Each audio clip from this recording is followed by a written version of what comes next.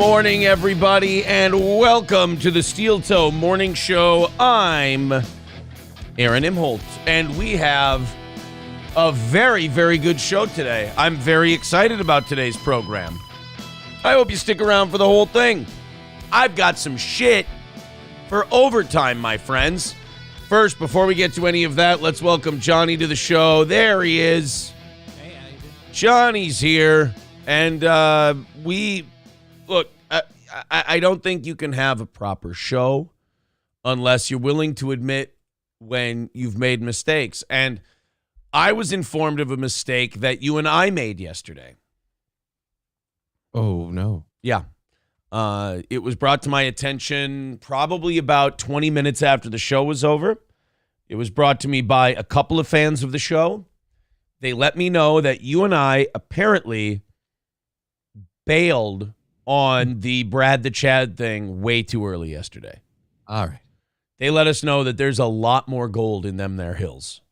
Okay, that's good. The Brad the Chad drinking in Reading, UK thing was nowhere Only near gets done. better. Oh, yeah. I mean, I watched it. I mean, we got like 7-8 minutes in, and we just went, I can't watch this guy be a retard anymore. And then people wrote to me and said, oh, no, you could have watched him be way more retarded than that if you would have just hung in there a little bit. But you know me. I have this clock in my head. I have this warning light in my head that goes off that says, you're boring people, you're boring people, you're boring. Move on, move on, move on. It never comes into my head when I talk in Kevin Brennan's voice for some reason, but it comes in when I'm doing things like Brad the Chad. So we are going to do part 2 of the Brad the Chad video today. It's also, Brad the Chad is also now E-Rock's favorite character. E-Rock wrote to me yesterday and let me know. He's like, yeah, thank you for introducing me to Brad the Chad. I fucking love this guy. Look, my only hope is that they bring back the Junkyard Dogs podcast. I don't know. I feel like that'll be difficult, especially if Brad's got all of the oxygen in the room as the big heavy hitter. I mean, maybe, but I want to see it on video. None of this like just audio only stuff. Well, that's my thing with, I think that's why Junkyard Dogs would work now. There's clearly an alpha now. So you've established who the first banana is, and everybody else kind of falls in line behind him. Brad the Chad's the guy. Yeah. Also, today for overtime, I understand middle of the week we gotta hook you. You know, if you're a listener donations driven show, you have to drive people to have a reason to contribute to your program. Today during overtime, I hold in my hand, Johnny, the cease and desist. Hold on. The cease and desist letter I was emailed and YouTube commented by Kelly Jones, the ex-wife of Alex Jones of InfoWars, has sent me a cease and desist, not, by the way, from her lawyer, not from an attorney, not from anybody official, but just from her email. Sounds legit. Yeah, I believe that. Fuck with it. Now, you know you've been in this studio before. I have actual cease and desists hanging up on the wall. Yeah, framed. You have a collection. I believe this is lucky number 8 for me as far as cease and desist go. This is the 8th cease and desist I've ever received. And this is the first one that's come, 2 things. Number 1, with a Gmail thing at the header. That's the first cease and desist I've gotten with the Gmail logo on it. And it's also the first cease and desist I've gotten for a Mr. Holt. That's how you know you're getting a legit cease and desist, is they ask Mr. Holt to demand that our broadcast be taken down and that we immediately cease and desist talking about this person. So, do I need to respond to the email if it's to a Mr. Holt? That's not me. Technically, yeah. No, that's not you. You're not required to respond. In fact, if anything, that could be a phishing scam. They give you the wrong name, so you say, hey, I'm not that guy. And they say, hey, who are you? It's how it starts. My company's name isn't even on there either. So next thing you know, you're torn about flesh and your dog's knocked up. Yeah, and if it happens on the show, like, you have to sue my company. You don't sue me. It would be the company. that would be held responsible. They don't even know what that company's name is. It's actually called Bent Pixels Media. Look it up.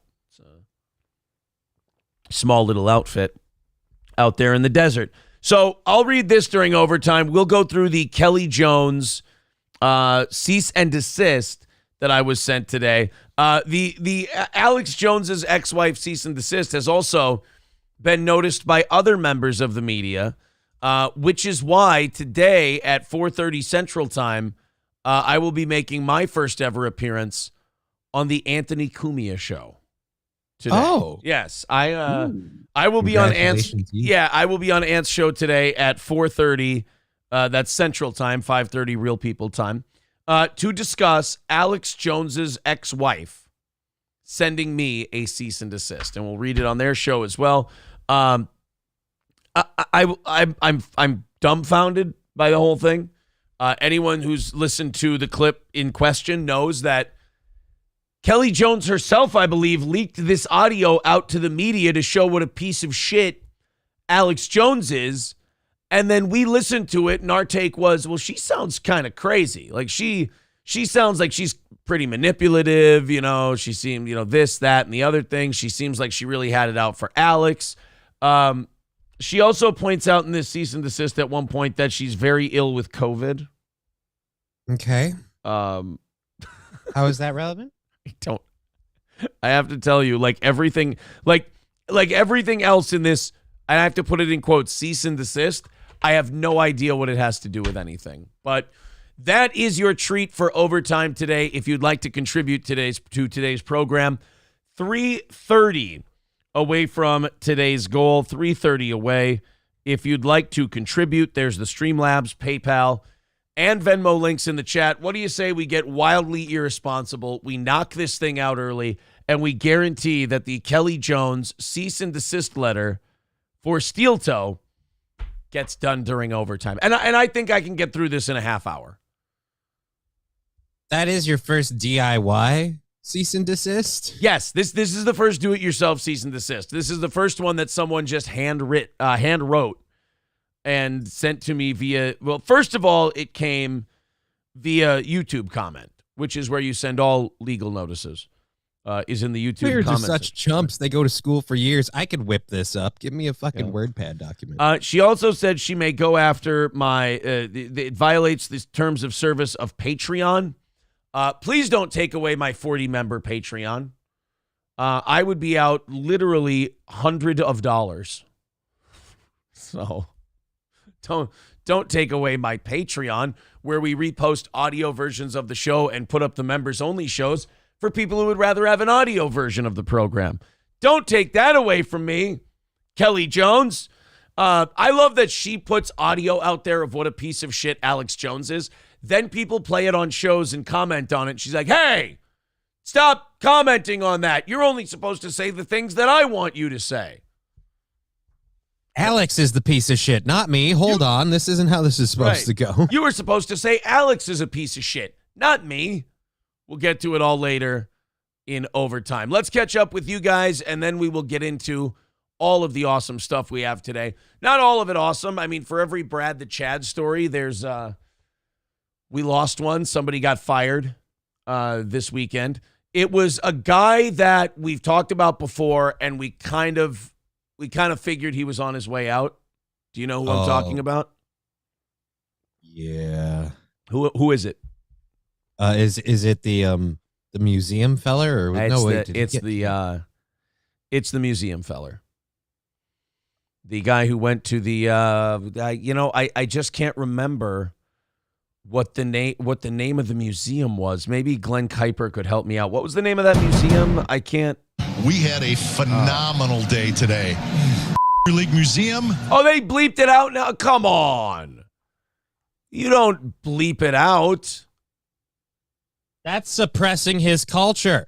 Yeah, the guy, I mean, he said that for a reason.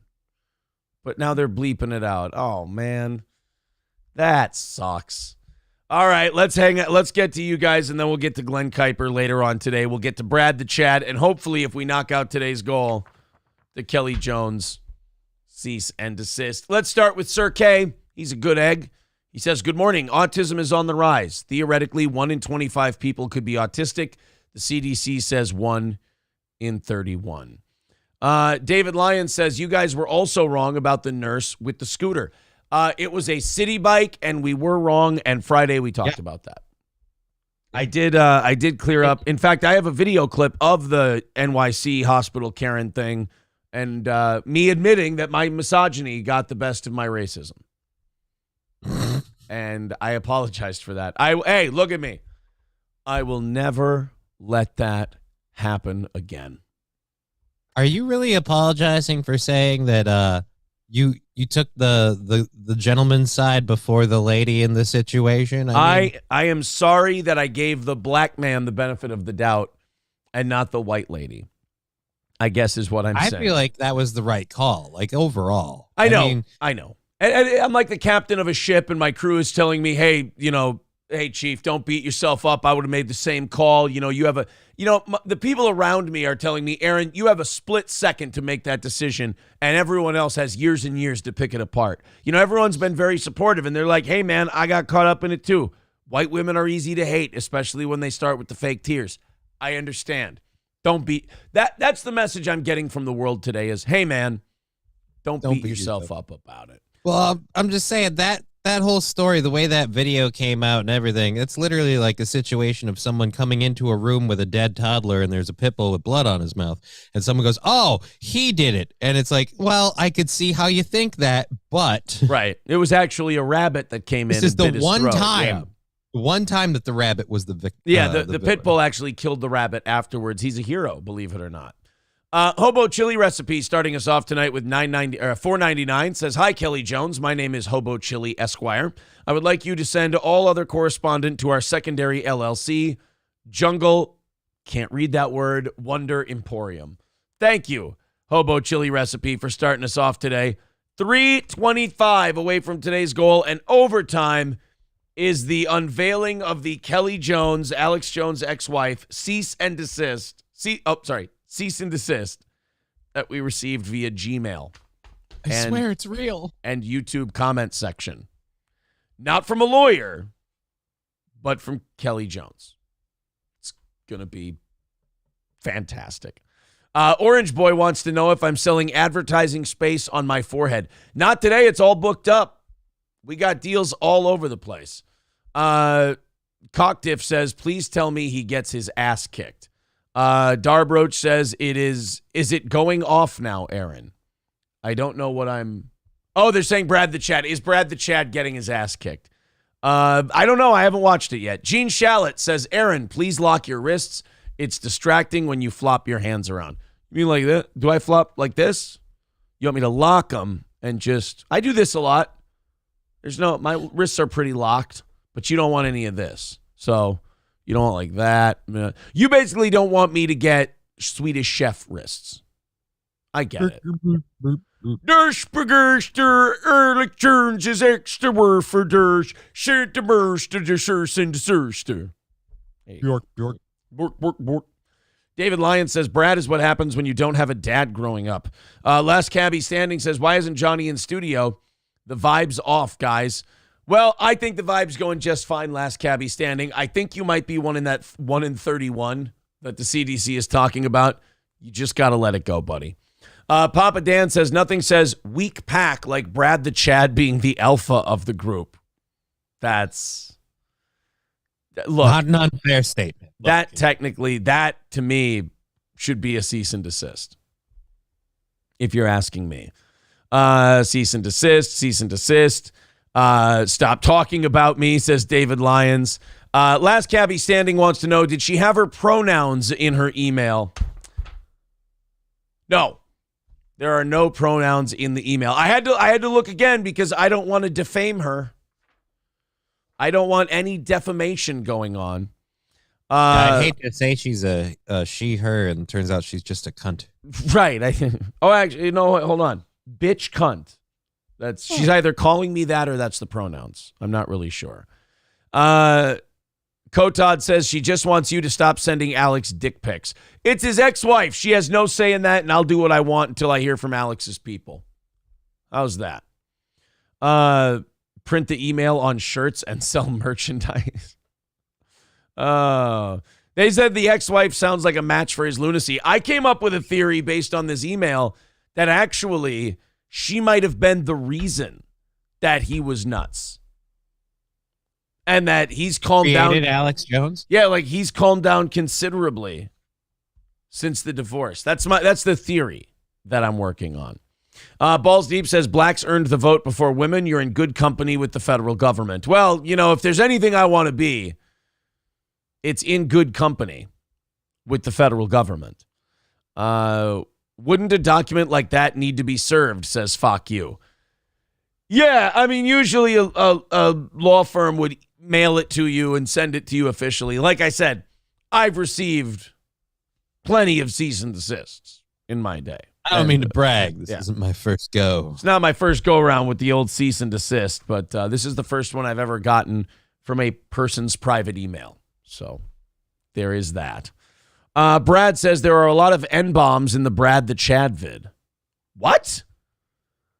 All of a sudden, Brad the Chad starts dropping N-bombs? I don't know if I believe that. What a heel turn. Hung Solo says, I am part of the 30%. Aaron, why are you in studio and not zooming in? Oh, you're saying both of us should be... I'm sorry. We'll both zoom in, and then we won't have anybody. I'll do the show from bed, and then Johnny can do it from here. From my desk. I like it from my desk. Oh, boy. Hobo Chili Recipe says, Alex Jones looks like a handful in the bedroom. Be careful, Aaron. He might snap it off. That's, yes. Cynically Insane says, the facial hair committee should send you a cease and desist.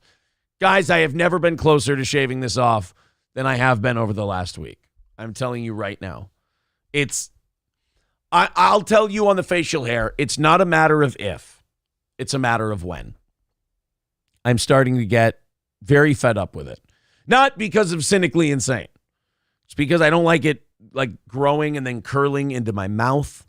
I start falling asleep when I start playing with it. It's just all kinds of problems. All kinds of problems. Wait a minute. So it's an off switch? Yeah. If you gingerly stroke his mustache, he will pass out. If I pinch the middle part here and I start dozing off. It's very strange. D. Gulag says, it looks good in my opinion. Well, thank you, D. Gulag. That's very, very nice of you. Johnny 1.0 pointing out, this is your chance to get Nick Rekieta. Ooh, all right. Well, look, we've got a lot going on today. Alcada with $5 over on Rumble says, what is this seasoned assist and where do I get one? Oh, no, a cease and desist, sir. You don't want to play with... You don't want to play with Alex Jones's ex-wife's personal email cease and desist. That's woo. Don't fuck around. That is a fucked one. Mitchell Miller says, looks like you have a jar of dirt, Jack. There. That just felt like something I should say in Hulk Hogan's voice. All right, guys, let's knock it out. 320 away from today's goal. Let's knock it out today, and let's do the Kelly Jones cease and desist for overtime. I think you're going to be very excited about it. I don't think you're going to see it as a wasted investment. Go ahead and contribute to Steel Toe, and we'll knock that out today. All right. Where do we start? Oh, we start with ice cubes in a deep fryer. Johnny, you've worked in restaurants before. Yeah. What would happen if you put ice cubes in a deep fryer? Well, considering oil and water don't mix as well as the temperature difference, that ice cube's going to like rocket to the bottom and start exploding. Okay. So let's say you worked at a fast food place and you were going to take a deep fryer basket and fill it with ice and put it in the deep fryer. Yeah, they need more than minimum wage, you know? If this isn't some $15 an hour shit I'm about to show you, quite frankly, I don't know what a $15 an hour job is. This is someone on, you know what? I'll let you guess the platform. TikTok. Is it TikTok? An employee at a fast food place, Garfield Ferguson 1 on TikTok. Old Garfield Ferguson here decided that they would try fried ice for the first time. Now, I don't know if you've ever seen this happen before. I don't know if you've ever seen it like in person, Johnny. On a 1 ice cube small scale, yes. How bad is this going to get? Well, one, that fryer is going to be completely inoperable for a while because you're going to have to clean the shit out of it. I don't know. I've never seen a whole basket. I'm guessing we're going to have significant splashback. All right. Well, I'm going to show you exactly how bad this gets. In a TikTok that shows China that, you know, anytime you want to come across the ocean and just take the thing, I mean, it's probably pretty wide open. Most of the people, it might be better. Yeah, most of the people wouldn't even notice. Trying fried eggs for the first time.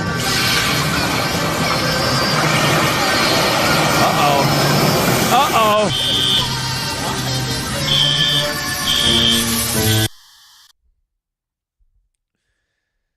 That's called evacuating the building. That doesn't look like a fast food restaurant. That looks like a legit kitchen, but oh yeah, you're right. That is like a kitchen's kitchen. And I'll tell you this. Nice TikTok. Cost you your job at the very least. Cost you your job. Yeah, probably some damages. Yeah, you've destroyed at least one piece of equipment. You forced the business to evacuate customers and close down sales. That smoke smell is going to be in there for a while. And those hood vents are industrial strength that they are not even making a dent. So, yeah, your life might be over in a lot of ways for this TikTok. Hey, I bet you they got a lot of views, though. Yeah. They got a lot of hits on their TikTok. They might have even gained a few followers on TikTok. I mean, hey, you might have lost your job. You might be facing, civil action. You might have to pay restitution. But I bet you your TikTok got a nice bump. And if your TikTok gets a nice bump, isn't that what renders it all worth it? I'd love it if debtor's prison were still a thing, so then we could watch the other TikTok where they're just like trying prison sex for the first time. Yeah. Like, trying my first license plate for the first time. And then that stupid fucking song that I can't stand. Yeah, that's cooking grease. That's going to be a bitch to clean up. That, like you said, that's going to reek forever. And I mean, how much hood power do you need to suck all that back up? And I don't know if anyone's reached the main gas valve shutoff, but you've got cooking oil spilling onto the floor mixed with water, aerated, and possibly a live flame somewhere. This is not a good mix. How long is that going to overflow like that? Well, considering oil's lighter than water, oil is... I'd imagine it's probably going to keep going for another at least 10, 20 minutes. Oh, my God. So that, like, all that oil is going to be on the floor. It'll slow down significantly, but then there's going to be like a little like slow dribble, like just, and that's the other thing too. It's getting into everything, and every surface that cools it down instantly solidifies it back to more of like a solid lard state. So then it's almost like lava, and it has to like cake up like wax and then melt a little bit, and so it's gonna move and sludge for a while. So is it going to be easier to clean that up? Like, do you wait till it dries and then clean it up, or do you got to get that cleaned up while it's There's still? There's no drying. That's going to be that for a while. It's just going to be a mix of watery, solid shit, and just there's no better or worse time. You have You're a fucked. Fucking nightmare in front of you. Oh boy! If I was working that kitchen, I'm like, no, I'm done. I'm out. I fuck that. Fire Ginger with $5 says, this is why we can't let the monkeys do everything. Hobo chili recipe, you let that comment go, and you let it go right now. Thank you. 3:15 away from Kelly Jones cease and desist letter for overtime. Egg Picker. Fucking Egg Picker's back, man. He loves the show again. I don't understand it. I don't know why he'd come back. This is a guy who wrote me angry DMs that he hated me so much because one of the mods timed him out one day, and he was inconsolable, this man. I mean, he had lost it. And now he's coming back around, sniffing around, and he's like, hey, man, I'm watching the show again. And I'm like, okay, that's good. Be cool. Just take her easy. Don't go mental or anything. Just, have a good time. And Looks like he's having a good time. He says, Kelly Jones is a weird, scorned woman trying to craft narratives that don't exist. She married Alex Jones. What do you expect? Well, I mean, we all make our mistakes, and Alex made his. Eaton Ass, I love that name, says that's what my dad would affectionately call fucking retarded. Your dad seemed like a very affectionate fella. We're all going to miss him. P. Fletch says, I'm going to have a harem of Chinese war brides when their troops hit, like the Appalachian Mountain region. But they'll hit that one last. That'll be... Sean Raz says the equipment will be fine. Johnny, true or untrue? The equipment will be fine. A lot of it'll have to be cleaned, but if it got into the like if that was a flat top next to it, or if it got into the oven next to it, it depends on how deep can you get into that to get all that stuff out. Because again, whenever you use those, if they start heating up too much, they will cook that oil, and you will have little puffs of smoke and smell everywhere. Ugh. Dead Jester says, I threw ice cubes from where the oven for the cookies are into the fryer. Cool, fun electrical fires, especially when the plug is under the damn fryer / under the fire and grease. I mean, it sounds like you people get bored in kitchens a lot. That's what I'm learning. Yeah, but that's why, like, the professionals, like, we just resorted to, like, drugs and pranks with each other.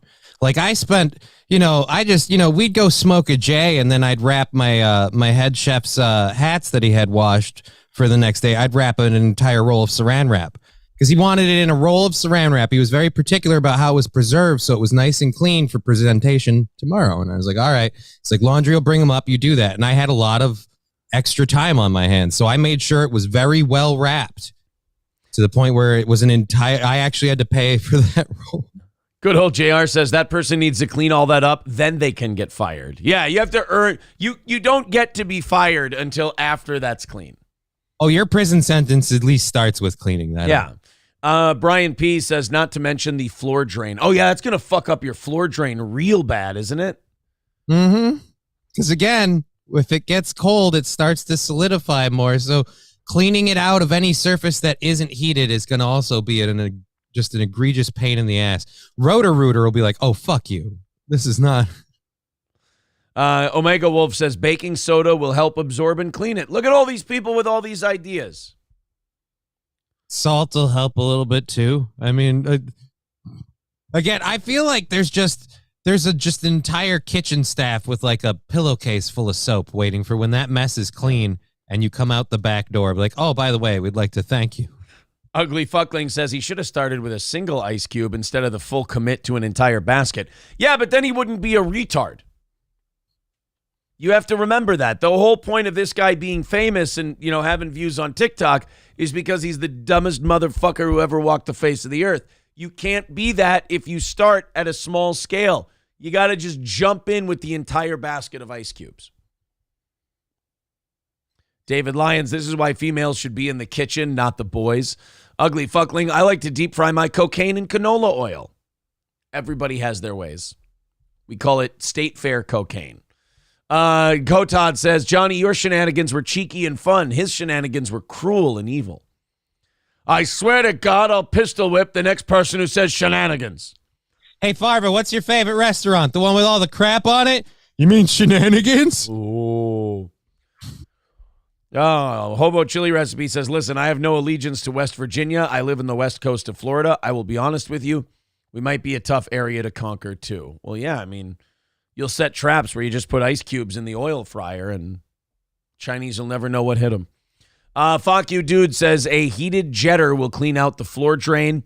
Riding Dirty Llama says Dawn, a lot of Dawn. Loaded Wrench says next prank, handing out the wrong orders.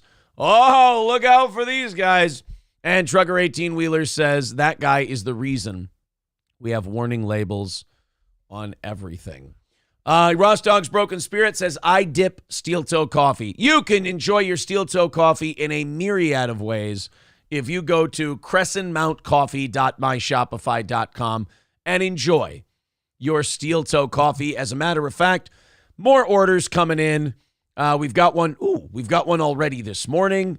We had a few yesterday. Just orders continue to come in. just 2 weeks into this little coffee experiment that we're doing. Tonight is the 2-week mark, by the way. Thank you to all the people. French almond or French vanilla creamer in here. It's beautiful. Oh, is it steel toe coffee this morning? Looks delicious. Yesterday and today.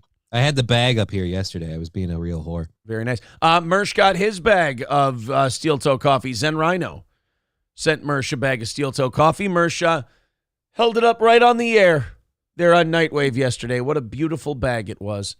We got to talk about Tucker Carlson. So, we were all, after Fox News let him go seemingly out of nowhere, and we all just kind of went, wow, it's the biggest fucking, name that you've got. Field move. Yeah, and you dump him, you get rid of him. And then the ratings took an absolute shit. Now MSNBC is beating Fox in primetime. It's a mess.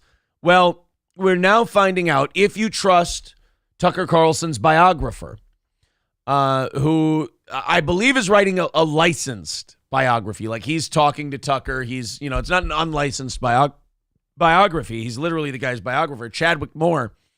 This guy has been writing the definitive biography of Tucker Carlson. And he says he knows why Tucker was fired. And the only reason I believe him is because the reason he's giving is a reason I 100% believe. Before we play Chadwick Moore, what do you think his reason he's been giving?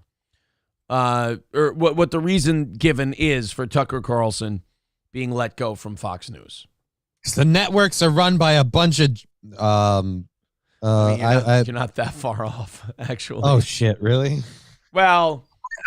I'm gonna guess because they want to control what he says. Like he was all fight for the right under the principle that he could criticize it too, and they don't want him to do that. They want him to say the talking points. Well, they've got a Tucker biography coming out on July 18th, and and by the way, if that book deal happened before the Fox News firing, how happy is this author that Fox News firing happened?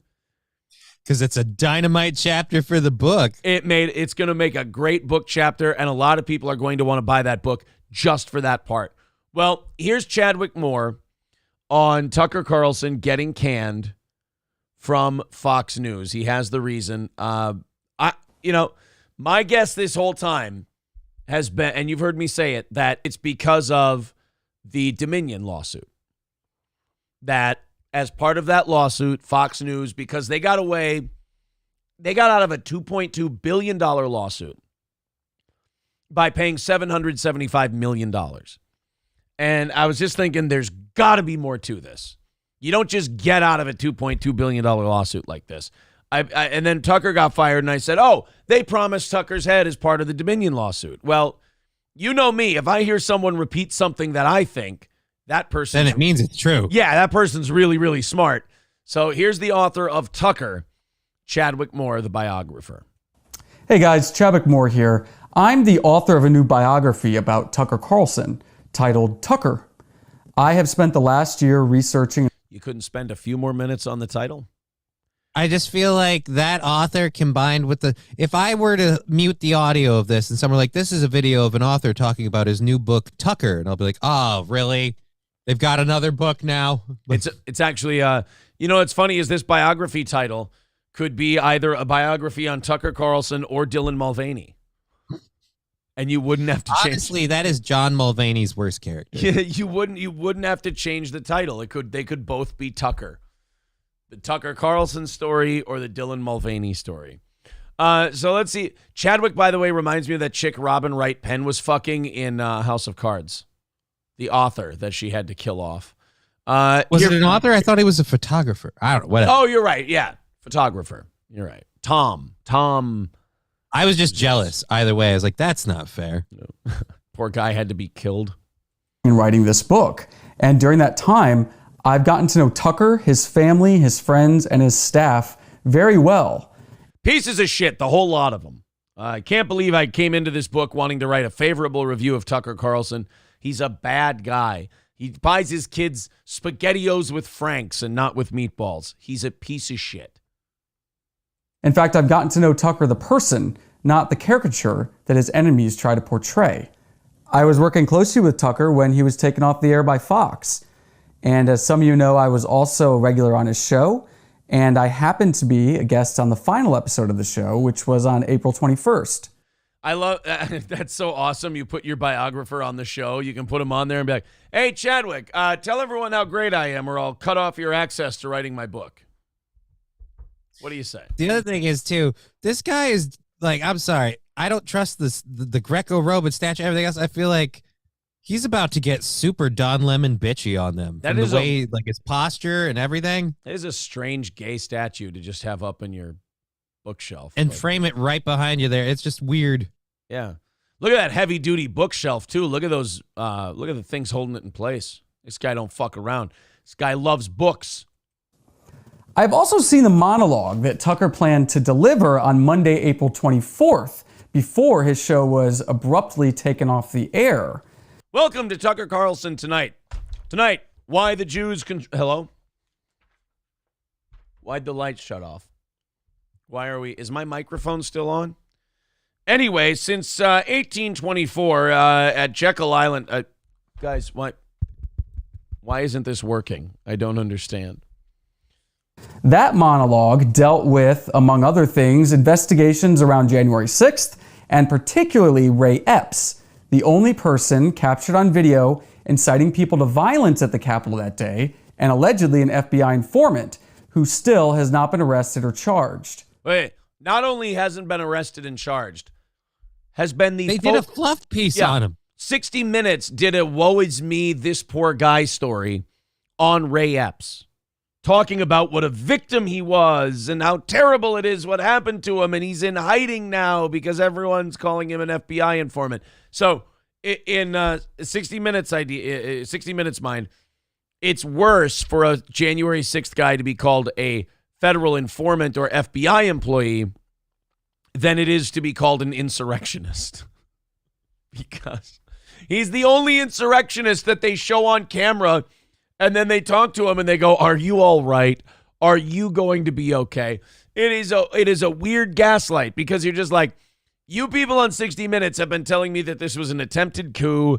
It was evil. It's an insurrection. Democracy was threatened. Democracy was threatened. People died, so on and so forth. You have locked away everybody, including the guy wearing goat horns. But here, let's talk to this gentleman who is on camera multiple times telling people to storm the Capitol, and you're talking to him and going, are you going to be okay? And then his pivot out, like when they're like, oh, and you're talking to this person, what are you saying to him? I was saying to him, I was like, hold on, son, don't do something you'll regret. Like, no, you're like, hit that barrier, boot. Yeah. And then boom, they did. You led them up to that barrier with the intent of storming the Capitol, but once you got there, you got cold feet. I get it. Right. I love 60 Minutes is like, we'll dispel this whole federal informant nonsense live on television. Oh, how are you going to do that? By talking to him the way we would a federal informant. Oh, that's... And just admit it, just believing any reason he gives us. No real pushback. Just going, oh, so that's how it happened. Of course. Right. Well, they both read it from the Bureau before it went on TV, so... Guys, China said it wasn't a lab leak. We're good. They pinky sweared. Ironically, a good part of the monologue also dealt with the people and forces that are trying to silence him, like AOC and others in government. It has now been reported that his firing was a condition demanded by Dominion as part of the settlement with Fox. See what I mean? As long as he says what I already believe, I believe the guy. Yeah, now he is the smartest man in the room. Yeah, that guy knows what he's talking. You. Yeah, Robin Wright didn't kill him while fucking him anymore. This guy's totally smart. He's got his shit together. This guy gets it. Although Dominion has denied this, my sources have intimate knowledge of the situation, and they have assured me, even before this news leaked, that that is, in fact, the truth. If that is true, it would mean that a small group of people who have a controlling interest in Dominion have managed to silence what is arguably the most important and influential conservative voice in the country, possibly until after the next presidential election. Right, because now people may have heard this. Tucker Carlson's deal runs through 2024. So Fox can keep him off the air. And, well, they can keep him off another company's airwaves. He can't be hired by another company. But apparently what he's going to do is just start doing a show on Twitter. And you can't stop him from just doing a show on Twitter. And it's not like he needs the effing money. Plus, guess what, motherfuckers? You're still paying him. So right. So Dominion, again, Dominion kind of had Fox's nose wide open, and they could ask for anything they wanted. And they could have asked for more money, and they said, nope, we'll take the $775, and you got to fire Tucker Carlson. And Fox said, well, that beats an extra $1.5 billion in damages, so all right. Yeah, but have your ratings done now? Oh, boy. How does that cost come in the end? And now they're putting a guy, Will Kane, in Tucker's spot. I guess he's an internet conservative guy. I don't see Will Kane drawing Tucker Carlson numbers. He's related to Dean Kane. He's Superman. Oh, my God. Tucker's I do. I'm confident that he will not be silenced, as I'm sure all of you are as well. If you're interested in knowing more, if you want to know about who Tucker is, about his history, his passions, and what motivates him. Again, the title of the book is Tucker, and it's available for pre-order now at tuckerthebook.com or wherever books are sold. All right. Well, there you go. So I'm going to give you a bunch of nice little juicy meat and paycheck. It really was the perfect plug for his book. I got to give him that. I want to buy the book now. It's a pretty goddamn good book plug. But yeah, so now it looks like the Dominion deal was the kind of the final nail in the coffin for old Tucker. So then were they giving out all that video to like throw people off the scent? What do you mean? Because like all these videos we saw of Tucker were like, oh, he's been butting heads with Fox for a while, but they always made him look like really reasonable. So you're like, this doesn't really trash him as much as you guys think. Yeah, I think there were so many theories because people could see so many different reasons why Fox would let him go. Like Rupert Murdoch's kids are, pretty center to center left, so they wouldn't want Tucker there. Tucker could leave you open for more lawsuits in the future, the way he talks about powerful people. Fox News is trying to sell, and it's harder to sell with Tucker Carlson, which that one never tracked with me. Because I'm like, wait a minute, a guy who draws you lots of eyeballs and shitloads of money makes your company harder to sell. It's like I'm trying to sell the Lakers, and they're like, hey, why can't you sell the Lakers? I got fucking LeBron James on my team. Well, I feel like in the case of Tucker Carlson, though, like he comes with a large audience, but it sounds like he also comes with baggage. And then if they've got to renegotiate the deal, Tucker's in a position to kind of power play that because he's like, hey, no, you're going to sell the company and you're going to make me a part of it. Well, I've got a say in how that goes. And then they could just kind of get fucked. Thank you very much to Al's Chicken Farm with $10 over on PayPal. And also $40 from, oh, God damn it, I don't want to say their real name, but I know their name. Not Cynically Insane. Scrunched Cynic. God damn it. I'm sorry. Abby, thank you very much for the $40. Look, man, I did my best. All right. I did my best. And also 5 gifted memberships from Mr. Tony Soprano. Thank you very much, buddy. That's going to knock it down to $255 this morning. You guys are doing a phenomenal job. Thank you very much for your generosity. If you're just joining us, overtime today, if you want to throw in a couple of bucks, is our cease and desist letter we got from Alex Jones's ex-wife. Now, I have to say cease and desist because usually you don't send these from your personal email without an attorney. But she just sent a cease and desist first she sent it in the YouTube comments section, and then she sent it via Gmail. Don't worry, I'm sure an official handwritten one will be arriving by carrier pigeon later today in blue crayon. Fair and Balanced with $5 says the leaked videos of Tucker show he's actually fun on set. If you saw some of the anchors I've worked with, boring, not fun, bland. Oh, yeah? So you think Lauren Sanchez is boring? You don't think this is cool? Hey, we're live. Oh, God. I'm playing that again. I was going to ask if we could play it until I realized, wait, this is my show. Hannity Vape. him, dude, this vape thing is so, to me, this shows the difference between Hannity and Tucker perfectly. Like, you watch the Tucker leaks of him talking on the air or talking off the air, and you're like, wow, what a cool guy. That's the same guy. Yeah. What a nice dude, where he's like shitting on his company and like making fun of squares and shit like that. Meanwhile, Hannity is back on the air, and he threw it like he was that Rhode Island city councilman, and he got caught with a crack pipe. He was like, just chucks it. He closed it like Randy with a porn window. Aw, Tri-County Broadcasting. Don't you miss it? I was just thinking, do you think that cease and desist letter would get past old Gary? Do you think he'd be like, we got to worry about this, guys. They're coming down on us pretty hard. Yeah. Oh, no, not Kelly Jones. Oh, boy, what are we going to do? Here's the Hannity vape thing. Again, this to me, this is the guy Fox kept, and Tucker's the guy they got rid of.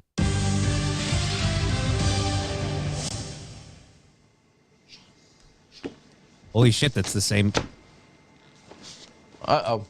Now our villain of the day, Adam Schiff, Eric Swalwell, because despite Swalwell's ties to suspected Chinese intelligence... You know what grosses me out about this one, too, every time I watch it, is that he goes right into character mode. Yeah. Like he's got his... So what he did was he turned his earpiece off during the commercial, so he couldn't hear his producers say, Sean, we're going back in 30 seconds. And he's reading some stuff. He's taking a look at some shit.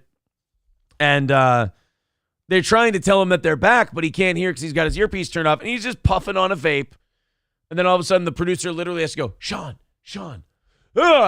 chuck it like a crack pipe, and then go, and then these Democrats and these filthy, dirty liberals, you see, they're pieces of shit, and aren't these guys the biggest assholes you've ever seen? And like right into like conservative shill mode. Whereas Tucker's just like chilling, and he's like, I told him. I said, yeah, you piece of monkey shit. You can go fuck yourself. Welcome to Tucker Carlson tonight. Bunch of monkey crap that we've got for you this evening. Bunch of real jerks running your country. It's like Tucker, like if Tucker has to come back from break, it's seamless. If Hannity has to come back from break, he goes, oh shit. Gotta put the mask on. Shit. Gotta put my character on. He looks like when he's got this vape in his mouth. Hold on. It looks like in his private life, Hannity's like a guy who goes, yeah, see, well, with the way the market is right now, I think selling the home and taking out a new mortgage somewhere else at, something ridiculous like 6.5% would be wildly fiscally irresponsible. And Sean. Oh, sorry. The Democrats are pieces of shit, and here's the two biggest pieces of shit, and I hate these guys. Aren't these guys terrible? That's one of these. Yeah. Uh-oh. These aren't nicotine. That'd be funny if Sean just broke down and was honest with everybody on the air. He's like, all right, guys, I know nobody asked, but crack. It's crack. I'm smoking crack out of my this vape glaucoma. pen. Yeah, I've got terrible glaucoma, and I need crack for it. It just proves he can't have fun with himself. Like, yeah, I suck on a vape pen. Who cares?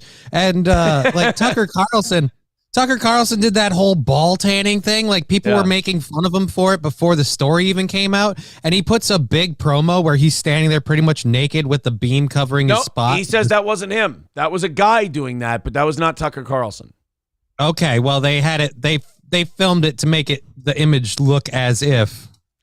Egg Picker says there should be a Steel Toe biography. Well, Egg Picker, if there ever is, I'm going to authorize you to write it. But we got to finish the story first. I mean, I'm 36?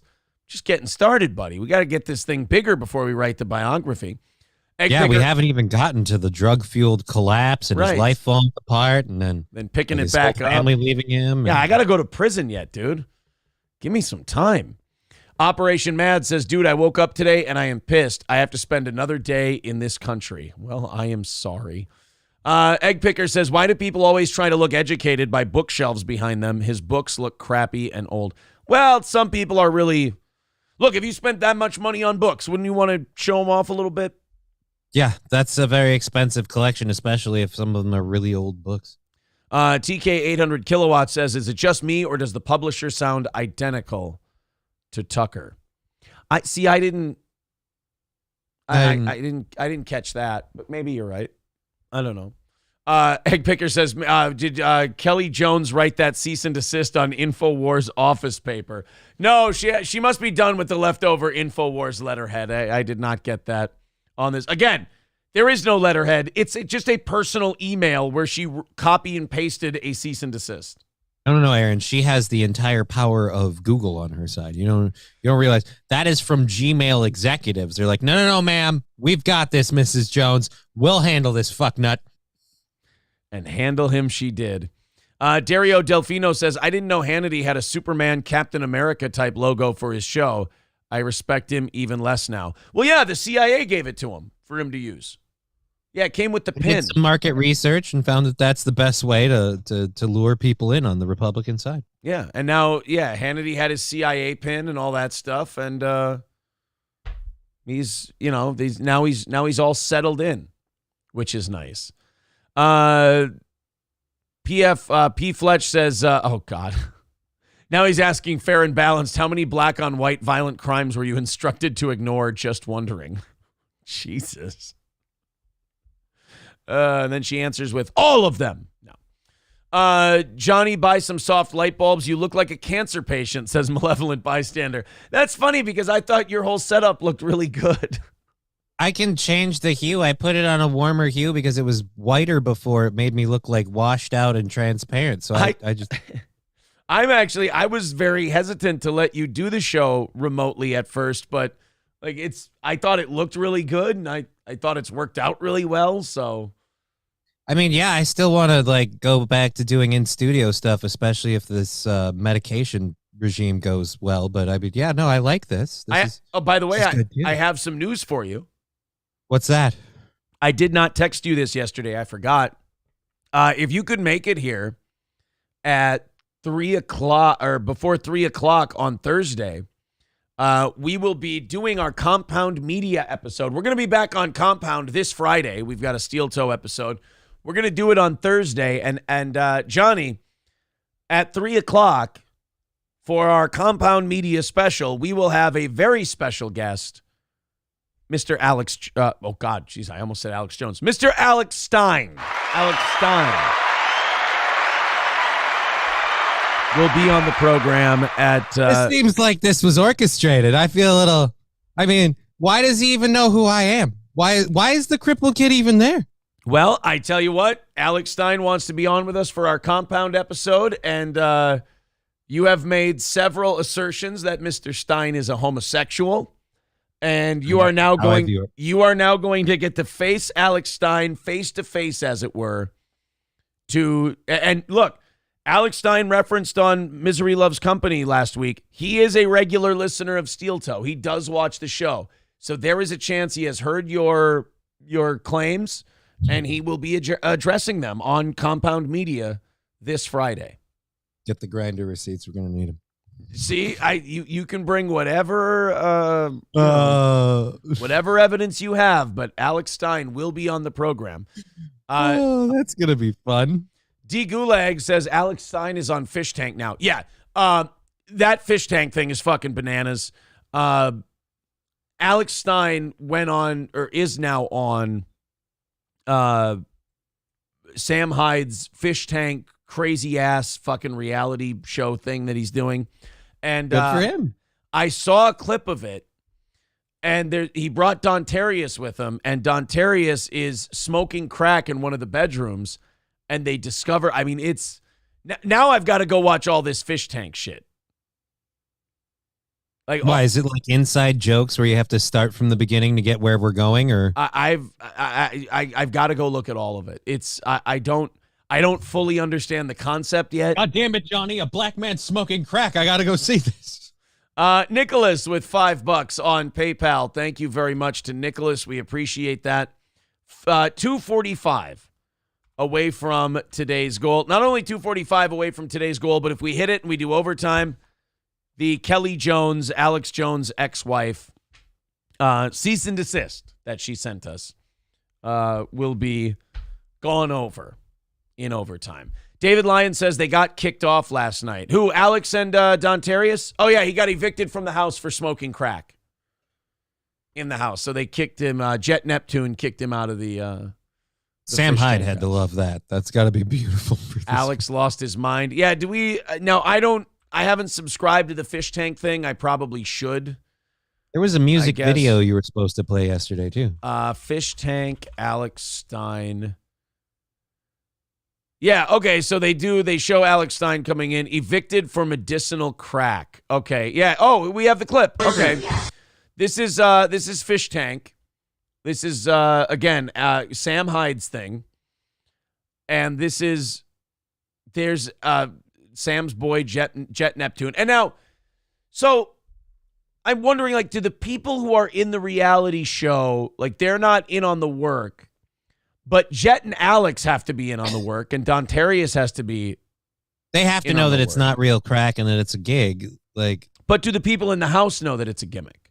I hope not. That's got to be like, because otherwise, this is a really, really weak version of Meet Joe Schmo. Because that was a great show for the one guy that didn't know that was going on. It was amazing. So I mean, if you did that, it's at least something. I mean, you can't have them in on it. Otherwise, what's the point? Right. The thing that's getting me about Fish Tank, like the thing I'm not understanding about Fish Tank is it's like everything else Sam Hyde does. Who's in on it and who's not?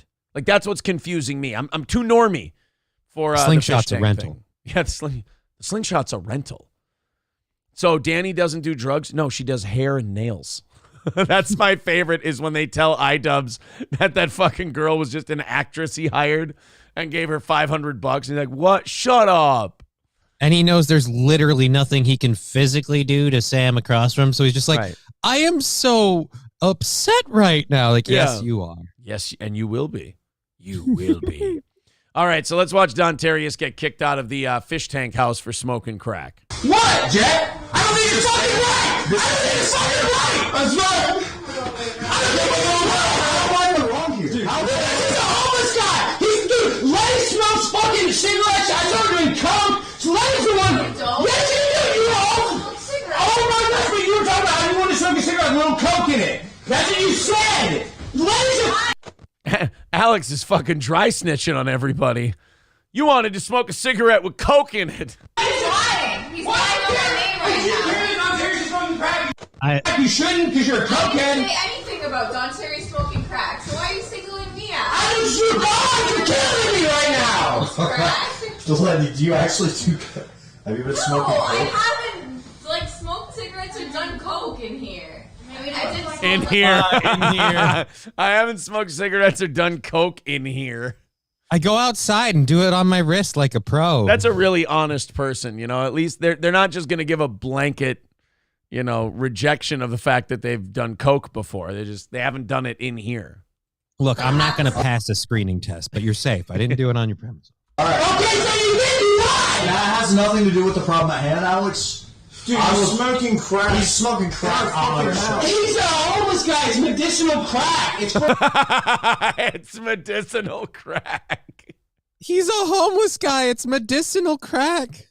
his energy. His energy levels have been low as crap. I watched the pieces of this bitch, nigga. I did everything I had to do, man. They just gonna fucking throw me out. Dude, they are wrecking the fuck out of that house. Well, it looks like some other people have done some numbers on it already anyhow, so. Dude, I've seen clips of, like, Sam's in there with a fucking AK-47. I've seen Sam Hyde going in there with boxing gloves and punching out shelves and, like, and I see, but the problem is I see all this stuff out of context. Like, I haven't watched the actual thing. I've just seen clips, and I'm like, this looks like a fucking madhouse that he's running.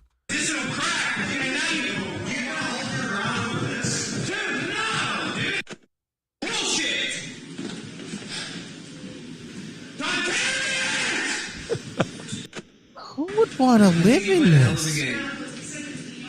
They can't be. This has got to be a thing to like mock like reality people like this, because this fuck has been walking around with his camera the whole time.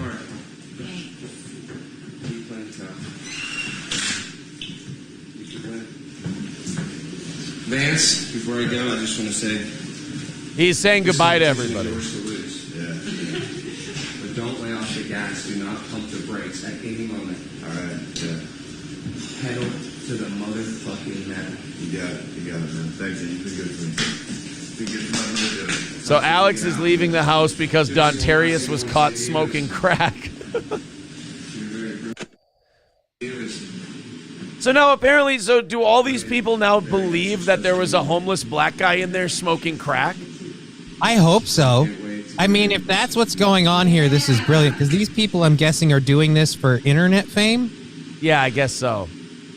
And I've heard from people that Sam is like really hard on the people who are clearly clout chasing out of this. Like he fucks with them harder, and the ones that are there to actually be a part of a thing, like he's a little nicer too. I'd be all for it if that's what's going on then, because then if they have no idea that this shit is a work, then it's just like they think, oh my God, I'm part of this crazy thing. Yeah. And they think it's all real. Yeah, so he's brought Alex in. He's brought Airsoft Fatty in. He's brought a few people in. Yeah. Fuck you, Jay.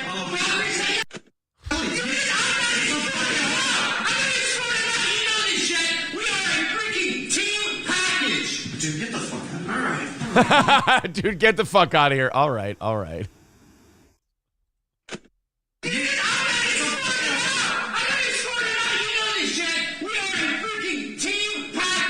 Dude, get the fuck out. All right. Get the fuck out of here. All right, fine.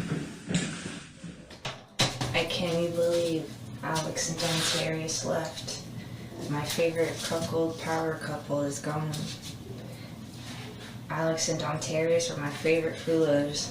Probably my favorite people to enter this house yet. And now they're gone. What is that? I don't I just know. thought they just let Dontarius smoke a little crack. Why did Alex have to leave too?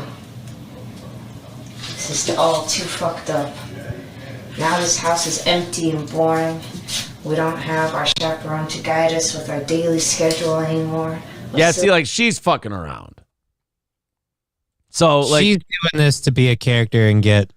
So, but is that the whole thing with Fish Tank? Like, am I doing it right? Like, am I like? Because again, I have no idea. I've only watched. I'm trying to figure out whether she's in on the bid or not. Like, is she playing a character? Because this is committed. But that's what I mean. Like, am I doing it right by me just basically going, you know, like what's a work and what's not? Like, am I supposed to be thinking, hey, what's a work and what's not a work? Who's in on this? Who's not in on this? Like, is that how it's supposed to be digested? Because if so, then I guess I'm doing it right.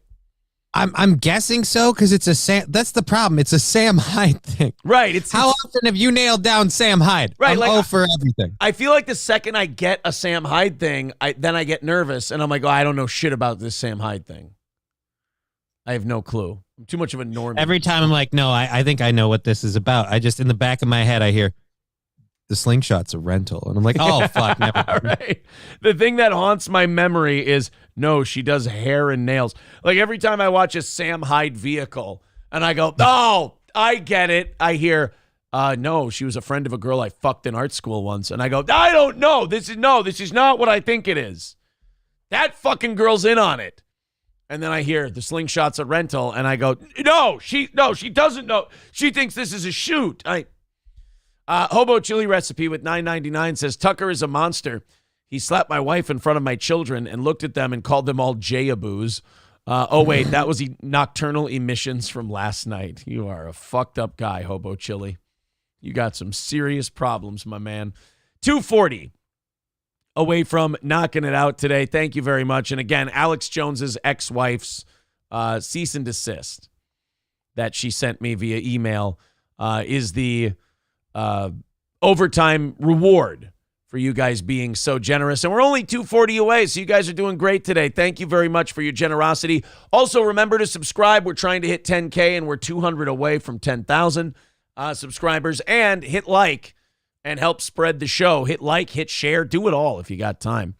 But yeah, I don't. I'm trying to look through the chat to see what people are telling me on this on the fish tank thing. Like some people are in on it, some people aren't. Like obviously Alex is, in on the whole thing, and Jet's in on it, but I don't know how many of the contestants know this is a work and how many think it's a shoot. And Like, does Sam keep them? Sam's playing a guy named Jason Goldstriker, the host of the So do whole they thing. even know that he's Sam Hyde? Yeah, oh, you have to. I would think you have to know. I mean, who I Sam would Hyde think so, is. but then how easy is it to not know that Sam Hyde? P. Fletch says Sam Hyde cannot be stopped. He can only be encouraged to continue. D. Gulag says the new guests are in on it, but the original contestants aren't. Okay. Wow. So like I said, it's a Joe Schmo sort of situation where the original contestants are just like the literally the guinea pigs, and they don't know what's really going on, and then yeah. Wow. Okay. So if you're the original contestant, you don't know what the fuck's happening. But, you know, when he brings on, I guess, Airsoft Fatty and Alex Stein and people like that, they know that they're working. Okay. So they don't know they're on camera being recorded. Well, no. They know they're on a reality show. Yeah, they think they're on a reality show. This is just a reality show with a house full of hopeful internet streamers, and they're bringing on other celebrities and personalities, and so then they got to see Alex and his crack-smoking friend. There you go. All right, guys, Streamlabs, PayPal, and Venmo if you'd like to contribute to the program. Let's all hit the let's all take a like button break. Everybody hit the like button. And let's get that up there and spread the word of the show and keep getting us in the recommendeds and whatnot. The more subs, I've been told this by so many people, the more subs that a show like this gets, the more it's going to be like less in the recommendeds. So we got to do a good job of spreading the word about Steel Toe. P. Fletch says it is a reality show, the only honest reality show. Yeah, where everybody knows they're being recorded. They're bringing in shit to fuck with these people. I like it. I think it's good. Let's go and take a look. Let's check in on San Jose, California. And to quote Zach Galifianakis in the movie The Campaign, it's a mess. We've talked about some of these schools in New York now that are like giving up their gyms because they have to house migrants. Right. California does not have that excuse of like, oh, we got so many migrants, you know, our schools are being overrun. They just have San Jose, the way shit is, homeless people, California. Let's do a quick check-in on our friends out west. They're not feeling safe. Tonight, some East San Jose students are demanding district leaders take some action. They say homeless people are wandering onto their campuses. Yamar Lopez from our Telemundo station spoke to those students. Wow. Students tell me they've seen homeless people in their bathrooms, needles on their lunch table. They say this has been going on for a year. Tonight, they told the district it's time to take action. So it's not like homeless people are like wandering onto the school premises and there's needles by the playground, which would, okay, don't get me wrong, bad enough. That would be horrible, and you should probably address that during the school board meeting also. But what they're saying is, no. Like, the homeless people aren't getting onto school grounds. The homeless people are getting into the school, and they're just shooting up at our lunch tables. Dude, our substitute teacher, I'm pretty sure, was a homeless guy with what was a dead cat that he kept petting the whole time. Dontarius is smoking crack in the cafeteria. I don't know what to do. That's medicinal crack. He's homeless. It's medicinal. A group of 20 students from Charter Keep San Jose Collegiate attended tonight's district board meeting. While in the bathroom, a homeless woman entered our private restroom. One by one, they shared their concerns. They wonder, You know what, though? Fuck these, like, kids that are being raised all progressive and shit. If they can't see, like, this is the error of their ways and their parents' ways and their school's ways, like, you guys brought this on yourselves. It's your guys' societal tolerance of absolute bags of shit. And now the bags of shit are piling up at the end of your driveway, and now you want somebody to do something about it.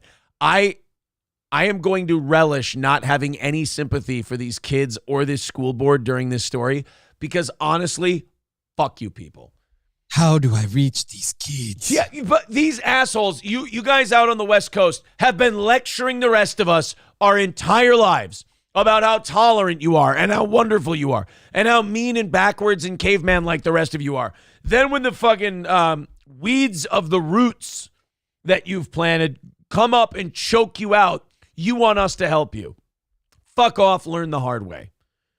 That's what I say. I mean, oh, the homeless people they're in our schools now. No shit, because you let them camp out on a sidewalk downtown. You didn't think it would come up to the school? We all could have told you it was coming up to the school. I didn't have a problem with it when it was in front of the tattoo shop that I never go to, but now that it's affecting my life, this is a problem. Yeah, you guys didn't nip these problems in the bud. Oh, and as far as the homeless woman doing drugs in your bathroom, so let me get this straight. You have no problem with somebody with a cock coming into your bathroom and using it in front of girls. If they complain about that, they're transphobic and they need to be dealt with. But if some homeless lady comes in and starts smoking crack or doing heroin, now I'm supposed to feel bad for you? Again, I'll say it. Fuck you people. Honestly. Well, we don't want these innocent children. These women could be in danger from this crazy homeless person. At least the trans person is someone we know that is a balanced individual who's just not going to cause any problems. Color balanced as well. They've got 3 different hair colors, and it's taking up 33.33% repeating amount of their head. But yeah, I'm sorry. Like, congratulations. This is what you get.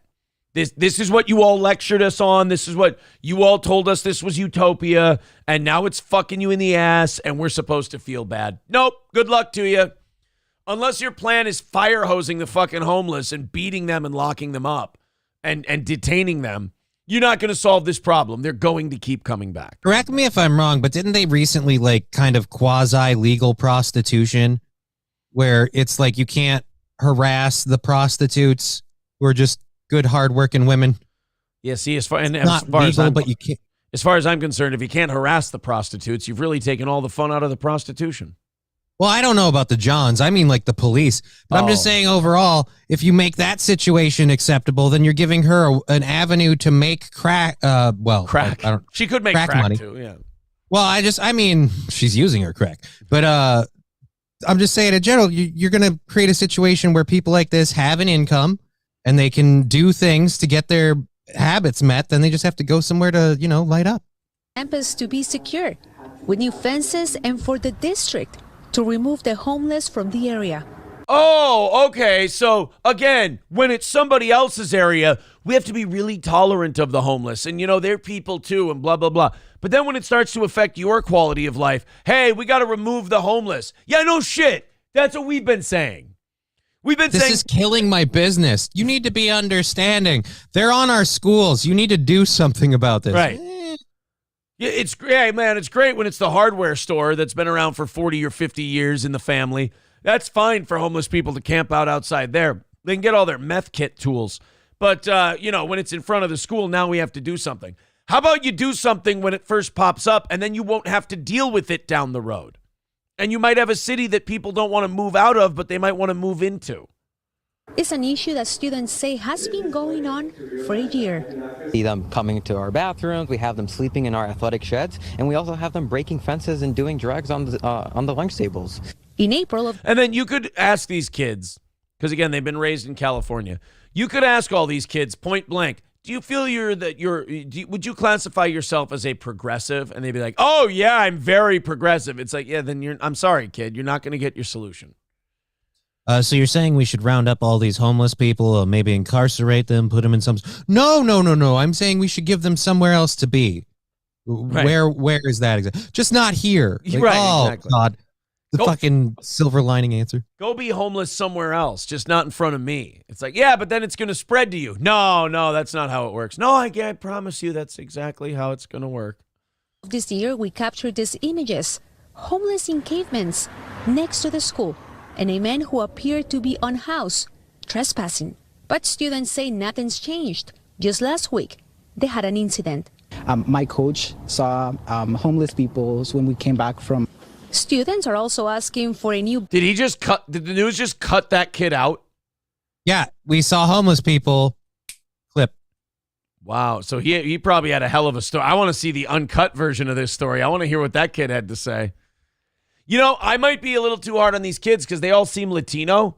And I wonder if Latinos aren't just going to become super based because they all come from families that they don't typically tend to be big on political correctness and shying away from saying certain shit.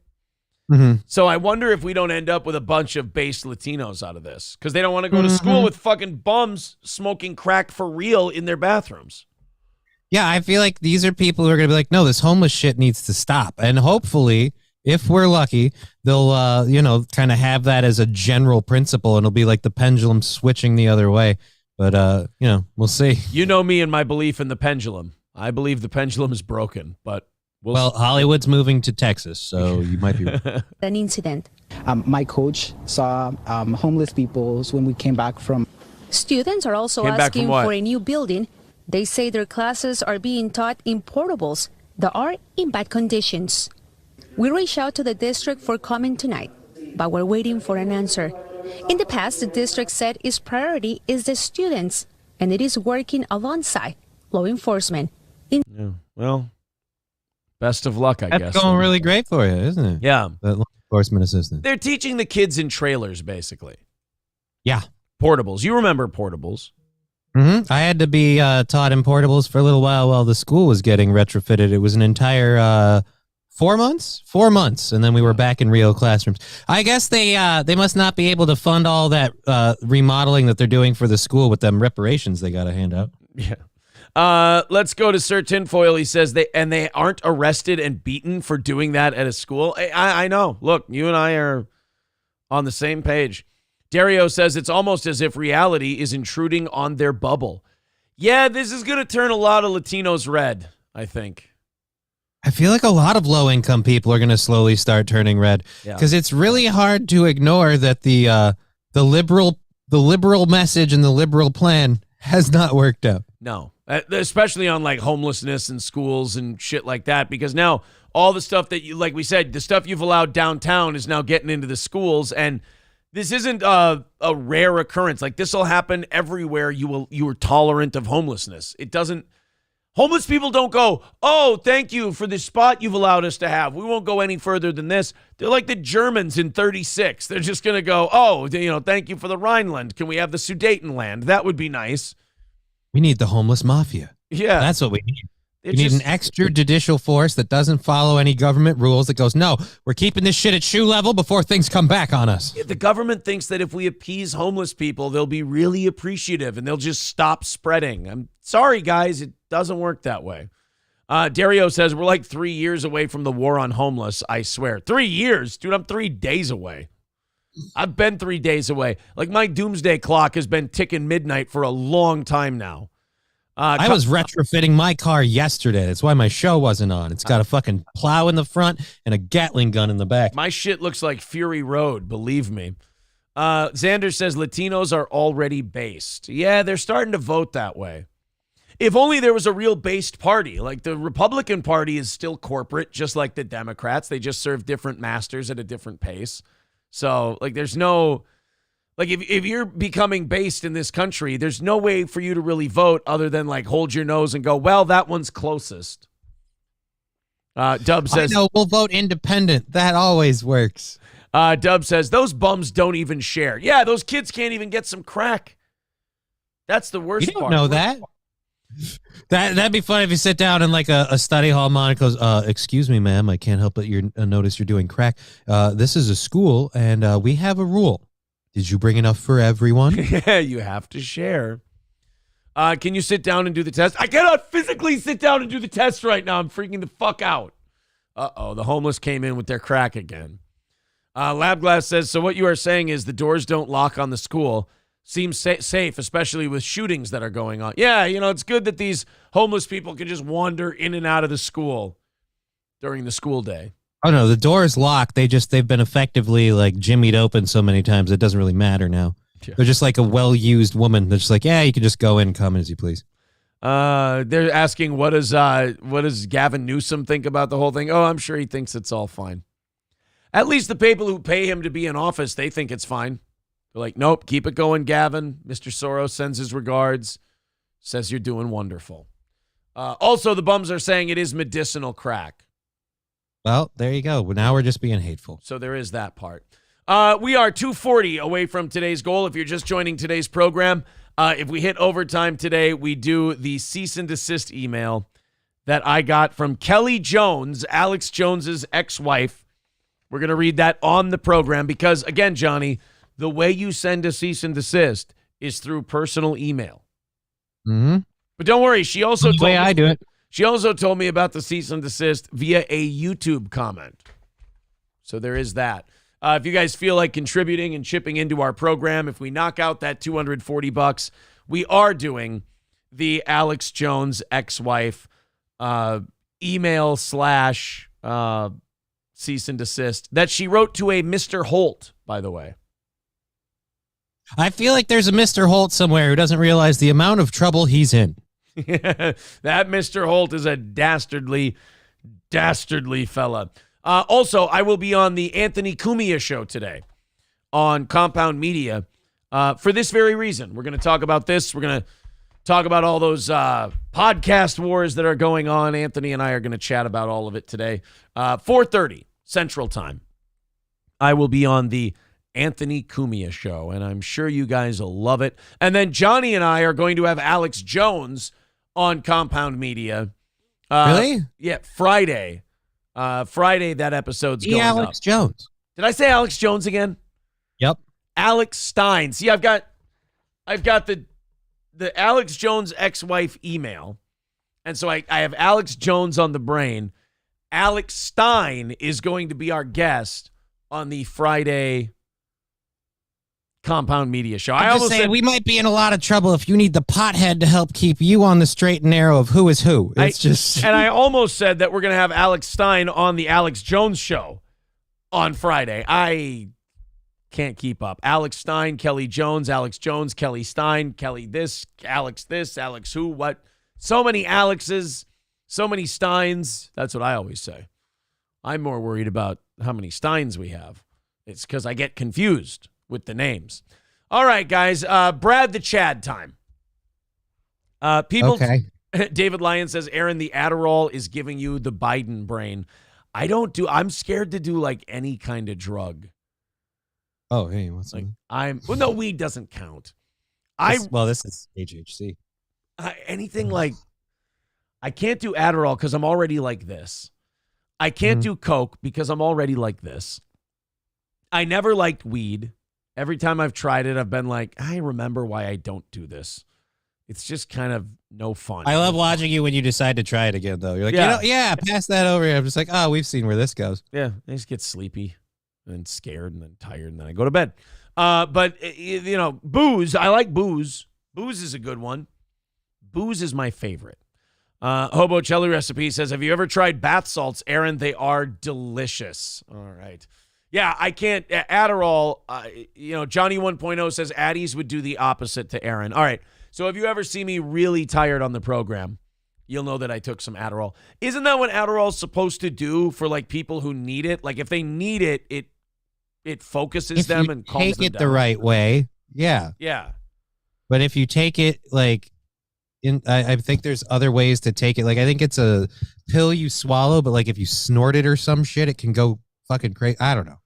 Drugs are weird.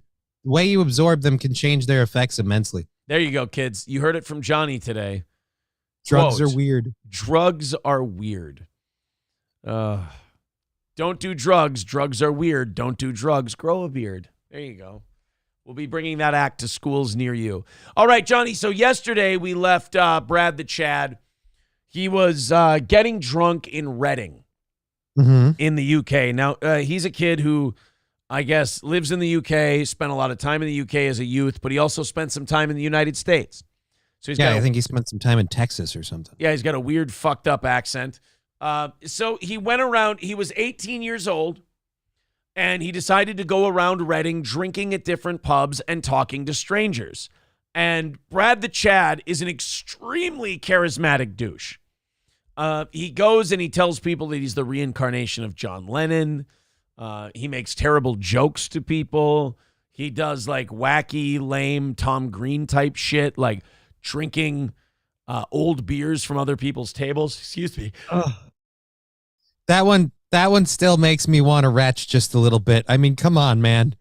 Just backwash this. We don't know if that guy was a tobacco chewer. Like, right. Don't do that. So, well, Brad the Chad, the reason he's kind of part of the Steel Toe universe is that he did a podcast called The Junkyard Dogs. And it was him and a bunch of other guys, and they're all a bunch of 18-year-old kind of edgelords. and they wanted to talk about, blowjobs and getting fucked and we have sex and this and that. And we kind of called them out for lying about all this shit. And we listened to all of their lies and we thought they were funny and we made fun of them. And we would always listen to the Junkyard Dogs podcast when it came out.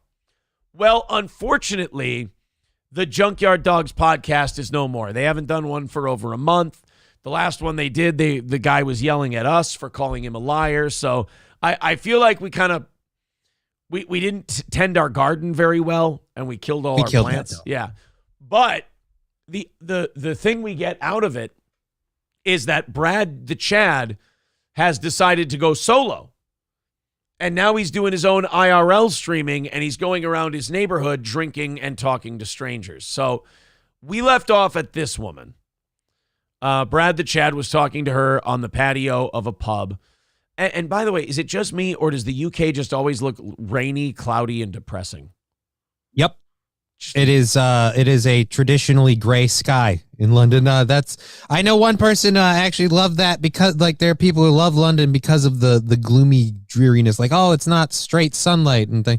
I mean, they have sunny days and stuff, but yeah, no, this is. Ugh. No thanks. All right. Well, we cut this off at about 10 minutes yesterday because I was like, all right, that's enough. He's just douching it up. And there's, 16 minutes left in this whole thing. I'm not doing it. Well, one of our listeners, Brian, wrote to me and said, Aaron, Brad the Chad thing gets better. You got to give it a part 2 tomorrow. You got to check it back out. So here we go. Brad the Chad drinking in Reading, 18-year-old kid, just making friends and douching it up. Who the fuck's Linda? Oh my God, do you know what? I've met some bleeding persons. I've been in America, I've been in bloody whatever, and I've never met anybody quite like you. Yeah, she's had it with Brad the Chad. I've been in America. Yeah. Remember, I love how we are now the status quo for weird. Yeah, we're that, Japan. We are the worldwide global measuring stick for fucked up. She's like, look, I've been to America, and I've never met anyone as crazy and fucked up as you are. I've had a beer with a Yank, you twat. But remember, this woman came to Brad the Chad while he was on the patio, and he was drinking other people's beers in front of her, and she kind of played along with him a little bit. She kept daring him to do it. She egged him on. Yeah. And then Brad the Chad annoyed the piss out of her so bad that this relationship is now ended with her saying he's the most fucked up person she's ever met. Well, he did start saying, you're just trying to get me drunk to take me home. And she's like, wait a minute, this is fucking weird. I'm like 60. No way. And he tells everyone that he's the reincarnation of John Lennon. And you guys, it just gets funnier every time he does it. Fucking mad. Mental madness gone fucking wrong. They call me Brad the Chad. It's nice to meet ya. Oh. She's having, look at this. We all made the same reaction at the same time. We all just went, oh. It's humanly, that cringed so hard it touched our soul. Everybody. We as a species, just naturally. This is how you know we're all one organism. Brad the Chad just proved something very metaphysical with what he just did. We all had a sympathetic cringe. Yeah, we all at our core are made up of the same things, and we're one life force. We're one existence. Because he went, oh, Brad the Chad. And we all went, oh, God. Oh. No, it doesn't. Like, this woman was born and raised in England. We were born and raised here. But yet, when he went, I'm Brad the Chad, we all went, oh, God. Like, he could have done that, and we could have watched it with a kid in Mumbai, and he would have went, oh, my goodness, this is terrible. This man is a complete douchebag. It wouldn't have mattered. Any culture. Jesus Christ, you need to have a fucking drink and calm down. You're goddamn right. And you know what? She'll never forget the day she met Brad the Chad.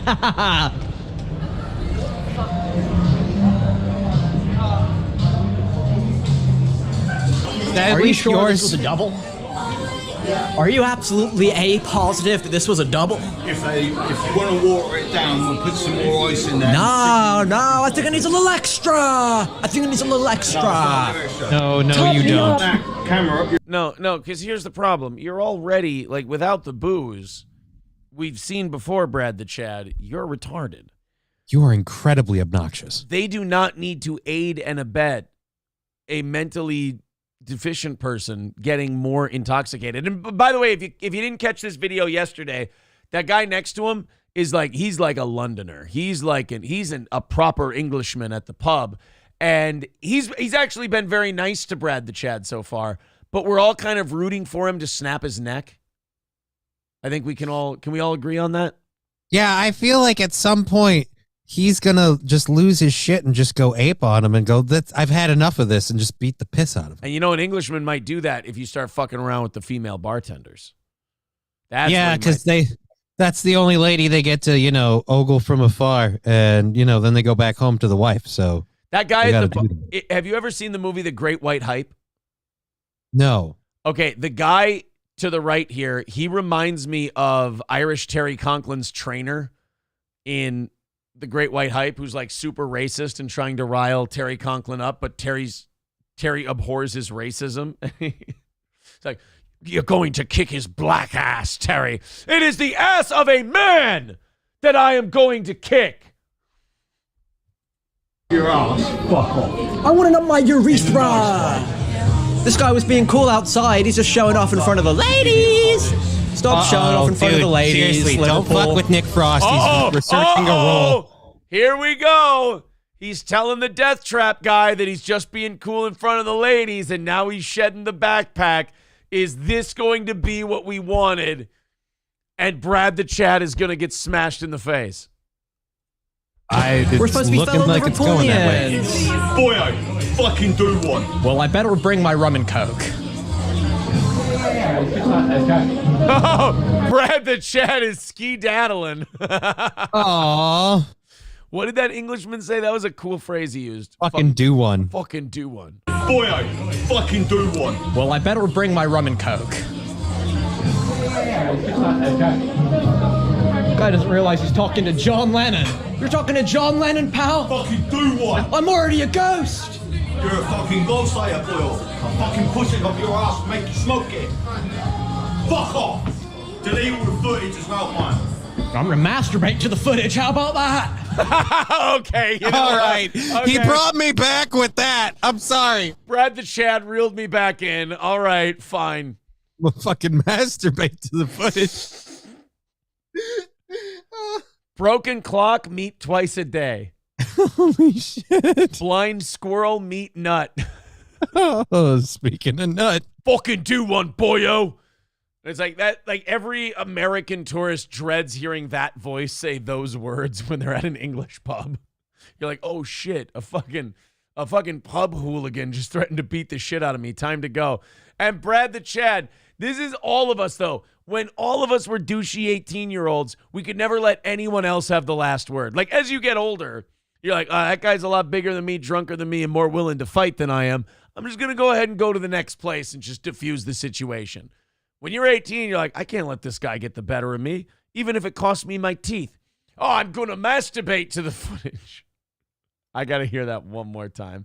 And he was at peak douche, too. Like, Brad the Chad was at peak douche. Like, I'm John Lennon. I'm a ghost. And you're like, oh, and you're like, all right, someone punch him. And then he does that line. You're like, nope, never mind. He must be spared. He bought himself another couple of minutes. Do one. I'm already a ghost. You're a fucking ghost, are you, Boyle? I'll fucking push it up your ass and make you smoke it. Fuck off. Delete all the footage as well, man. I'm gonna masturbate to the footage. How about that?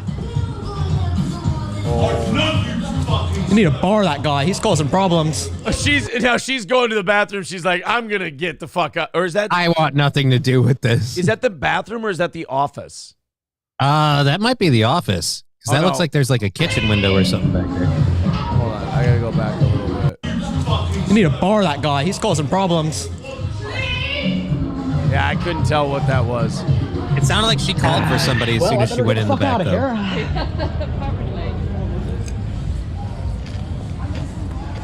He's chewing the ice. He is a Chad. So he's leaving. Don't worry, guys. I'm going to hit the road. I'm not the problem. It's the fat ass. He's the one who's causing all the problems. I really wanted to see that fat guy get a hold of Brad the Chad. I'm really sad the fat guy's not there. I feel like he's dropping those accusations pretty willy-nilly, considering there's no one there to refute them. So, okay, so she did go to the office and she went and grabbed this, 6 foot. I'm guessing that's guy. Lee, because I heard her say Lee. Yeah. So, Lee, we need you out here. It's like, no, just let the fat guy take care of it. It'll be fine. Not me! I'm the good guy in this equation. I'm the protagonist. Fuck.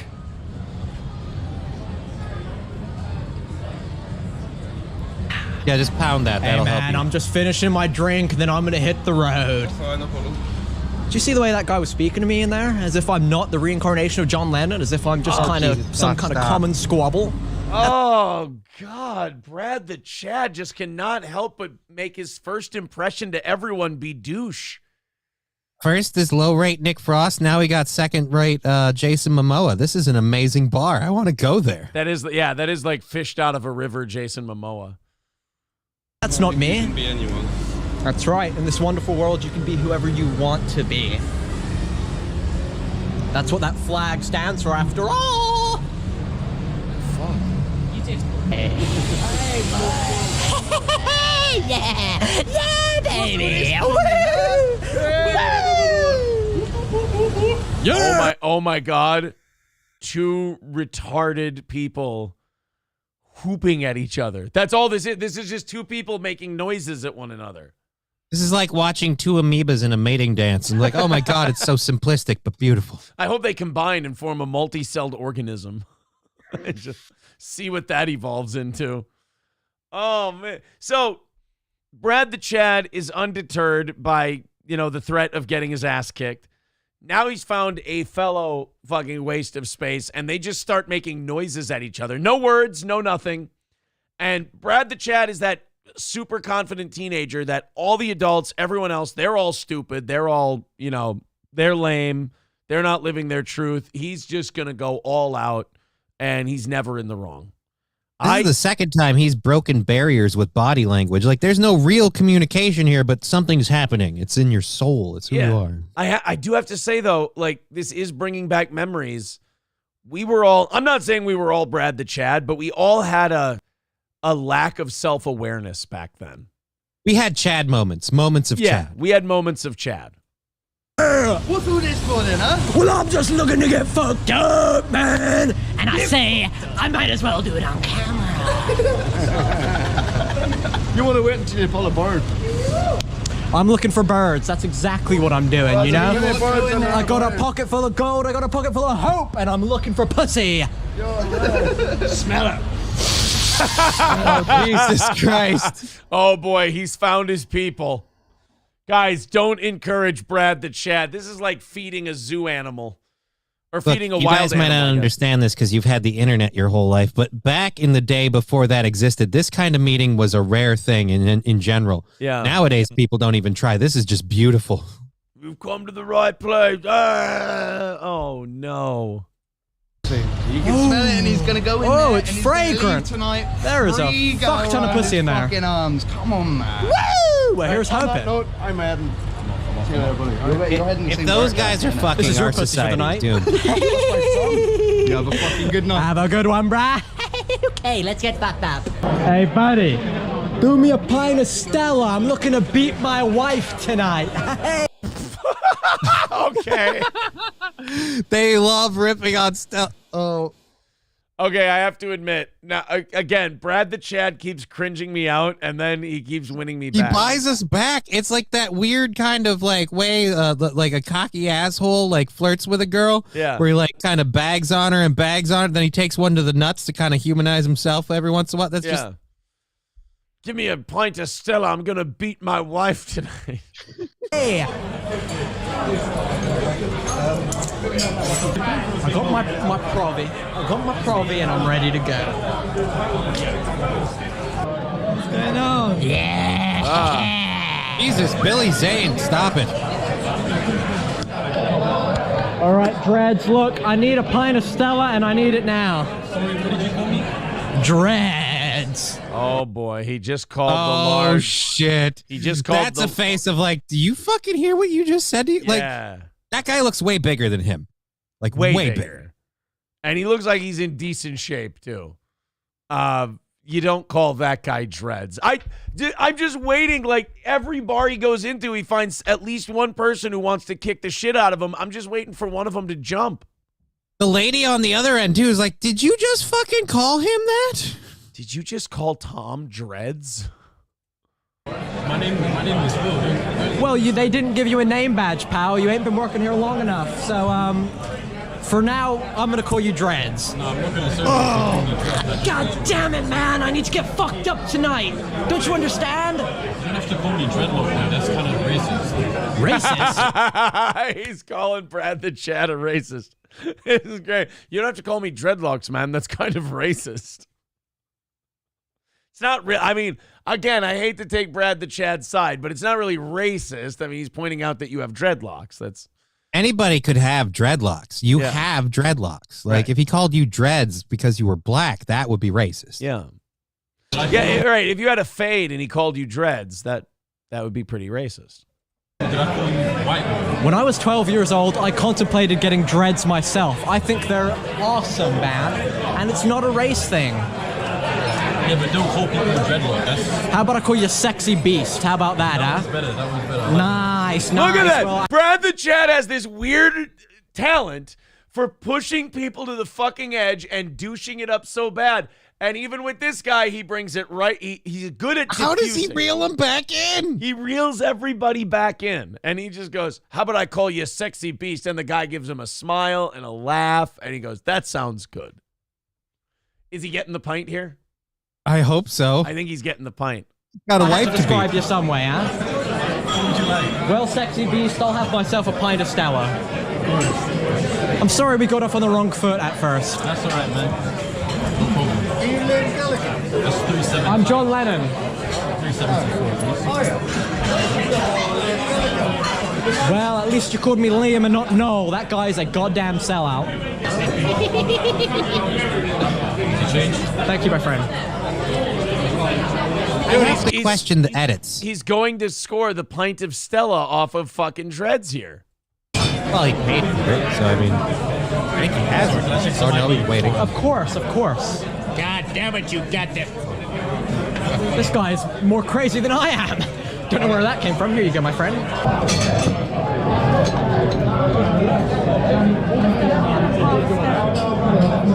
Looks good. You're doing me a service. Thank you very much, Sexy Beast. See you next time. All right, so now he's got his new beverage. He's putting a little more alcohol in the tank. He's going out to a patio. I'm gonna have you make a guess here. Does Brad the Chad end up finding someone who wants to kick his ass out at this patio? Oh, absolutely. All right. He's already walking around drinking a Stella. That's the first step. So get this. I called the barman Dreads. He's a black man. He thought it was a race thing. And here you are proving that even white people can rock killer dreads. She's got killer dreads. This guy's got a killer mullet. You guys are fashion icons. I love it. Woo! I have an idea. Mullet's got to be getting annoyed. Yeah. Oh God, is that a guy or a girl? It's Pat. So Brad the Chad's whole gimmick is he gets shit-faced and then he just walks over to people having a nice private time and bothers the shit out of them. All right? All right, you sexy beasts, enjoy your alcohol.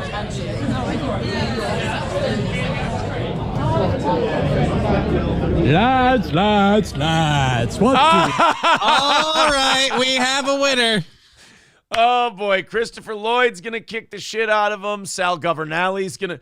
This is like the love child of Sal Governale and Carl from Who Are These Podcasts. If they had a kid, it would be this guy. Just, oh, God. You know what I love about this guy? He doesn't bother with pretext. He doesn't bother with, like, getting to know people. He just can kind of read them right off the bat. And this guy has Brad the Chad figured out from Jump Street. He looks like he's doing pretty well since 300. I think he's going to be okay. We have here. You guys are having a good time whilst the wives are at home doing their crocheting, I imagine. Huh? Well, are you a certified star or what, man? I don't think I owe you a goddamn cent. Are you a star? Well, I'm the reincarnation of John Lennon. I should think as much. I'm only the greatest rock star of all time. Yeah, but he wasn't American. He wasn't a what? American. Well, this is what everybody says. You know, it gets a little tricky with reincarnation. Sometimes people end up where they're not supposed to. So now, wait a minute. So I love that, like, Brad the Chad lives in the UK. He's from the UK originally. He spent some time in America. And right away, all these English people can pick him out as an American right away. Because his accent is muddled and it seems fake. It seems like if I went over there and was doing a British impersonation, it's like, no, you're not going to get the nuance. You weren't here. Yeah. Love me do, watching the wheels. Love me do? Whoa, whoa, whoa. This guy's trying to throw me off right now. What do you mean? You're going to tell me that was written by Ringo or some shit? Did you see that guy in the background making a dick-sucking motion? Look at this guy right here in the background as he's talking to this old dude. Oh, this is fantastic. Everyone already hates Brad the Chad in this entire patio. Watching the wheels. Love me do? Whoa, whoa, whoa. This guy's trying to throw me off right now. What do you mean? You're going to tell me that was written? Oh my God, he double fisted it. They've all got Brad the Chad figured out. He's a Peter Puffer. By Ringo or some shit? Fuck off, man. That shit was written by Lennon himself.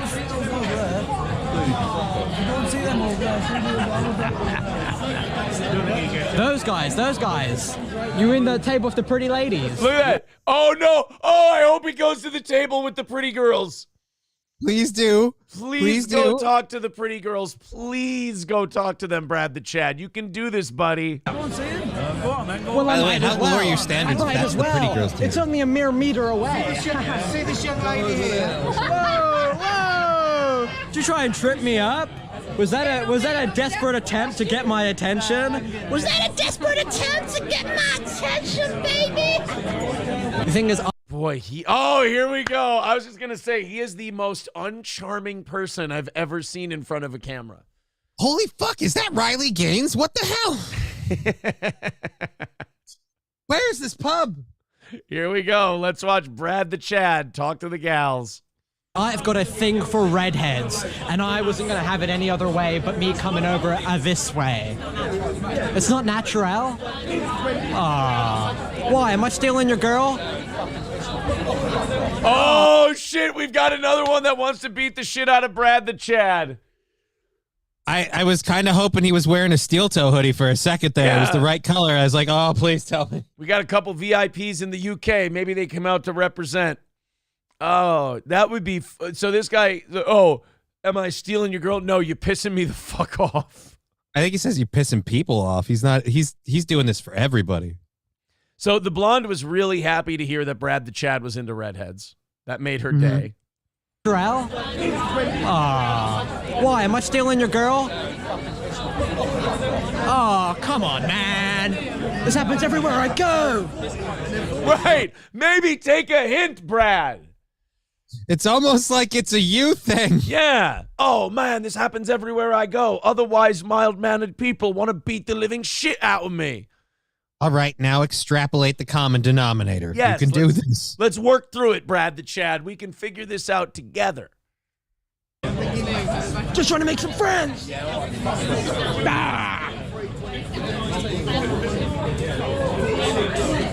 Oh, no. No. Yes, Brad. No, Brad, no. I believe in you. Brad, don't. You can do it right this time. Don't do this, Brad. This is not... Oh, boy. He's going to do it, isn't he? Yes, he is. Are you a real Rastafarian? Oh, no. Oh, no. Oh. Brad the Chad might, in fact, be the least likable human being who's ever turned on a camera. I don't think you could do any worse unless you went right up to them and just said, I want these people segregated. You walk right up to him and you go, if you care to join me in the parlor, we will be serving white cake. He could have walked right up to him and just gone, There's the monkey on the front porch. Whoa, whoa, you hit the wrong guy, bruh. You hit the wrong guy. You hit the Rasta. oh, so that kid must have thrown something at Brad the Chad and he accidentally hit the, oh boy. You hit the rust. Oh. They are going to kick. I want to see everybody get up like a pack of zombies and just beat the shit out of Brad the Chad. Does this video end with him just being burned alive like in a Wicker Man scenario? Yeah.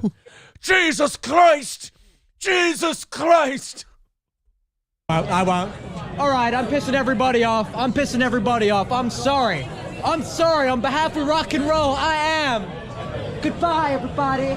The reincarnation of John Lennon is parting ways.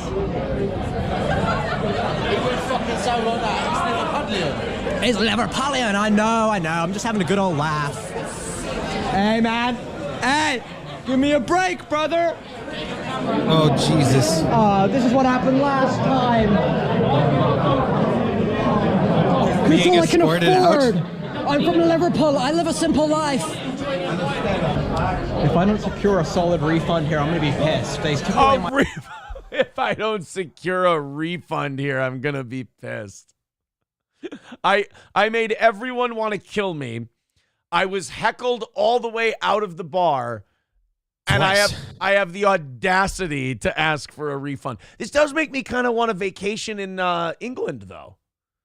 I will admit, I am almost tempted to go out on a night on the town with Brad the Chad just to see what happens. Right. But I want to watch it from a safe distance or have a security guard, something. You know how sometimes you go out with someone to try and get them laid? I want to go out with Brad the Chad to try to get his ass kicked.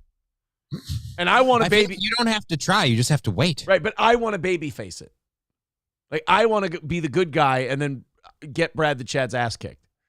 My drink, away my pride. Yeah, everybody take a good look. Everybody take a good look at the loser who's getting kicked out. Oh, wow, they gave him the bad guy. They gave his money back to him for his beer. Wow. And they took the beer and they just had him vamoose. All right. Jeez. Well, let's go. God damn it! Those motherfuckers kicked me out! Fuck! Oh, he is remarkably well, here I am, unlikable. alone again. Shall we find another watering hole or what? I didn't even get through my pint! Yo, you cool to get me in? Hell no. Why hell no? Because you're black! What the fuck? What the fuck just happened? Are you going to put me in your video? No, because you're black. I feel like I have to go back and clip this later. I need that. Did you? Okay, so would you say that Brian, who told us that we cut this off too early yesterday, would you say that he was right? He was absolutely right. Yeah. This is amazing. That is the most beautiful line I have ever heard. Because you're black.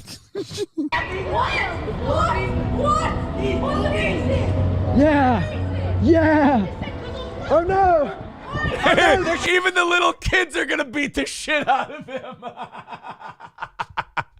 Do you know how unintimidating you have to be that a bunch of 13-year-olds are going to chase you down on their bikes and beat your ass?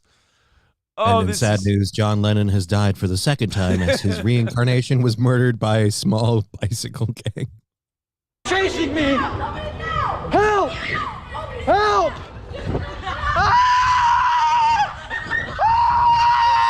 I fucked up! I fucked up! Watch out, guys!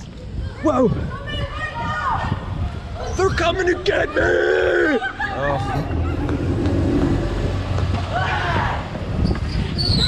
Now somebody trip him. Yes, hit him.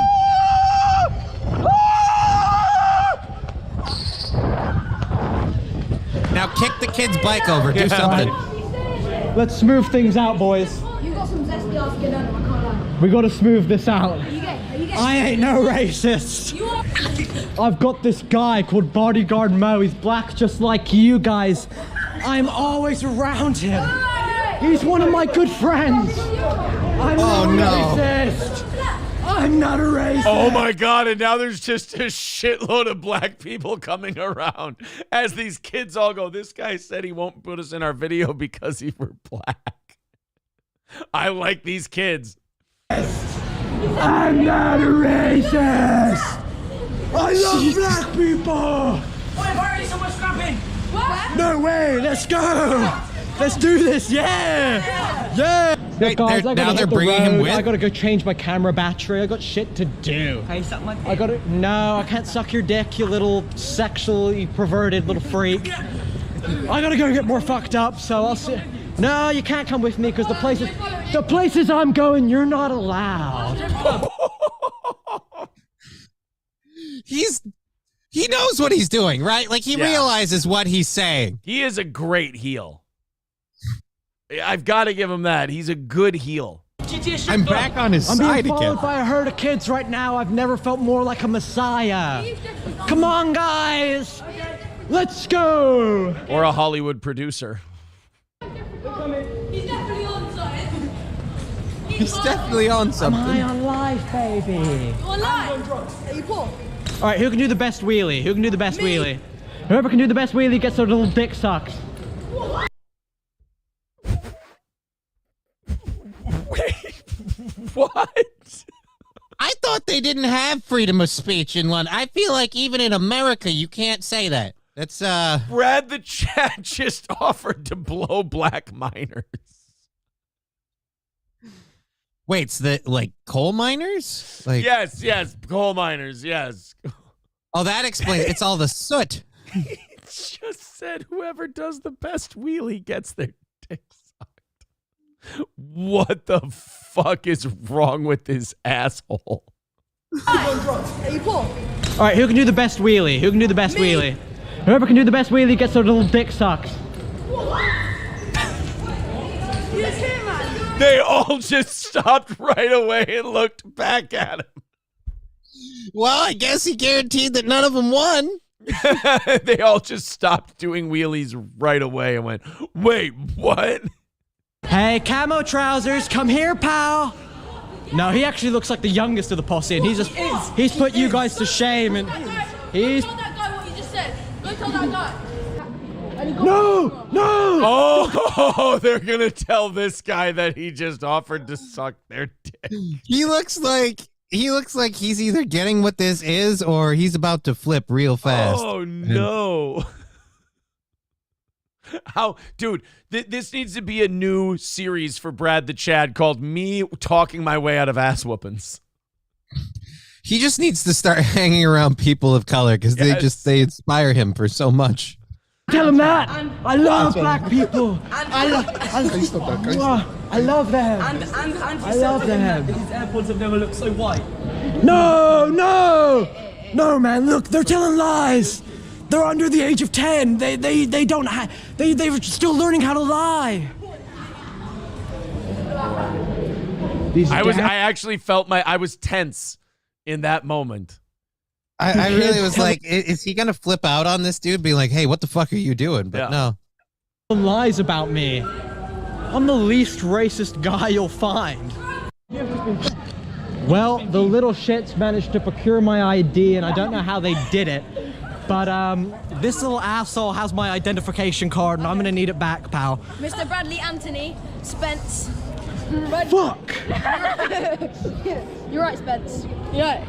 Yeah, I was doing better when I had my piece of identification. Hand it over, man. Name your price. Name your price. £10. No, 130. No. How about we settle on £2? You guys can go get yourself Dude, Brad the Chad fucked up so bad in this video that he's now being held up by a bunch of kids. Once again, now I'm back on his side. I'm like, hey, man, he's a piece of shit, but he is getting roped by 10-year-olds now. Yeah. It's just a pack of Skittles or something. £10. Can I do that to you? Give us all of that. All of that. I want all of that for this bag. I want all of that. About £3, eh? Yeah. Can I wear your sunglasses? Who's got the ID? Can I can I wear your sunglasses? That money in your sunglasses. Yeah, that money. Hell no. The sunglasses cost more than your goddamn bicycle, you little cretin. There. Now pass me the ID first, you little rascal. You friggin' nigger. Whoa! hey. Disavow. And notice how it's the person of color whipping that one out. Disavowed. Hey, buddy, this is America. That's our word. Thank you very much. I'd like to point out someone did warn us that there were N-bombs in this. Okay, should we maybe skip past the kids? Oh, wow, he talks to those kids for a while. Now he's in a clothing store? Oh, no. I am severely bruised after that motherfucker caused me harm. Wait, what? Hold on. Martially art trained, I ain't having that shit. Y'all are martially art trained, I ain't having that shit. No. I ain't a walking, talking, punching bag. Oh, he cut that off. I am severely bruised after that motherfucker caused me harm. You got spit on your lip. I think 2 minutes it's time to go to the motherfucking ale house. Let's do this. Oh, God. This is something I'd love to see someone screaming while I'm clothes shopping. Minute and a half left. Is Brad the Chad going to get punched in the head? I'm back. I changed my mind. I'm willing to pay the extortionate prices in this place. Turn that off, right? Well, you don't seem like Well, you boys don't seem like management to me.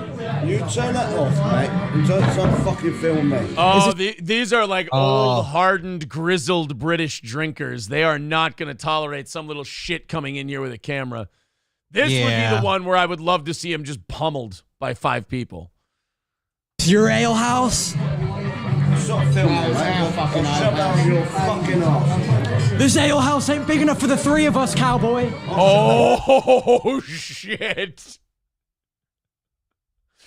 That is, ladies and gentlemen, the wrong thing to say. Might as well have called him John Smith, asshole. Yeah. Oh, I got him coming from all angles. Yes. Whoa. Yes. Whoa. Come on, man. What? Whoa. Come on. We've asked you to stop. I'm leaving. And don't cook him back. Dude, does he have him in a headlock? I have no idea. Good on this guy if he does. All right. I'm leaving, man. Hey, that guy's stolen me. I got it all on camera. You're going to jail, you bold motherfucker. That guy was groping me. No, I ain't falling for your games. You bunch of gropers, you bunch of molesters trying to put your hands on me. I'm barely even of age. Do you live in that yellow submarine? And they fucked up my camera real good.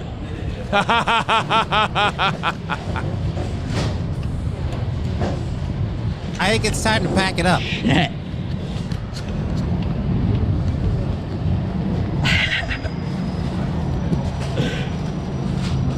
Well, anyway, I'm hitting the road now. It's been another explosive day in Reading, motherfucker.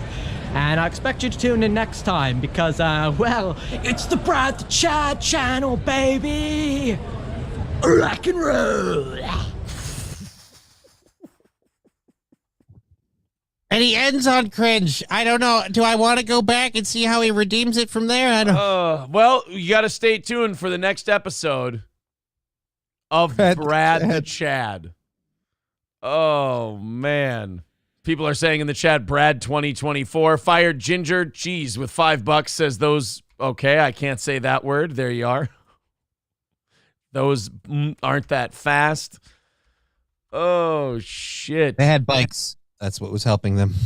That got out of hand quickly for old Brad. I can't believe he cut that line as much as he did with just every single person that he pushed him away and he brought him right back. And then they stole from him, apparently. Johnny 1.0 says, if Cringelord wasn't a thing, it is now. Yeah, P. Fletch says, I like Brad the Chad. He's my kind of troll.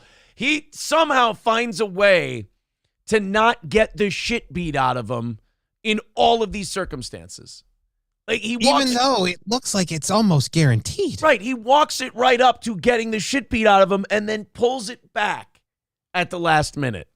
Then you see someone we shouldn't fuck with, and then he just starts rope-a-doping them, and they're like, oh, they're going to do it. Yeah. And then he just leaves. Thank you very much to Jive Turkey for the $10 over on PayPal. We appreciate that.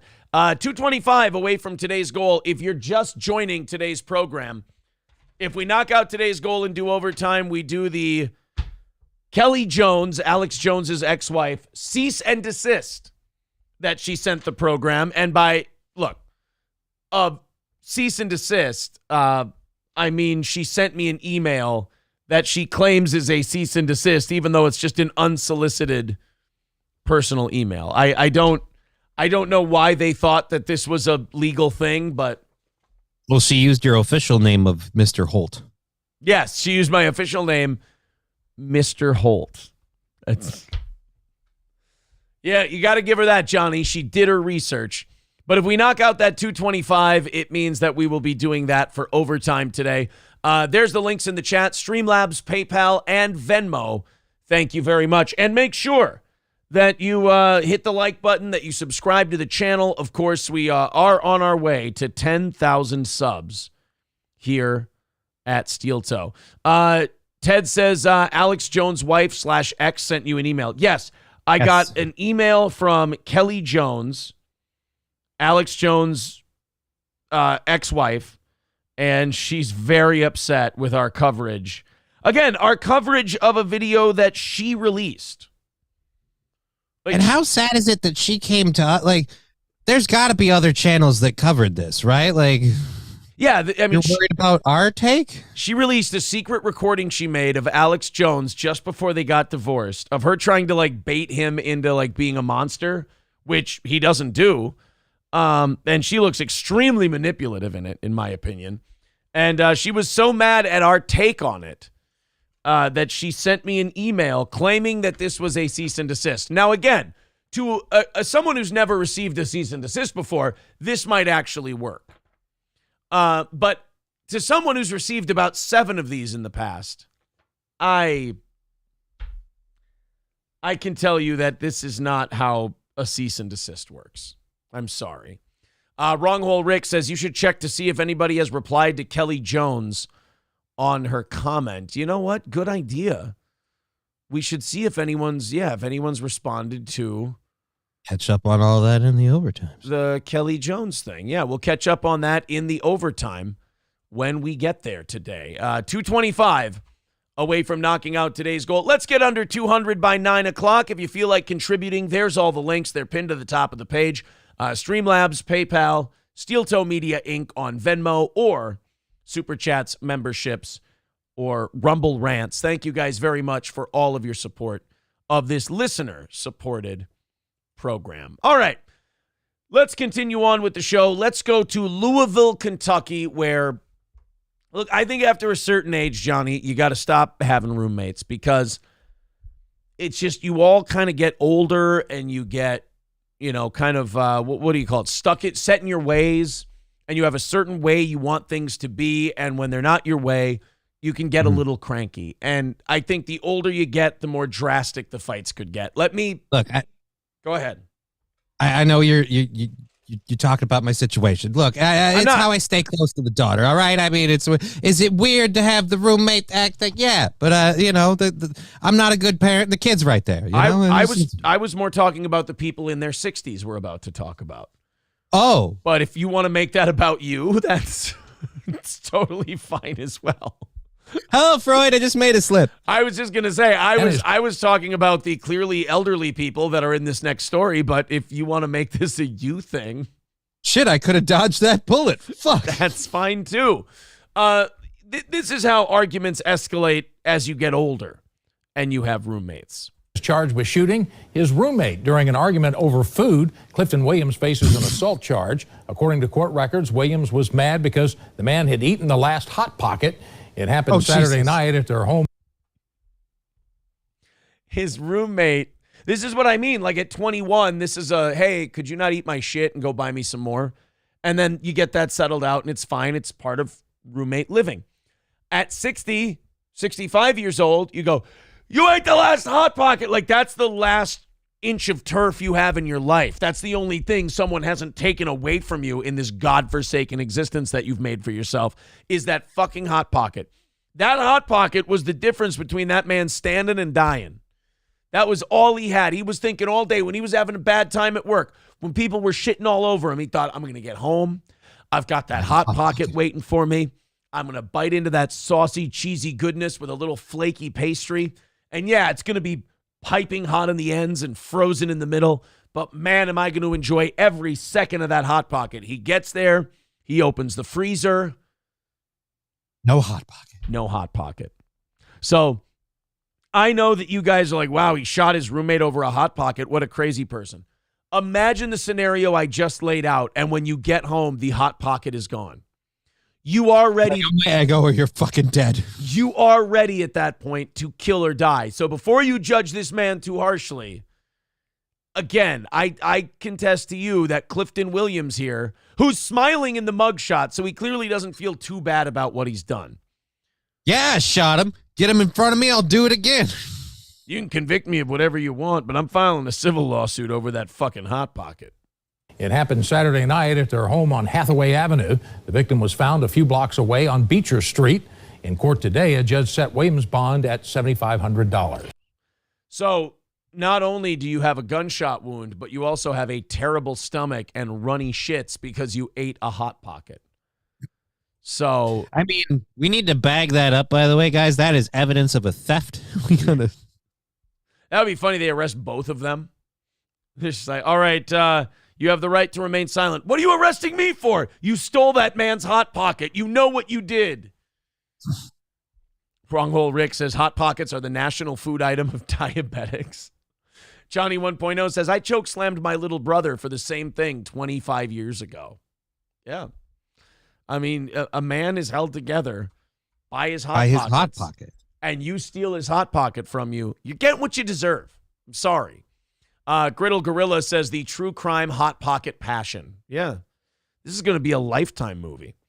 Jesse says, so not only did he steal the Hot Pocket, but he also got shot. See, now, people like Jesse would consider the Hot Pocket part of the punishment. Like you had to eat a Hot Pocket, and now you also got shot. It doesn't really seem like you've won anything. Joe the Toe says, turns out the guy forgot that he actually ate it himself. Farron on TV says, my guess is it was the meatball sub Hot Pocket.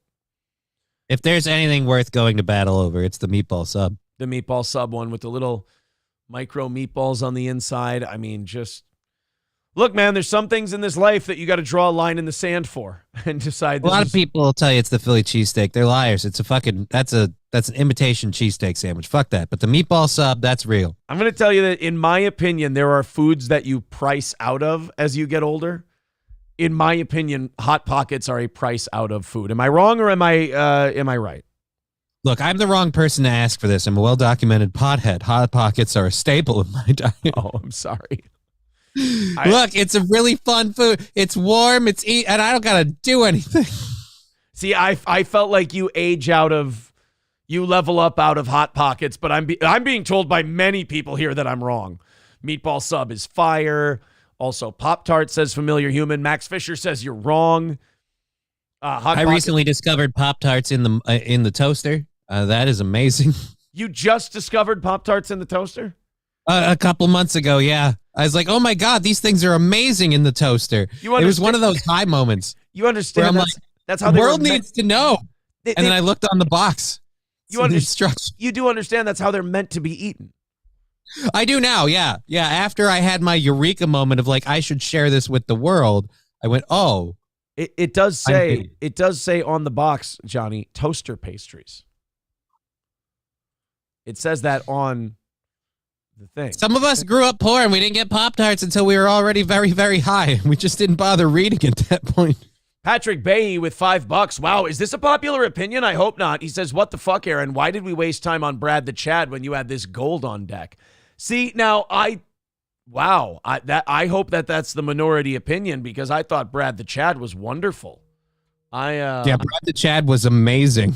I want to apologize to anyone who's upset with my reading on the Brad the Chad situation. Now, see, Johnny, Ryan the Garbage Man rarely calls at the perfect time. As we're discussing Hot Pockets and toaster pastries, this is the perfect time for a Ryan the Garbage Man phone call. Hello, Ryan. Good morning. The thing is, the meatball sub,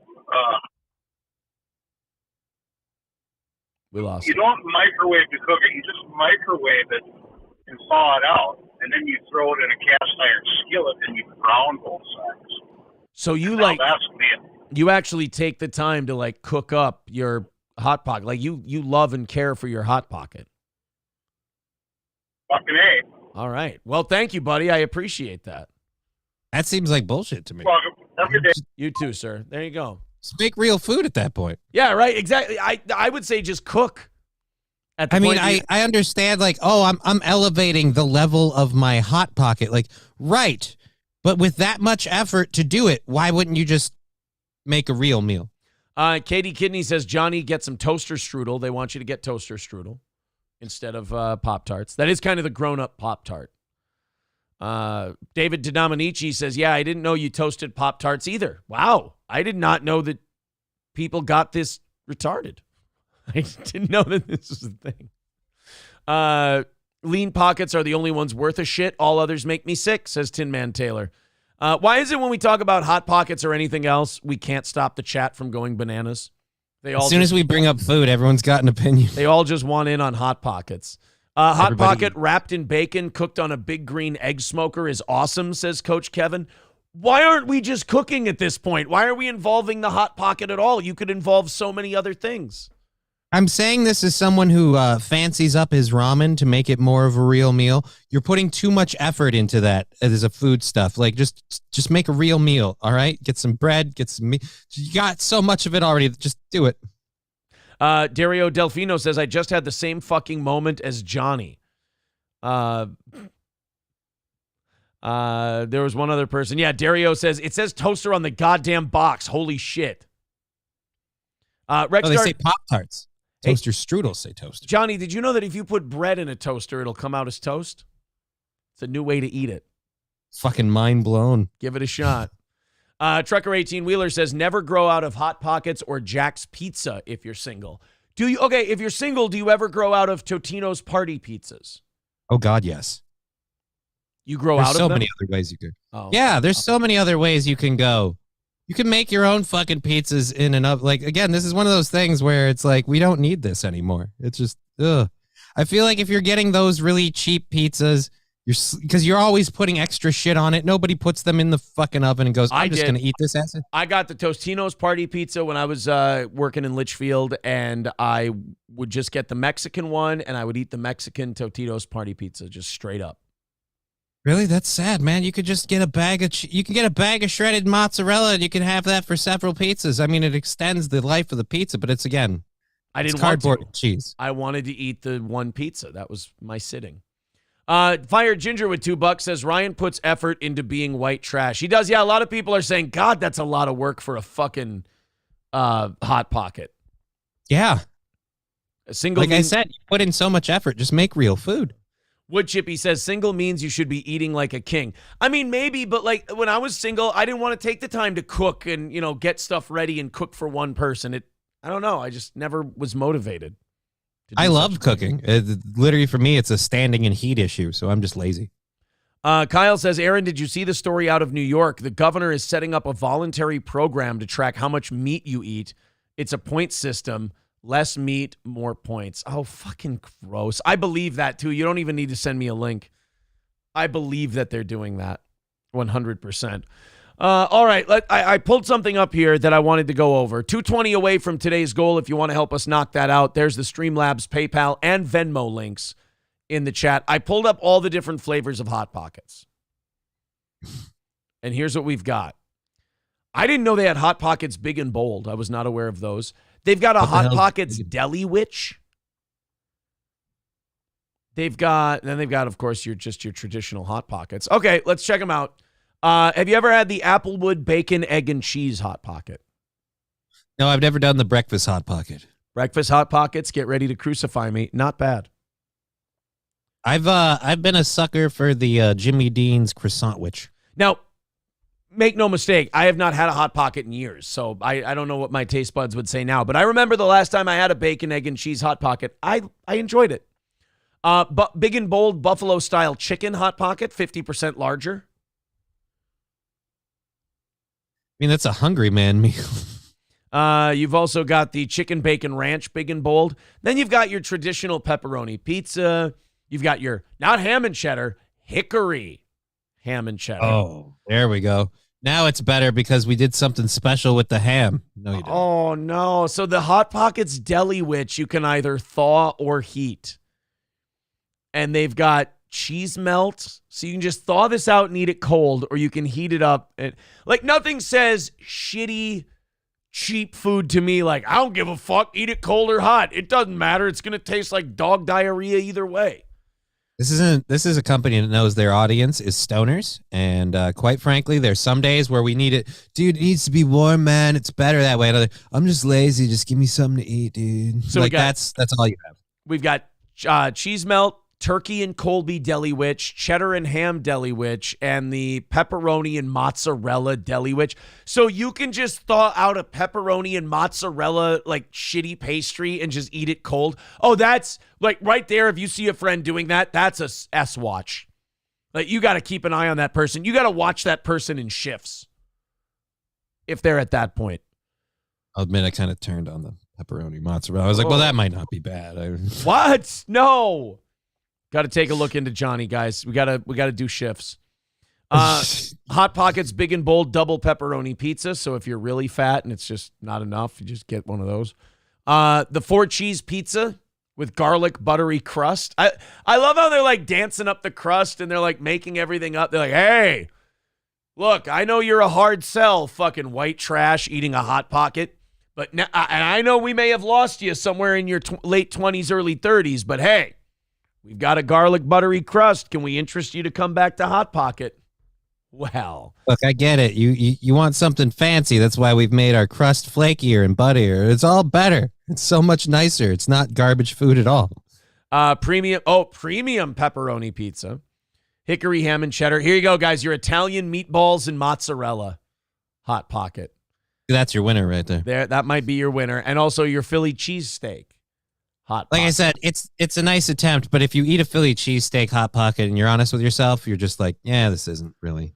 They also have the steak and cheddar Hot Pocket and the steak nacho Big and Bold Hot Pocket. All right, April, I need to try a steak nacho Big and Bold Hot Pocket and see if I don't shit my brains out that entire day. So wait, do you eat it in the morning? And we just track your bowel progress throughout the day? To start the show, I eat the nacho Hot Pocket. And then throughout the day, I just kind of report back and be like, yeah, we got to get a new toilet, guys. So, do we refer to that as the Twitter leaks? That would be a hell of a Twitter leak. Kyle says, Aaron, you'd better bookmark that site. April says, should we do Hot Pockets for one of the shows this week? Fuck it. I'll do Hot Pockets on an evening. I'll do an overtime. I'll do a Hot Pocket overtime on one of the evening shows this week. I'm down. I'll be a guinea. Yeah, that title will get some attention. Aaron and April do Hot Pocket overtime. $220 away from overtime today. We're 220 away. And of course, the reward for overtime today, we go over the Kelly Jones, Alex Jones' ex-wife, cease and desist that she sent Steel Toe, and I'm quoting here, Mr. Holt. Mr. Holt. So if you guys want to chip in, you want to contribute to the program today, there's the links in the chat. It's also pinned to the top of the page. Streamlabs, PayPal, Venmo, let's all chip in. And like I said, let's get into the hundreds by the top of the hour. I would appreciate that.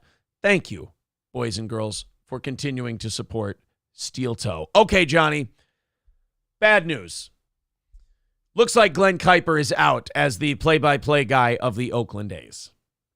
Glen Kuiper, if you'll remember, is the guy who had a great time in Kansas City with his color commentator, Dallas Braden.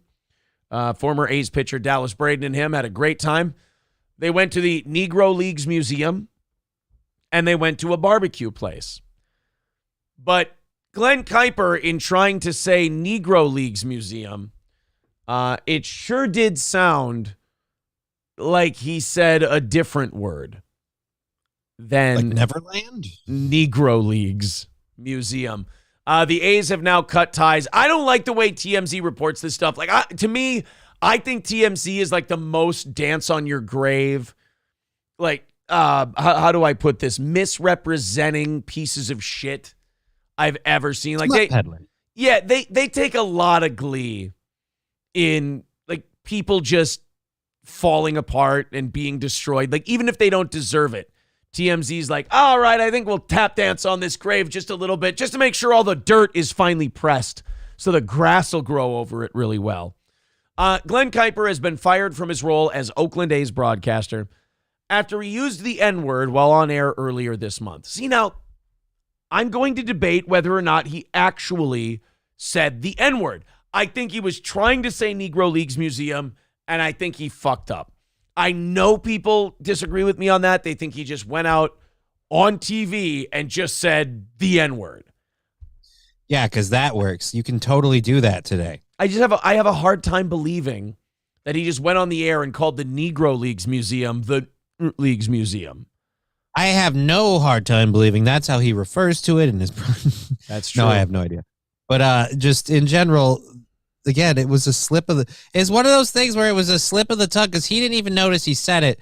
And even if you thought it was something you could say, you still have to know on air. You can't just drop that and be like, "Oh, it's fine." Right. It's one of those things where you can call him. He gave his apology 6 innings later, and then, which I believe is 3/5 of the way through the game. And after he did that, after he gave his apology, they should have maybe suspended him for the weekend, brought him back. He's good. We're okay. He slipped up on the air. It happens.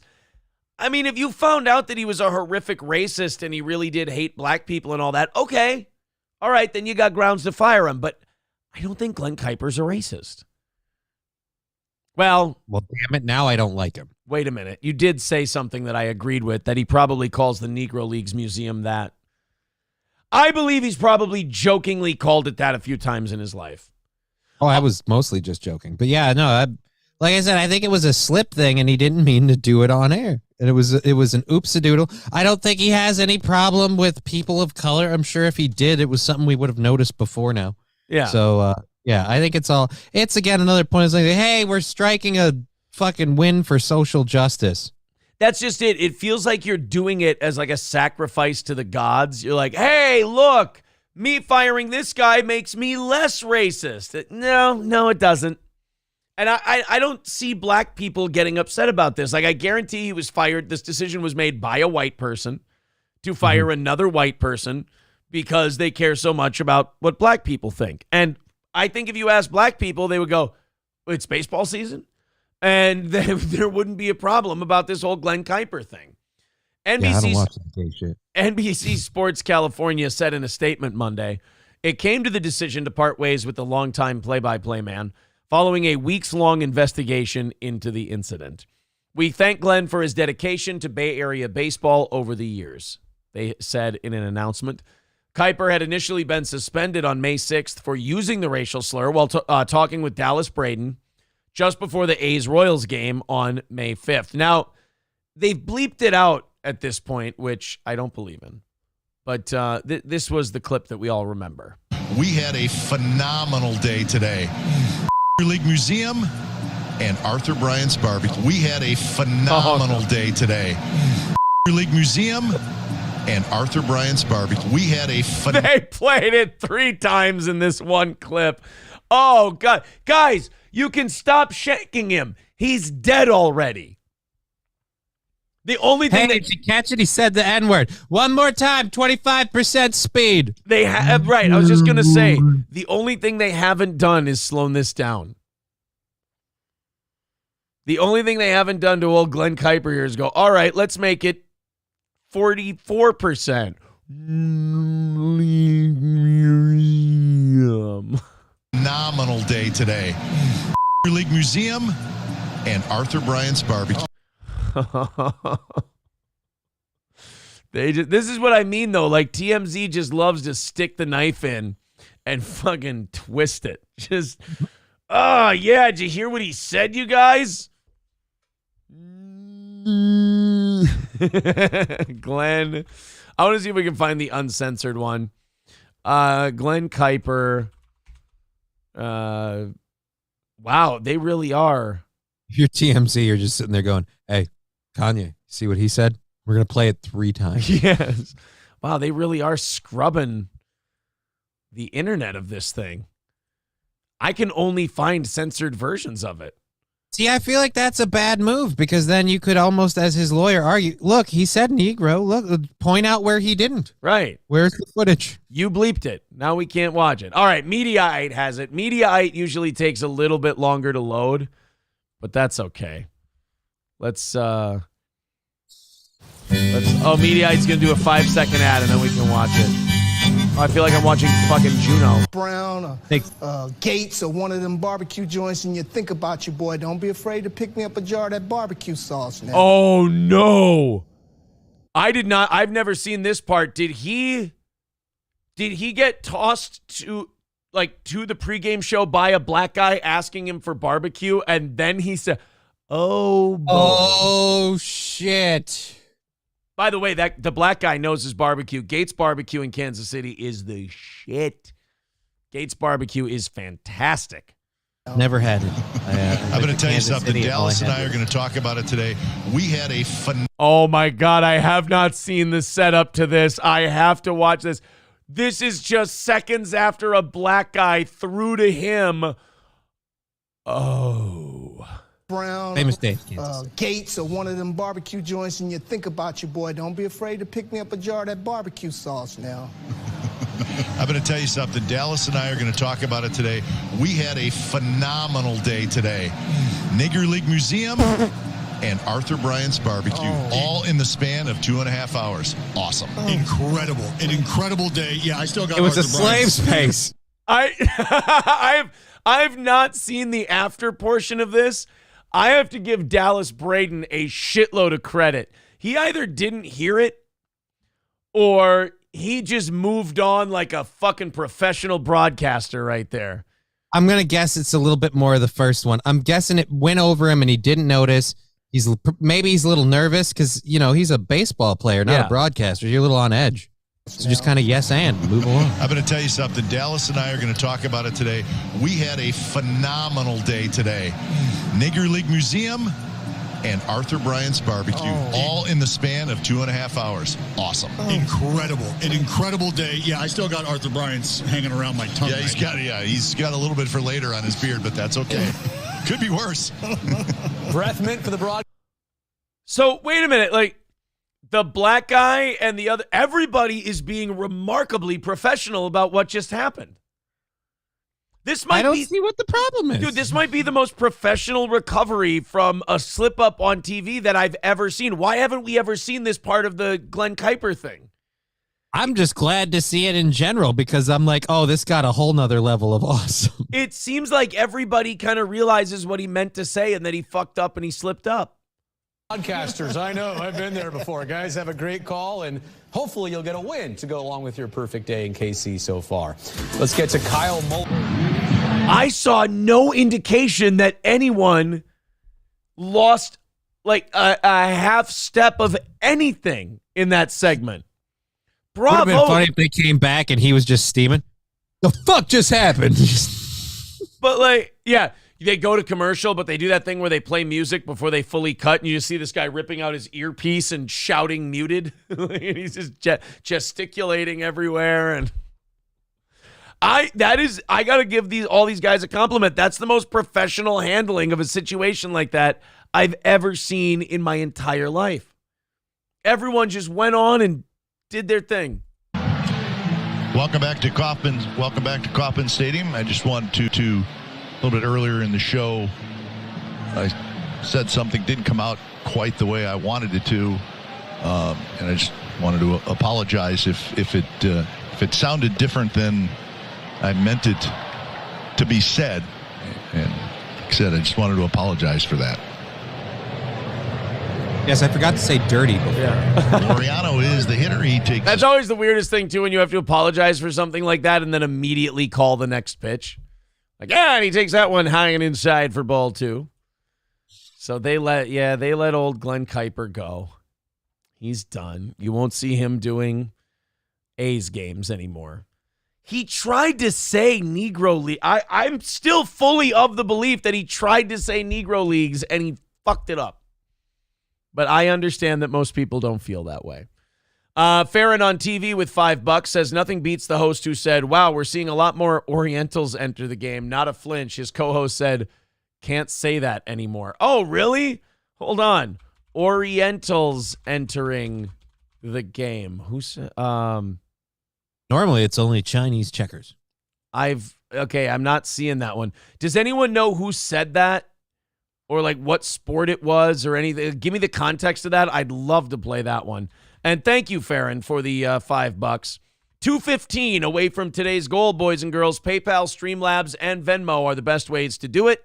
If we knock out the goal today, we go over the Alex Jones ex-wife cease and desist that we were sent yesterday. So if you'd like to contribute to the show, we do have a very fun overtime plan for you in an hour and a half. $215 away from today's goal. There's all the links in the chat if you want to contribute to today's show. Thank you. David Dominici says he obviously tried to say Negro League. He's just a mush-mouthed moron trying hard to virtue signal. I don't think the guy should be. I'll say this. I don't think Glen Kuiper should have been fired. I knew the minute he said it, he was going to be fired, if that makes sense. Cancel culture is a real thing, but at the same time, this is one where it's like we could let this slide, honestly. Really, is baseball not to blame for being segregated out the gate? Because I feel like, does the NFL have a Negro League? No, they just let black people play the game. They just went, oh, these giant muscle-bound bastards can really move the ball. Well, the reason there was no here, I'll find it for you. There was actually a watershed moment. Oh. Where there was an argument as to whether or not they should let black people play professional football or if they should create a segregated league. And there was one man who spoke up, and they took that man's comments to heart, and that's why football is not segregated and never has been segregated. Would you like to hear the speech that? Yeah, I'd love to hear that. I love history lessons. This is the speech that caused football to not be segregated. A reporter from WRC-TV was asking questions about Martin Luther King's birthday. They're going to have to equalize it for the blacks, for the Greeks, the Jews, and for everybody. I mean, let's make it equal for everybody, you know. And is it equal? What about in sports? Well, they've got everything. If they take over coaching like everybody wants them to, there's not going to be anything left for the white people. I mean, all the players are black. I mean, the only thing that the whites control is the coaching jobs. Now, I'm not being derogatory about it, but that's all that's left for them. The black talent is beautiful. It's great. It's out there. So the only thing left for the whites is a couple coaching jobs. Maybe we need to get more black coaches, don't you? Oh, it's all right with me. Okay, well, I'm sure that they'll take over that pretty soon, too. See, he has no problem with black coaches. I don't understand why people had a problem with what he said. That just seems like he understood the inevitable. That's all. But hold on. We got another comment by Jimmy in professional sport that again got us to Jimmy to desegregate the NFL. Within 24 hours of having made the inflammatory remarks, Snyder was fired. CBS Sports today ended its relationship with Jimmy the Greek. Significance of Martin Luther King's birthday. He said that blacks were bred to be superior athletes. The slave owner would breed his big black to his big woman so that he could have a big black kid, see? And Snyder said that's why blacks excel over whites in sports. The black is a better athlete to begin with because he's been bred to be that way because of his high thighs and big thighs that goes up into his back. Snyder went on, saying there's not much room left for, quote, the white guys in sports, except for a couple of coaching jobs. His dismissal. You asked a shit-faced 65-year-old Greek man what he thought about black people in sports. This is what I hate about us. What I hate about us as people is we ask the question that we know the answer to. And then when we get the answer we knew that was going to come from the question we asked, we get pissed off and upset, and then we fire the guy. Like, you didn't do anything wrong. We set Jimmy the Greek up to be completely fucked over by this this question. And I think we threw the baby out with the bathwater. That guy actually was really in favor of people of color taking over. He almost says it's a foregone conclusion. It's a matter of time until they dominate the sport. And the reason he gave might not be friendly to most people, but it is accurate. Eugenics is a thing. That's happened before. See, now you're falling into the same trap that Jimmy the Greek did, where you're like, look, I'm just going to say something that, if push comes to shove, I could show some data. And it's like, yeah, they don't care about the data, Jimmy. It doesn't matter. It sounds fucked up. Like that's our whole thing now is if it sounds fucked up, we got to let you go. But like I'm just saying all the doors on the preseason are wood. But I hate the fact that we still do this. We were doing, like, everyone says, oh, cancel culture's gotten so bad. Look what they did to Jimmy the Greek. That was back in the 80s. They've been doing this for 40 years, at least. They asked the fucking drunk Greek sportscaster who's 65 years old and shit-faced at a luncheon somewhere, not at work, and they start talking to him about black athletes, and then they're surprised that something politically incorrect came out of his mouth. First of all, let me tell you something. All those old-time sports guys, when they sat around at a table drinking, that's the way they all fucking spoke. They all talked that way. And then Jimmy the About everybody. About everybody. That's why he said the Greeks, the Jews, everybody. And this reporter asks him this question knowing what his answer is going to be. And then he gives that answer and everybody in the media goes, oh my God, can you believe he said it? Yes, and you can too. You can believe he said it. He's old as fuck. Farron sent me the clip. It was actually Jack Morris. Ooh. The former Minnesota Twin. The hero of the 1991 World Series, who was talking about Shohei Ohtani, the great Japanese baseball player. He was talking about Shohei Ohtani, and he made some comments.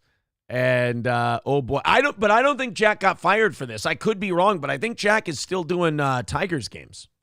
I don't know about that, but either way, Japan loves baseball, so it's not surprising.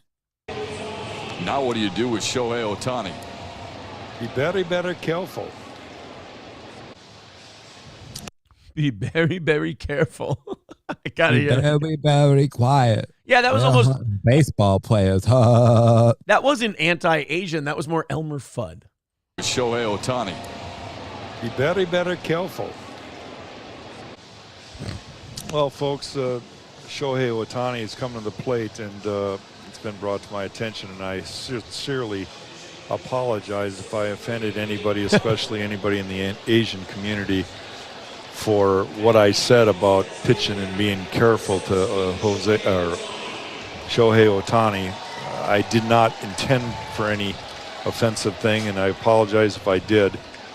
Certainly respect and have the utmost respect for this guy, and don't blame a pitcher. And by the way, I think they asked Shohei Ohtani about it. I remember this a couple of years ago. I think they asked Shohei Ohtani about it, and he didn't give a fuck. Yeah, I don't think he would. Yeah, he was like, yeah, I don't care. It doesn't matter. But yeah, as far as pulling back the eyebrow part, like that was a step too far. I mean, I'm sorry. Yeah, he didn't have to pull back his eyes when he said it. That was a little offensive, and especially since he wasn't even on TV. Farron says, Farron says Jack Morris was suspended indefinitely for it. Oh, well, fuck. I was incorrect then in that case. That's not so bad, though. Like, Jack Morris is, 60? Jack Morris is in his 60s. That's, I mean, what are you going to do? Coming up next to the plate is Tie My Shoe. See, now that would have been interesting. $215 away from today's goal. If you guys want to chip in and help us out, we sure would appreciate that. $215 away. There's the Streamlabs, the PayPal, and the Venmo. That is the goal we need to knock out to keep this show supported and keep it going. And we will add 30 minutes of overtime as a thank you for, I've heard very small channels say about Steel. They're like, oh, yeah, they make fun of it. They go, we'll give you 30 minutes of overtime to hit our goal.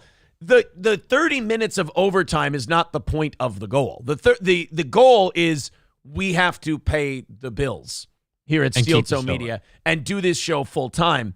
The overtime is us going, holy shit, thank you very much for doing that. We're going to work a little longer as a thank you for your generosity. We do appreciate that. So, again, I hate to point out other people's mistakes, but you do fuck that one up. Lab Glass says, I saw that he got a 3-week suspension. Okay.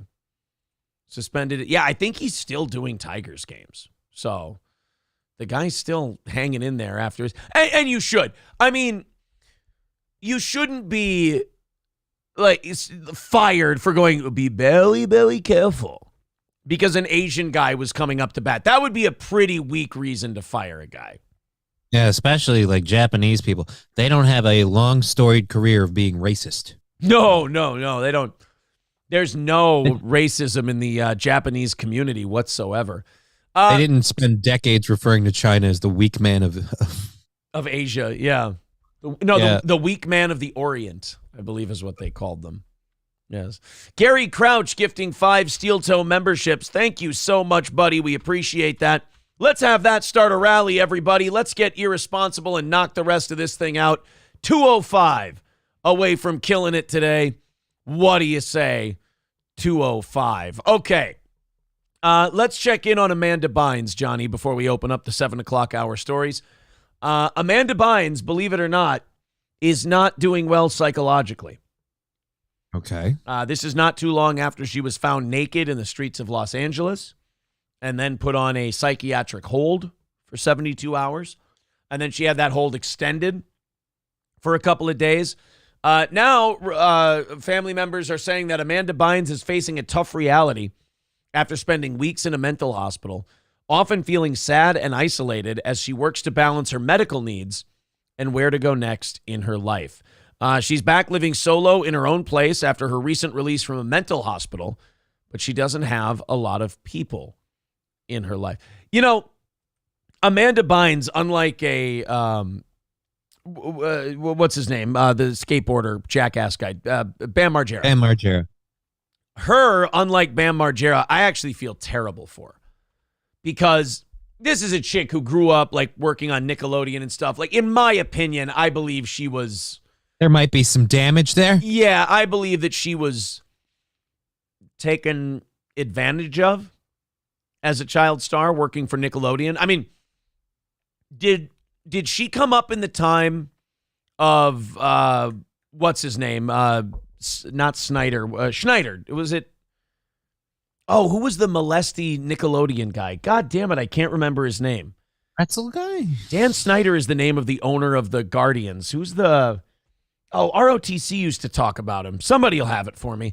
Trucker 18-wheeler, thank you for the $2 super chat. He says, so the N in NFL doesn't mean Negro. No, it does not. Oh, it is Dan Schneider. Okay. So, Amanda Bynes, was Dan Schneider around when Amanda Bynes was on like all that and that shit? Because in my opinion, if a good-looking young girl, and that's really all Hollywood picks, if a good-looking young girl came around when Dan Schneider was there, in my opinion, something bad happened to her. And, you know, Bam Margera is a guy who put himself in his own position, you know, did a lot of drugs, drank a lot, got fucked up, stayed fucked up, and everything else. Amanda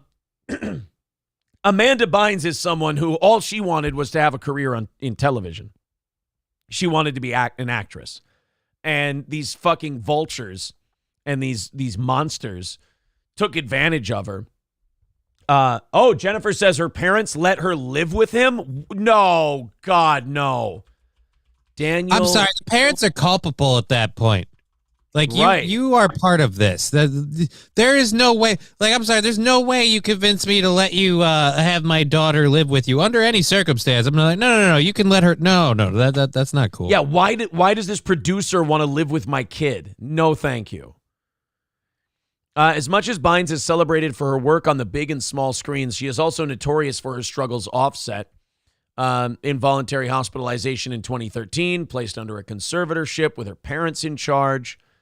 Dan Schneider was one of the writers on All That, the Nickelodeon TV show that she worked on.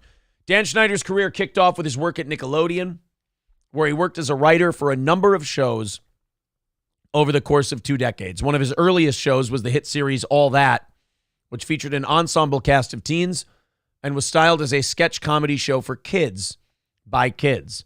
While Schneider's time at the network is considered a success by many, in more recent years, the writer and producer has come under fire as many people begin to pause and reflect on the Schneider era. He was re-examined and scrutinized in 2022 after Insider published a report. The outlet points out that some of the scenes Schneider shot were inappropriate, such as when then underage Jamie Lynn Spears got some kind of goo squirted on her face in a manner that can be considered suggestive. Ugh. Russell Hicks, who previously worked as Nickelodeon's president of content development, insisted to Insider every single thing that Dan ever did on any of his shows was carefully scrutinized and approved. So Amanda Bynes joined All That in 1996, was the youngest of 3 children, and loved acting from a young age. The magazine writes that Bynes was attending a Los Angeles comedy camp for kids when she was spotted by a female executive from Nickelodeon who asked her parents if she could audition for All That. Co-star Kel Mitchell opened up to Yahoo Entertainment in 2022 about what it was like to work with Bynes. Said she was a delight. What was cool about Amanda was that she was just fearless. That's what I loved, Mitchell said, because I'm a physical comedian as well. Mitchell also shared that Bynes' dad asked him if he would be open to teaching Bynes about physical comedy and essentially take her under his comedic wing, something that Mitchell agreed to. It seems Bynes made it pretty easy for him, as Mitchell told the outlet, and this girl I'm talking about, like a sponge, like listened to everything. Oh, God. He soaked it all up. Yeah. And then 3 years later, Amanda Bynes got her own show called The Amanda Show, produced by Dan Schneider. Uh-oh. Bynes was 13 when the show debuted. Unfortunately, not everything behind the scenes was okay, even though it wasn't public knowledge at the time. Writer Jenny Kilgan, one of only 2 women writers at the show, filed a lawsuit against Storybook Productions that accused the company, but not Schneider specifically, of gender discrimination, as well as creating an environment that was hostile. As reported by IndieWire, Kilgan's lawsuit included a number of disturbing allegations and included a letter from the other woman writer that insisted Schneider asked herself and Kilgan to perform embarrassing acts for money, including simulating being sodomized while telling a story about her high school years. Yeah. Seems legit. Dan Schneider created Amanda Bynes' first movie after the Amanda Show ended. So wait, she was in Justice League? Schneider? No, that's different Schneiderverse. This is a more horrifying one. Dan Schneider then created What I Like About You for Amanda Bynes. Amanda Bynes was almost moved in with Dan Schneider when she was 16 years old. So this sack of shit, Dan Schneider, has his handprints all over her career. See, again, this is why I don't feel bad for a Bam Margera, and I do feel bad for an Amanda Bynes. Because I just don't get why the parents had a hand in it. What, was the money too good to turn away? I mean, Jesus, what's wrong with you? Well, I guess. I mean, you could say that, oh my God, it's great for our daughter's career and she'll do great as an actress. And if she lives with a producer, then she'll have the first pick of all these different projects. I mean, think about it. Especially back then, maybe you just didn't think oh, if my daughter moves in with a Hollywood producer, he's going to molest her. I mean, I wouldn't. I thought it was just natural, instinctual, for just everyone. You're trying to, my kid, get away. This is the way I just treat everybody. I mean, that's the way I would treat it. But I guess if you're one of those Hollywood parents who really wants their kid to be famous, I mean, they kind of hung their kid out to dry, and now she's just really fucked up in general. And you've got an amazing opportunity before you, and I would have never passed it up, so you don't get to. Exactly. I mean, it just kind of feels, it has that feeling of her parents wanted this almost as more than she did, and they kind of hung her out to dry on the whole deal. And if you're her parents and you have any kind of soul, you got to feel partially responsible for the way she turned out. Oh, yeah. Because this is kind of on you. Thank you to David for the $25 via PayPal. Thank you, buddy. That's going to put us at 180 away from today's goal. We are getting there, boys and girls. And again, if we knock out today's goal, overtime is taking a look at the Kelly Jones cease and desist that she sent the program by herself, not from a lawyer, not from anything like that, just an unsolicited email.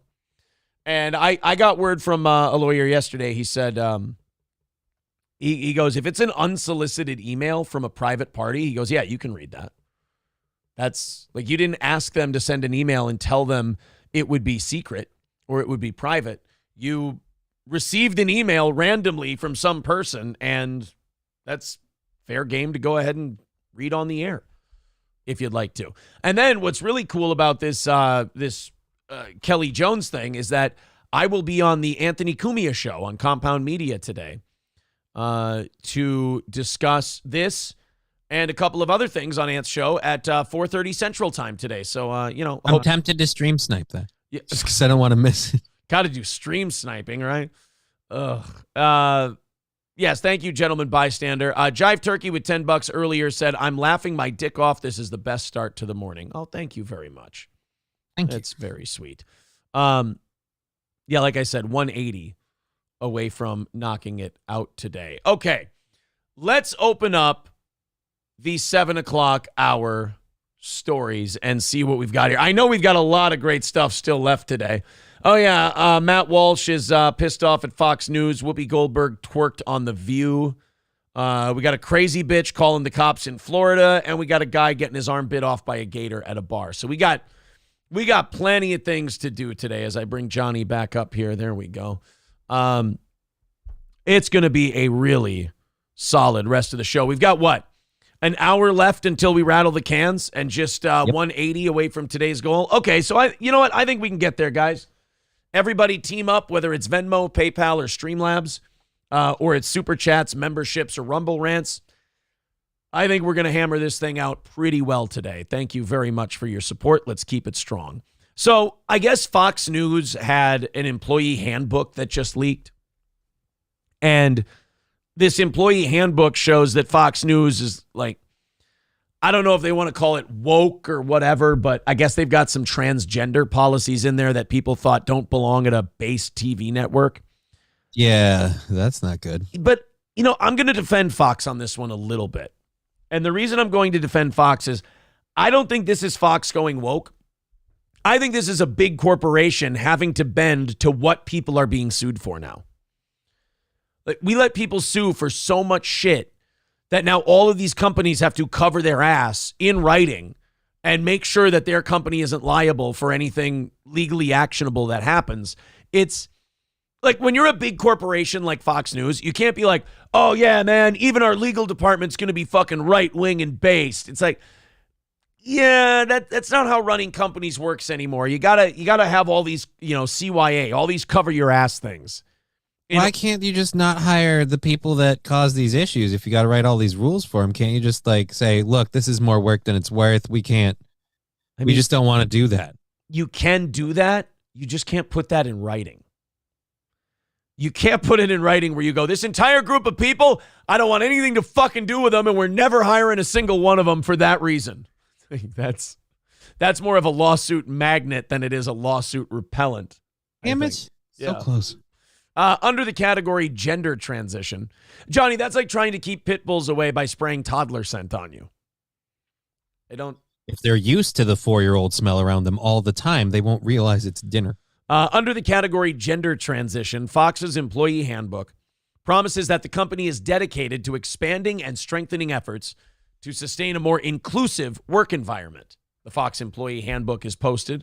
Employees who are transitioning their gender have the right to be open about their transition if they so choose, and to work in an environment free of harassment, discrimination, or retaliation, and without fear of consequences or transphobia for living openly, the Fox News policy says. Now, if I didn't know why Tucker was gone from Fox News, I would say this is the reason. I would say he saw the new employee handbook and he went, yeah, I ain't signing that shit. I ain't doing this. No, thank you. But again, I'm going to say again, I do think that there is a part of this that is Fox not really having a choice here. Because if you get caught up in this shit and you like Fox doesn't want to be involved in lawsuits for about the next 500 years at this point. After the why they've had such a stellar record so far. Yeah, after the Dominion thing, I don't think they want any part of it. And look, if you guys are going to write in the chat and you're going to say, Aaron, you're just trying to simp for Fox News, or Aaron, you're just trying to play devil's advocate. I am. I totally admit that. I totally admit that I'm trying to understand why Fox News would go out of their way so hard just to be like, hey, trans is not only wonderful, but you should be able to just dance around with it in the halls, and anyone who says otherwise is a total meanie head, and we're not for it. I'd like to think that Fox got so scared shitless by the Dominion thing that they rewrote their handbook and said, guys, anything that could possibly even be an eyelash of a lawsuit, I want you to stamp it out in our employee handbook right off the bat. I don't want just lost our best earner. We're not fucking around anymore. Exactly. Yeah, it cost us our biggest money draw and our biggest ratings guy. We're not fucking around. Hobo Chili Recipe with $4.99 says, did you say Jayaboo the Hut twerked? I hope she was dressed like Shell from The Color Purple while shaking that huge bag of pudding. You are a giant piece of shit, man. Jesus. It gets us down to $175 away from today's goal and overtime. But yes, that was filthy as all fuck. Farron on TV with another $5 says, ever since 2016, with Roger Ailes and O'Reilly lawsuits, there's a lot of cover your ass going on, but clearly their legal team needs some work. Yeah, see, I don't think, like, people are, like, Matt Walsh was giving Fox a whole bunch of shit, and he says, hey, I've been blacklisted from Fox because of my feeling on trans people. I feel like Matt Walsh has been banned from a lot of things, not because of his take on trans people, but Matt Walsh is one of these guys that seems eerily obsessed with trans people. And you're just like, that's another thing too. If you're a dick, we just don't want to deal with you. Right. And then Matt Walsh is calling them out like, yeah, Fox News has gone woke and this, that, and the other thing. I don't think they've gone woke. I think they've gotten sued a lot. And this is them just going, look, anything that could possibly cost us any money, get rid of it. The environment has gone so woke that they have to do some wokeness or they just won't survive. The Daily Signal, who leaked the Fox handbook, asked Tucker Carlson about it, and they got his take on it. He says, they want you to think it's this place that supports traditionally conservative values, according to a former producer for Tucker Carlson Tonight.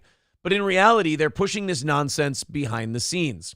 Fox News devotes hours of programming to attacking woke companies. But ironically, Fox is as woke as the rest of them, another former Fox News employee told the Daily Signal, emphasizing that Fox viewers would be astonished to find out what the company is like.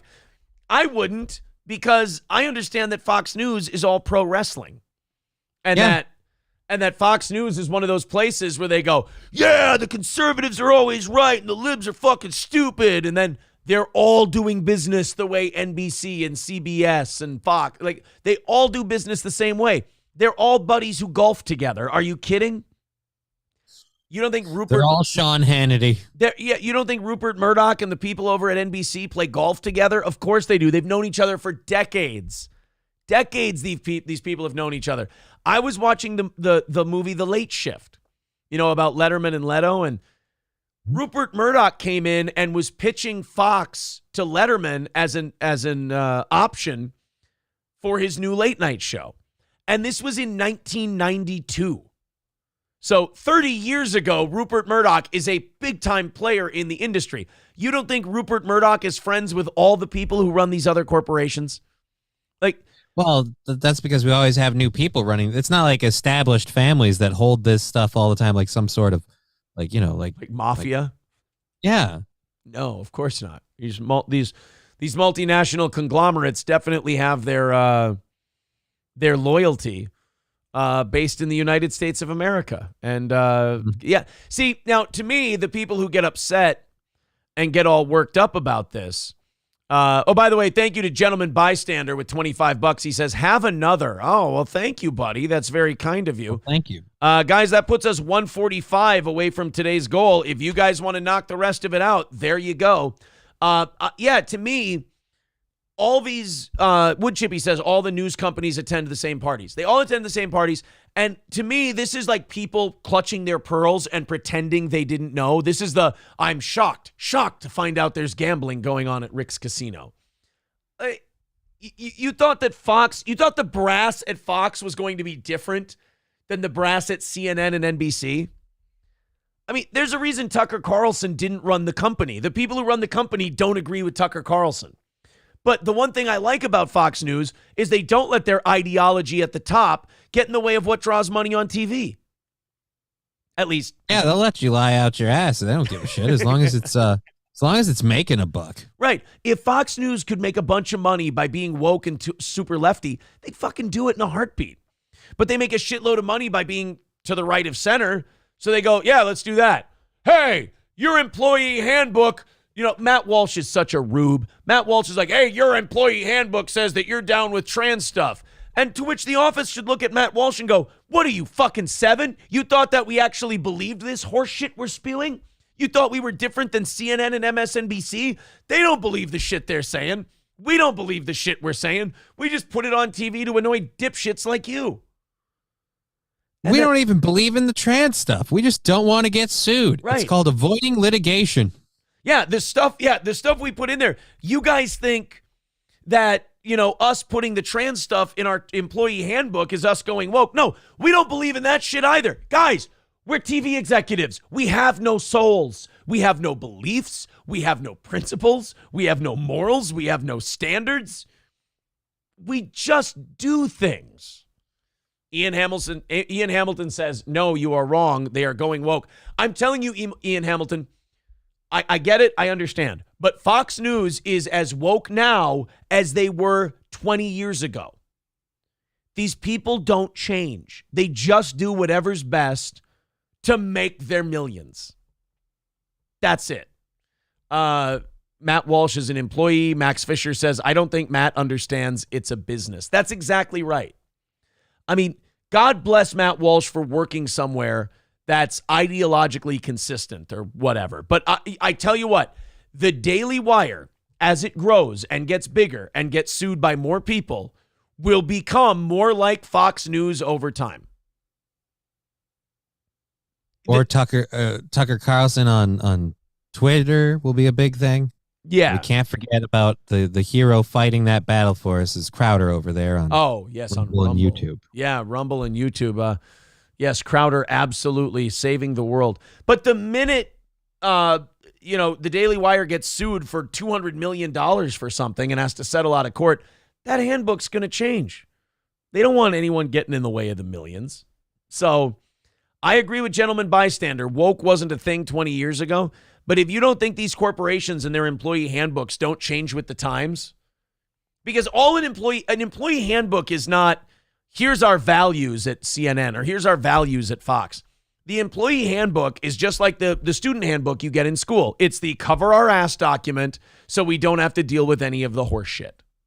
That's all it is.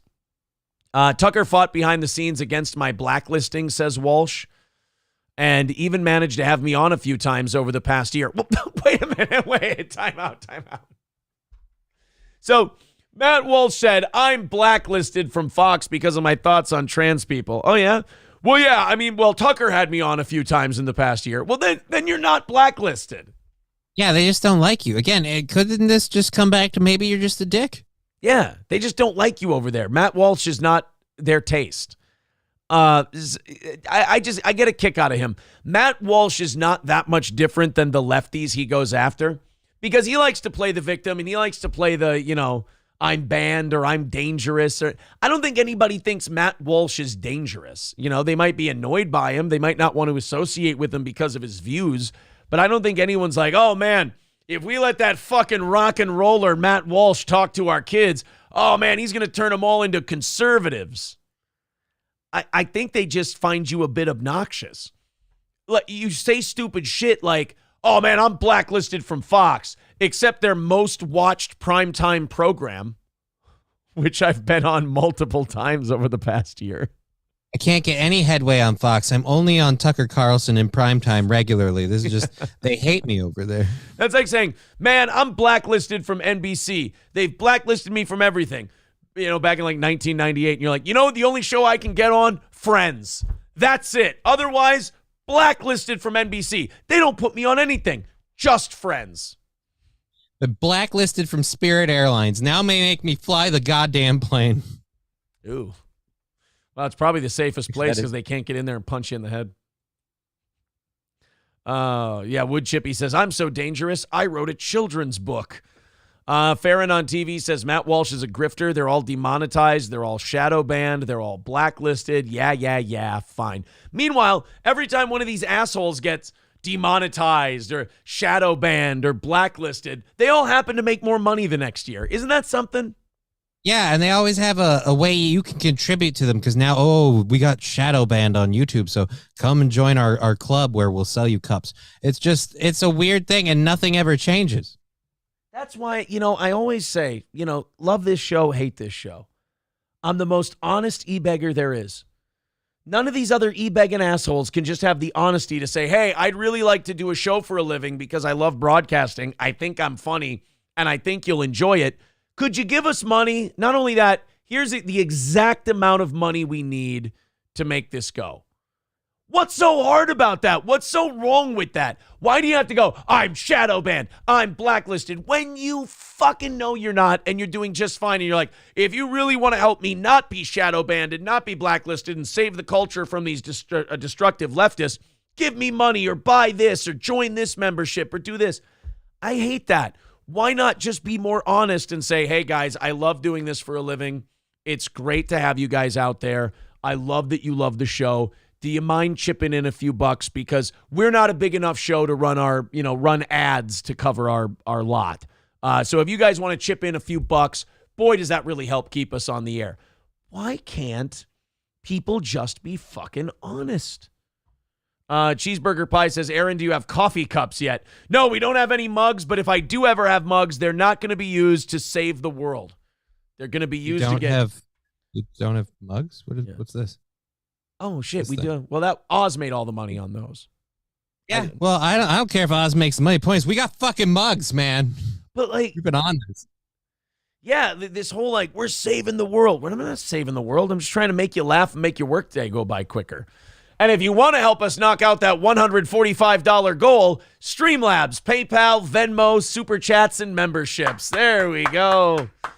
Chevrolet JB says, you got tumblers. Oh, shit. Have I not taken those off the store yet? Because I don't think Oz is... doing the tumblers? Whoopsie daisy. Whoopsie doodle. I'll manage my store. No, they're off there. They're off the store. They're good. Oz is a very busy man. Gino doxed Hannity, says D. Gulag. Damn you, Gino Bisconti. Urgh. All right. Let's continue on from Fox News trying to cover their ass. Hey, Johnny, I have something for you that you might really enjoy. All right. Would you like to see Whoopi Goldberg twerk and do a lap dance? No. What? I mean, I don't want to see it, but I feel like people should see this. We need to know what happened, but I feel like I'm gonna regret this later. Oh, I'm just gonna be honest. I don't. No, look at everybody in the chat is saying no, not really. No, abort. Aaron, how dare you? Wow. From jumping Jack Flash to flashing back fat, it's Whoopi Goldberg. Have I misjudged my own audience? I thought you guys wanted to see Whoopi Goldberg give a lap dance. Huh.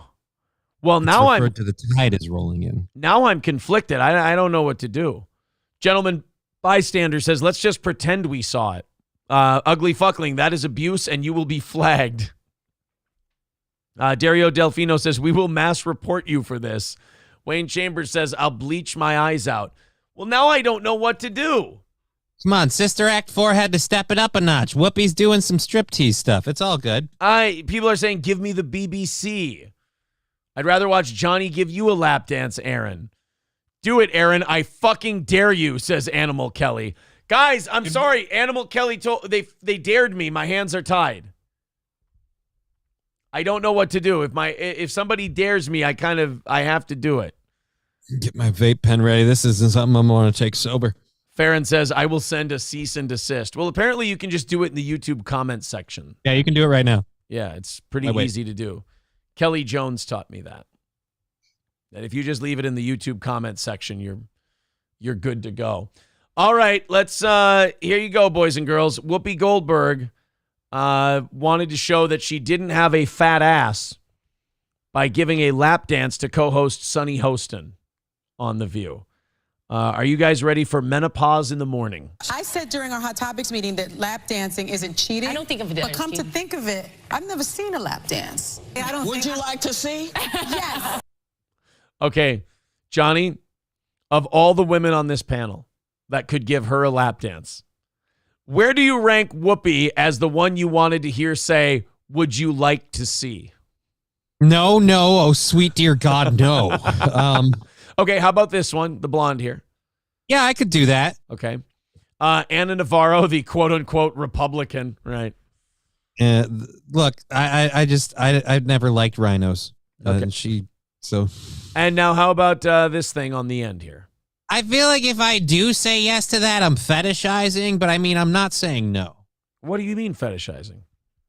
I have no idea. That just, I don't know, What? it seems- I don't Is know. she something? I have no idea. I can't tell. I thought don't she see was color. just a white chick, but I could be wrong. So then Whoopi decided, well, if you've never seen a lap dance before, then Bring it on, dreads. Well, my goodness gracious. Here we go. Well, my behind's not that big. First I start, Time out. Yes, it is. My first point of argument, yes, it is. It was completely necessary that Anna Navarro got out of the way. Whoopi's like, my behind's not that big. Meanwhile, Whoopi is standing right there. Half the chair is covered up by Whoopi. Whoopi, it was necessary that Anna Navarro leave the area. Your behind is all encompassing to the point where your behind isn't in front. I hate to be a grade school joke teller here, but when Whoopi backs up, she beeps. All right. looking at you. Okay? Oh, no. Oh, no. Then I go back on the side. Earlier in the show, the co-hosts had discussed whether getting a lap dance at a bachelor party counts as cheating. No, it doesn't. A new bonusfinder.com study found 70% of Americans admitted.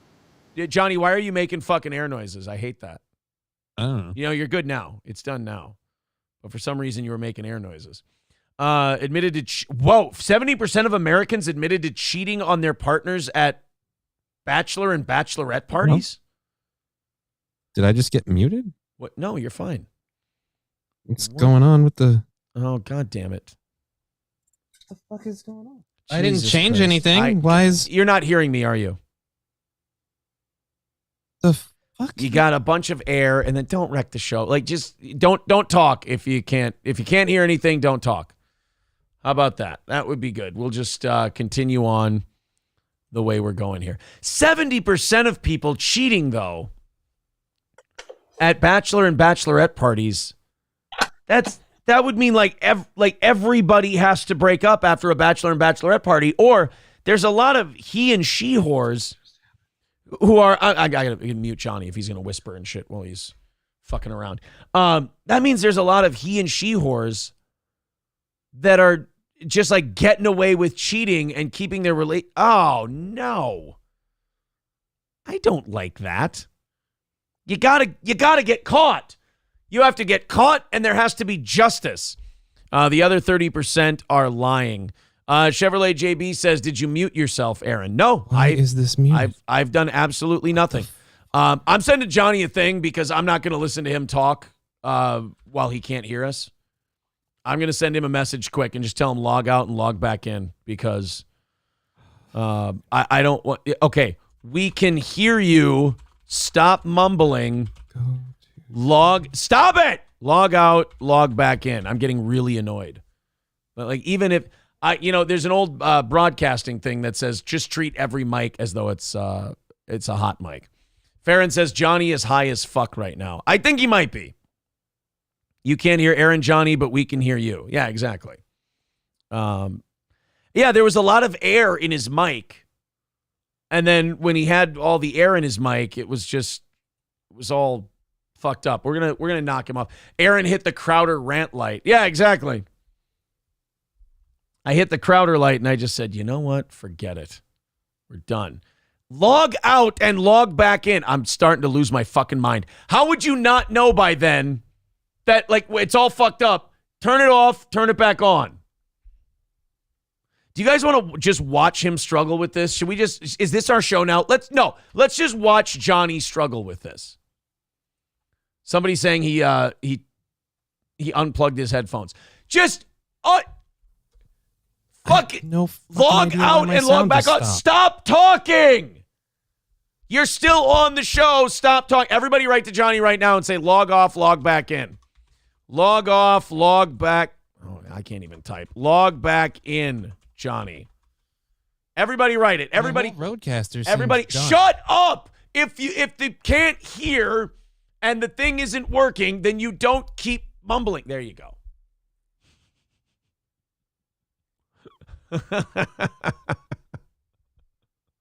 Here he comes.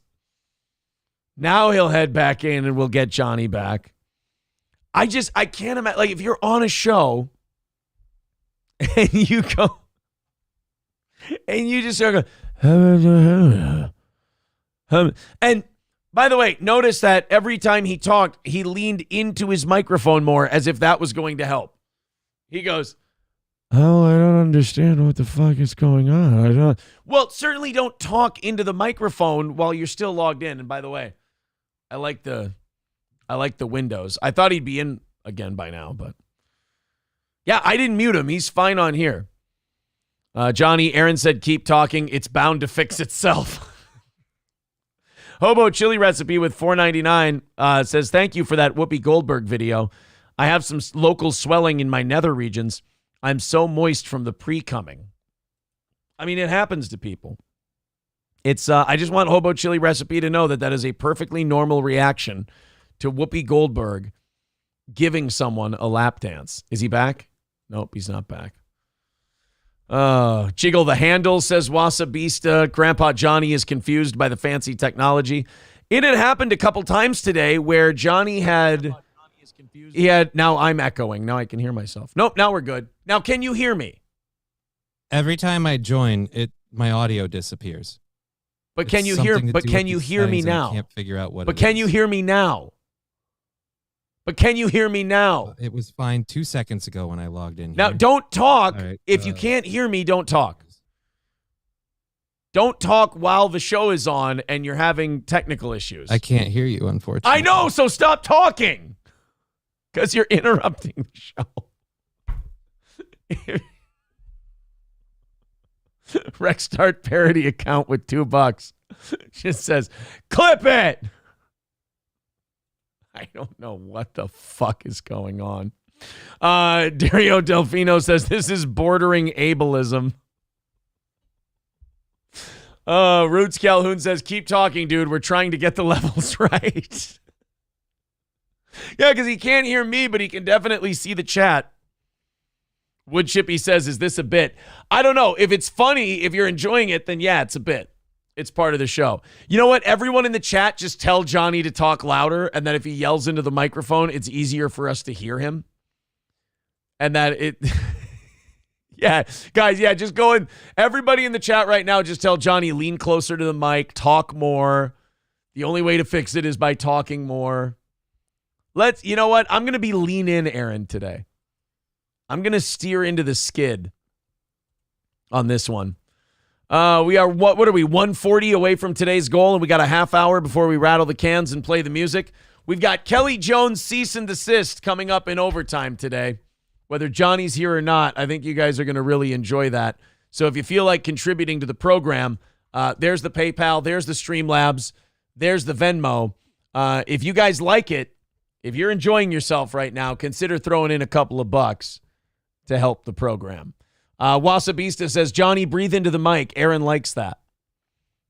Your gain is down on the mic. Just talk louder, says Roots Calhoun.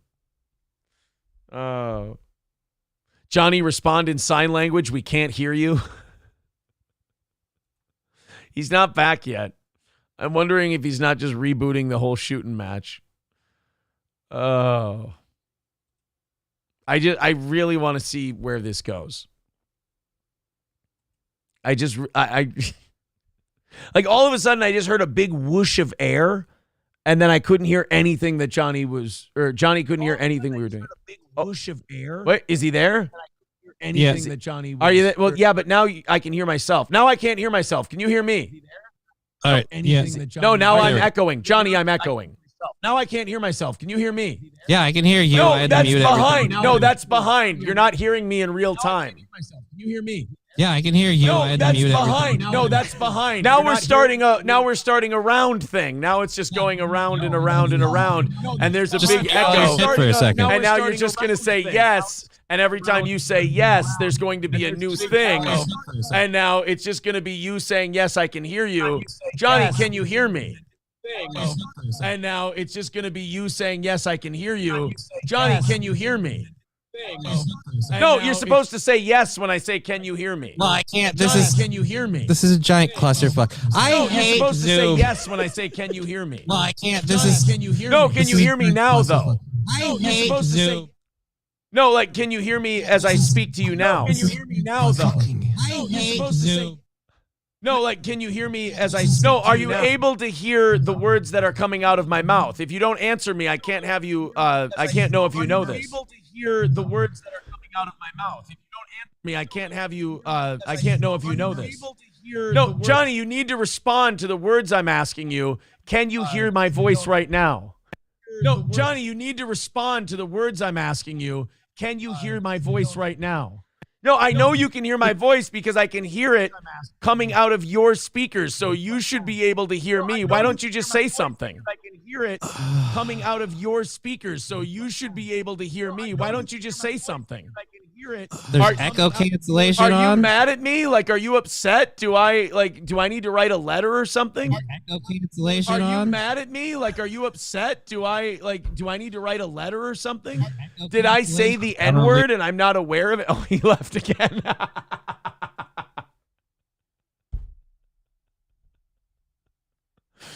Oh my God. I hate to be the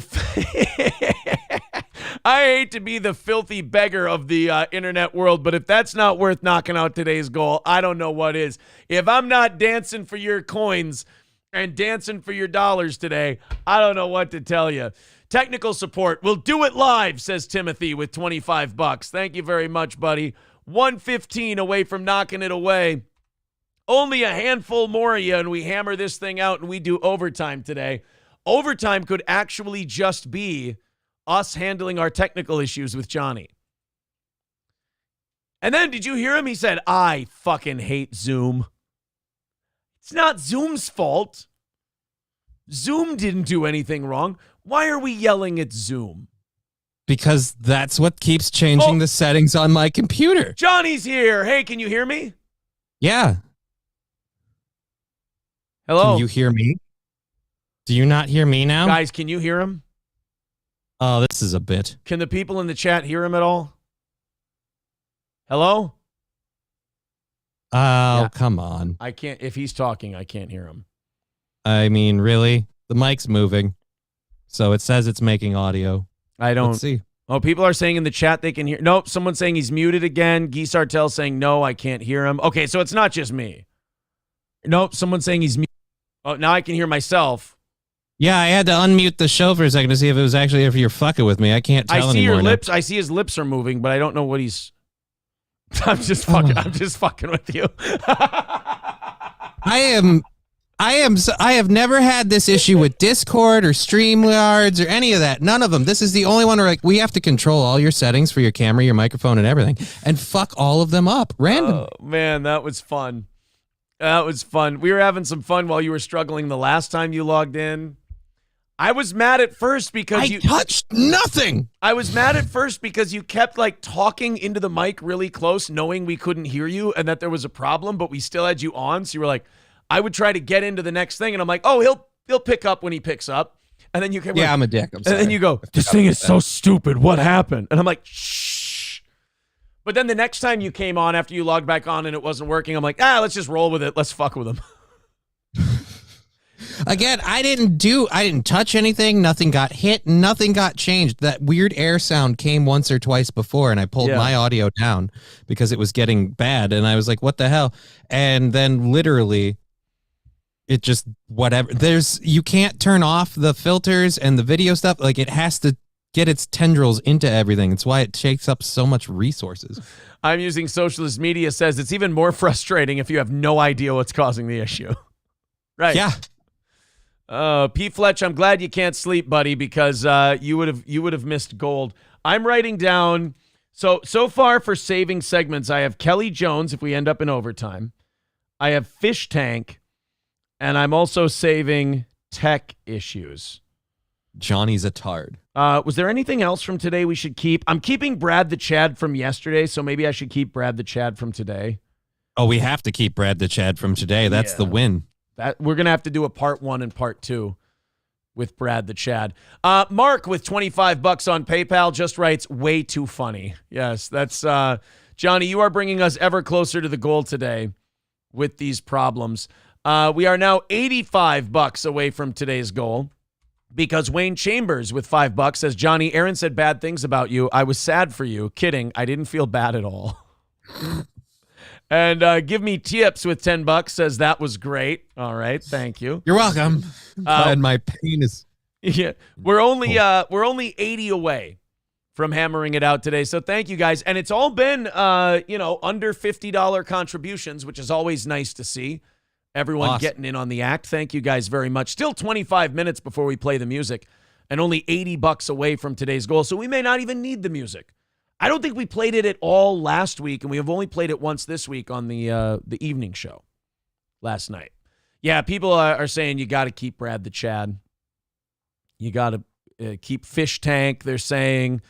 So Brad the Chad, Fish Tank, tech issues, and then if we get overtime today, which it's looking like we will, we're going to do the Kelly Jones cease and desist. Wasabisto with 666 yen says Aaron is making Steven Crowder look like a nice boss.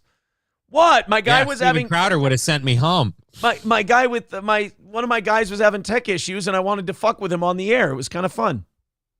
Oh, no, it's great. I absolutely believe you should have fucked with me, but it was also, again, like, I was like, he's fucking with me, right? Like, we finally fixed this thing, right? We closed it all down, restarted everything. Dude, we have a fucking killer steel toe week coming up. I'm going to be on Kumia today. You and I are going to have Alex Stein on our compound show for Friday. That's going to be crazy. Shit's looking. I got a cease and desist from Alex Jones's ex-wife. This is, what are we, becoming players all of a sudden? What the hell's going on here? Hobo Chili Recipe with $4.99 says, to my brothers in the Aristococks, rise. Also, Johnny, fucking watch it. Thank you. Yeah, 2 p.m. 3. I stream on 3 platforms seamlessly and just Zoom. I stream on 2. So you've got one more platform than I do. That's, I got to create the new Twitch channel also. That's right. Yeah, I got to figure out what name I'm going to use for the new Twitch channel. April says, and I'm doing nothing. Oh, look at Miss Simpcast over here. She gets to be on a bigger show than any of us ever with, tens of thousands of views on Simpcast. We get, Johnny gets to call Alex Stein gay to his face one time, and now April, I'm not doing anything. That's my highlight that I get. Yeah. You know that he's going to be a lot of fun about it, and you're going to feel like a dick. Yep. It's going to be interesting. He's going to be like, well, Johnny, I drank that Bud Light. No, Johnny, you don't understand. If I drink that Bud Light, I get all gay, and I start fucking guys. I'm just saying, if that's all it took, there wasn't a whole lot of a wall there. I mean, maybe not. We will see. I just, I love that. Alex is just such a good guy. He's such a loyal dude. Like, he's millions of times bigger than us. Yeah, which is why I figured he didn't even know who I was. Yeah, like, he's millions of times bigger than us. And then he goes on, like, Kevin Brennan's show, and he's like, oh, yeah, I watched Steel Toe, and Steel Toe was talking about this. And I was like, what a fucking guy. To just go on and say, like, one of the most polarizing shows out there, where people either fucking love it and it's their favorite show, or I hate this guy, I want to watch him crash and burn. And he just walks right into that fire and he goes, oh yeah, I love Steel Toe, I think they're great. Awesome. Griddle Gorilla says, tried watching Simpcast, lasted 5 minutes, should be renamed Estrogen Cast. Now, I know I'm biased when I say this, but when April's on there, it's always very, very good. Take that for what it's worth. It's pretty good. They're mostly women, so there's some downsides.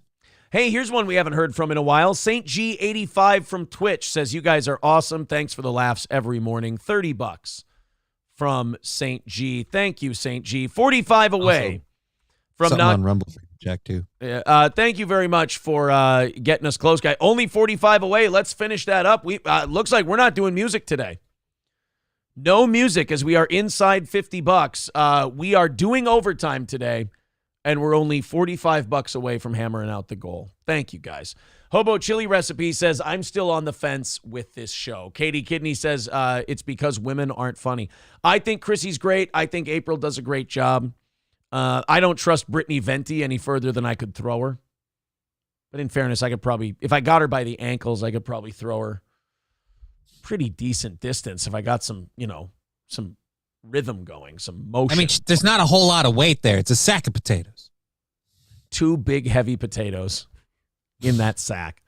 I want to watch this story because to me, as I read the headline, which is what I do because I'm an American, this dad is the most, how do I put this, blame-shifting asshole that I've ever met. So this guy's kid takes his dad's gun to school, unbeknownst to the dad.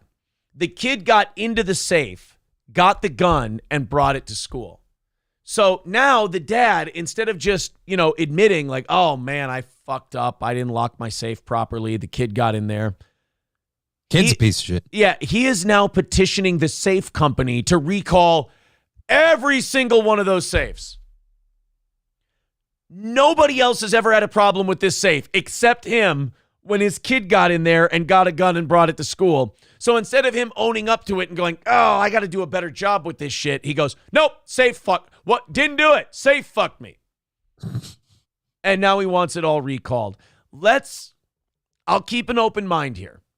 If my tart of a juvenile delinquent could pop that thing open, this is too easy to do. We got to stop this problem. My son is a fucking idiot. He's fucking stupid. Like, he shouldn't be able to get the gun out of there. Animal Kelly, thank you for the $20. Says, can't spell booga without ooga. Show never gets old, Aaron. Thank you very much. Boys and girls, $30 away from doing, from hitting today's goal. So let's hit play on this story and let's see if this guy's story adds up or if this is just a blame peddling sack of shit. Shenandoah, Iowa family wants a safe taken off the market. That after their 6-year-old opens it and takes a gun to the school. KATV News Watch 7 Sarah Feely investigates why that safe unlocked and what consequences the family faces. Again, like if this was a phenomenon across the country where people's gun safes were just coming unlocked and it was the same brand, I would get it. I would understand.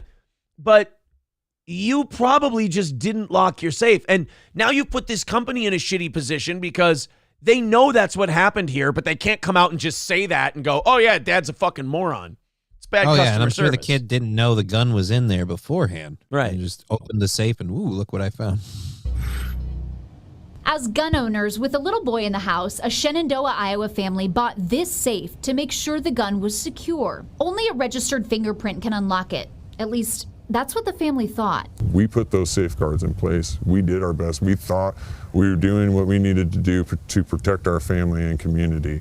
And unfortunately, it just didn't happen in this scenario. I don't understand. I wake up every morning and my fingertips are bleeding. Kid's been stealing the dad's fingerprints. He had no idea. But like, he managed to get in there with nothing but a piece of silly putty. It was fucking crazy. Why are you doing a fingerprint fucking unlock system? Why not do like a type in code or something? Well, that thing looked like it had a code. I bet it was like the two. Like you type in the code, fingerprint to unlock it. You're right. Yeah, that's exactly what it was. Type in the code, put your fingerprint on there, the thing unlocks. Early March. Which, by the way, if somebody's in your house ready to kill you, it's kind of useless, right? You got time for that. Do you? Yeah. As you're Hold on, don't start murdering me yet. I got to get my gun. Yeah. You have to wake up out of a dead sleep while someone's getting the drop on you. You have to get to your lockbox.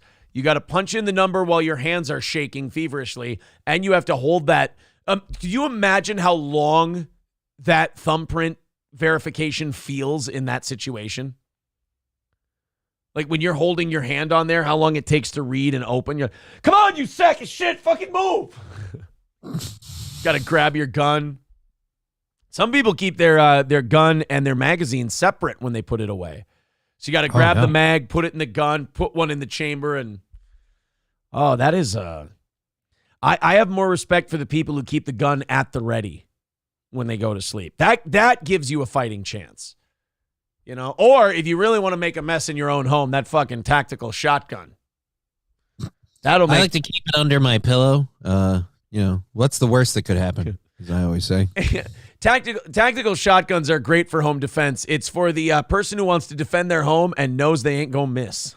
You know, you get a handgun, you get shaky. Anyone who's been to a range knows you can fuck up pretty bad. But you get that shotgun and you get at close range, you're allowed a little bit of forgiveness. It's my favorite line from the Hansel and Gretel movie is when they're talking to that old guy and they're like, you got a weapon? I have a shotgun. Any good with it? No. That's why I use a shotgun. Right, exactly.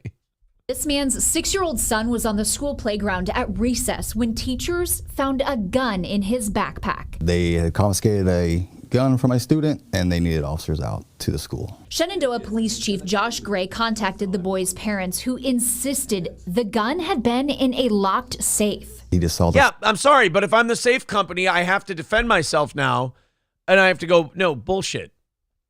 Your gun was not in a locked safe. That kid is not getting into one of our safes if it's locked. The only way he gets into that safe is if he knows the code. And with a lot of these fingerprint scanners, if you just if you push your finger on it and you pull it off, you technically left a fingerprint there. If you're smart enough to put something like a glove or whatever and you do it right, you can still pop some of those loose. Right.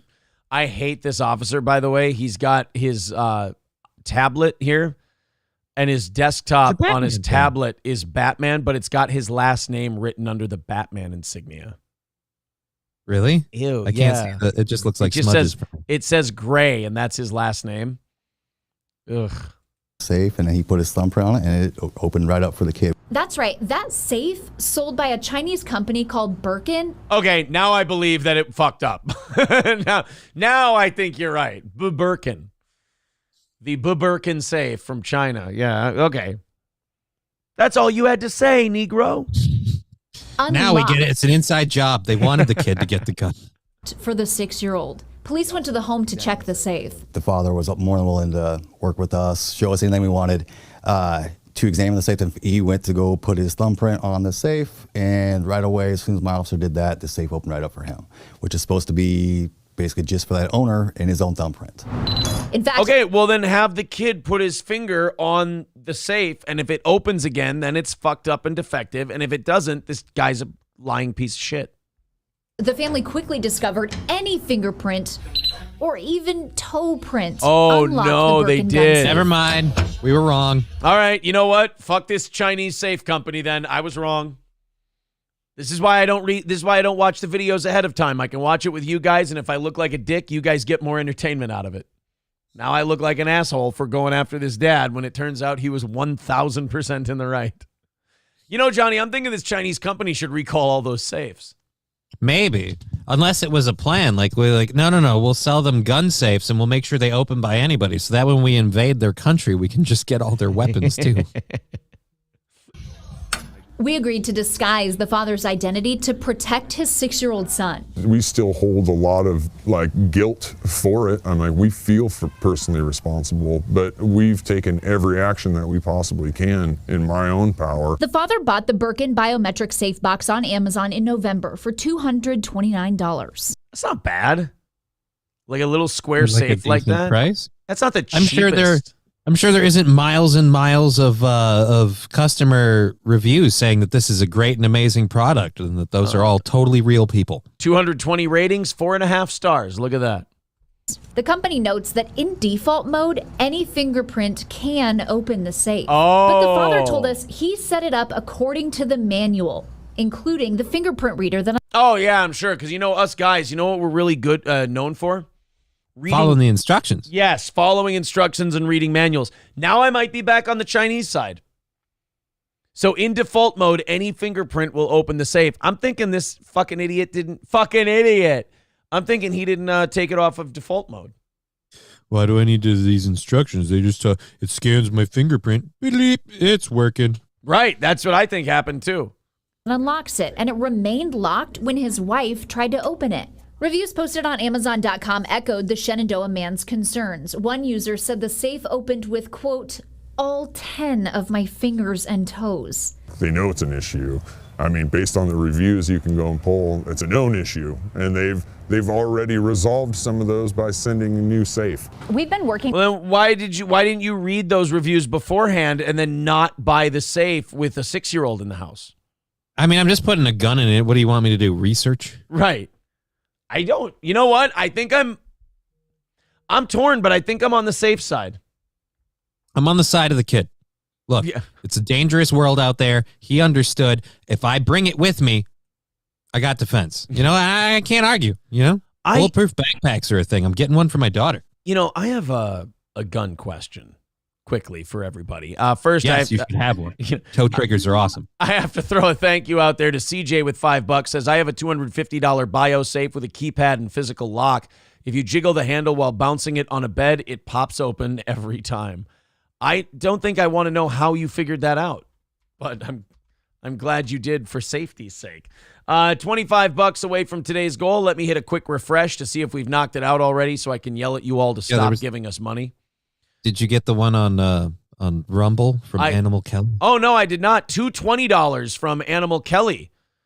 On Rumble. Coming in, and we get 80% of that, so that's 15 a pop. A little more than 15 a pop, actually. We are done. That's $30. We are $5 into tonight's goal. Thank you guys very, very much, but no more goal today. It has been knocked out. Johnny, thank you for letting me know about Animal Kelly's Rumble rants. And they were going to fade off, so I decided I'd speak up. Yeah, thank you very much for that. So there it is.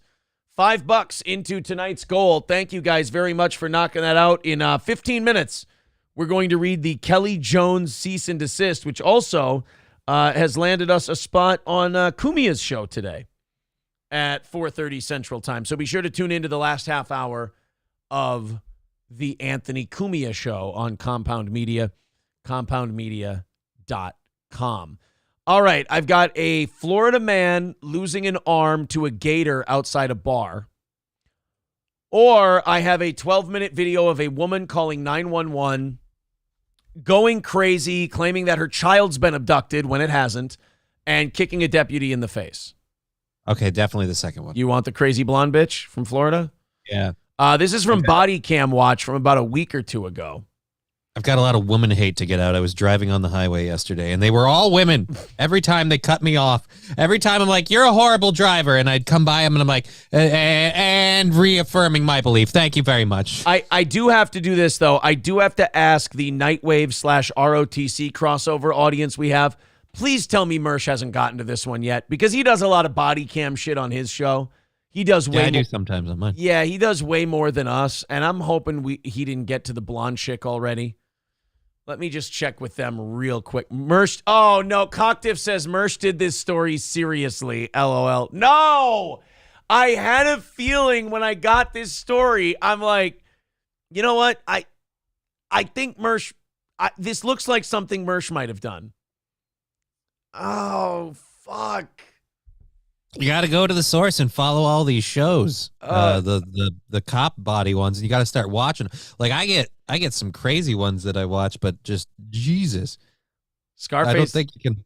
Scarface says Mersh did it on Friday. No, ugly fuckling. I'm still going to do it. He says just play it. Not everyone watches him. No, I get that. I just have a pride thing with the ROTC/Nightwave did it first thing. ROTC did it. I have a question for you guys first, though. This goes back to the gun thing. April and I were at we went through a drive-through Dairy Queen. We wanted to get a nice Blizzard. And then we also shared a Dairy Queen double cheeseburger. Though, don't go to Dairy Queen and get burgers. There's just no point. Every couple of years, I'll try one, and I'll just remind myself after I'm done, oh, this is why I don't eat these. But you can just buy the patties at like Walmart. They're just crap. We saw there was a guy in front of us in a motorcycle, And I want you guys to tell me, because I think he had his gun illegally. He was white. Shut up. But he had the motorcycle. He had a backpack on, and he had the grip of the pistol hanging out of the backpack, and the rest zipped up over top of it. And he had the handle of the gun exposed through the backpack that was on his back while he was riding his motorcycle. Is that an okay way to carry? That can't be. That can't be all right. Like, I know ethically it's probably the wrong way to carry, but I mean, like, legally, can you carry a gun that way? I'm saying it can't be because, like, if it fell out, couldn't it technically possibly discharge? Right. It was just what do you call it? It was just a camo backpack that he had on him. And, like, I could have walked right up to him and just grabbed that right out of his backpack at a red light or something. Mikey Two Milk says that's legal. Okay, I mean, if it's legal, it's legal. It just looked really stupid. Fuck you, dude says, no, that's incredibly dangerous. Yeah, like I said, dangerous, absolutely, but is it illegal? Yeah, I guess technically it's legal, but it looked really stupid. Guy Sartell says, I wish you would have tried to. Look, I'm saying theoretically. Mr. Approachable says, as long as you don't lose it, you can carry it however you want. Well, I wasn't really talking legally. I was more talking like, is this guy a fucking idiot for doing it that way? April says the picture is on your phone. Oh, yeah. Here you go. There's no license plates or anything. Yeah, he's just got it. I could have emailed this to myself, but I'll just hold it up there. Right there. Looks legit. Yeah, it's just a backpack. Oh, somebody's calling. Oh, U.S. Bank. My bank is calling me at this time. Oh, boy. Credit card offer, I would gather. But, yeah, that was, I'll let the chat catch up here. Gentleman bystander says, more than likely he is an idiot, like about 95% of the fucking planet. Hobo Chili Recipe says, that's stupid. P. Fletch says, it's not illegal, but it doesn't look very secure. The Mood says, did not see shit. Bank of America canceling you. No, it's U.S. Bank. They always want to offer us a business credit card because we don't have a business credit card. We just don't need one. And they call me like once every month. They want to offer me a business card. Pistol and a can of parts cleaner, says Loaded Wrench. Yeah, those were the two things in there. Parts cleaner and a pistol. Guy Sartell says, my dog had a backpack thing when I ran and put my gun in there. Damn dog ran away and I lost my dog and my gun. It's a stupid way to carry, but legal. Mr. Approachable says, my guess is he had some kind of holster built into that backpack with a level 2 release. Okay. I'm using socialist media says, I don't know. If I had that gun in Australia, I'd be on the news and called a terrorist. Well, I mean, that's fucking Australia. Yeah, but that's so weird, too. Everything in Australia is trying to kill you. So now if you have a gun, you're the dick? Yeah. SC Motorsport says, with a flammable can of brake cleaner next to it. Yeah, I mean, that's a little odd, too. All right, what do you say? Should we get through this? I don't think we're going to have time to do this body cam watch and the Alex Jones ex-wife thing right away. So why don't we do this thing? And why don't we do the Kelly Jones thing first? Okay. And then after we do the Kelly Jones thing, if we have time, we'll do some of that body cam story. All right. All right, Sounds guys.